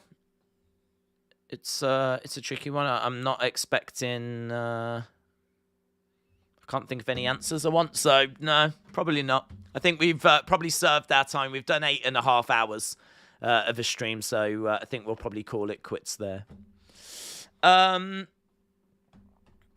It's not a mainstream sport, but there is still a significant following. Yeah, 100%. 100%. It's I think it's not unfair to say that there's real room for growth for the UFC in the UK. Real room for growth. And that's probably the same in a lot of places. Probably the same in a lot of places. They have made great strides and big strides in the UK as well.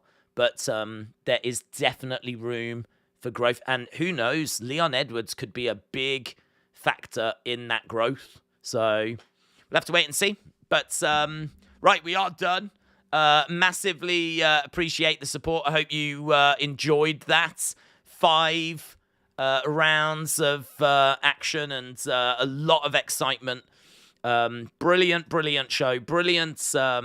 Yeah, I mean, it just flew by. Co-main was amazing. Main event was obviously stunning as well.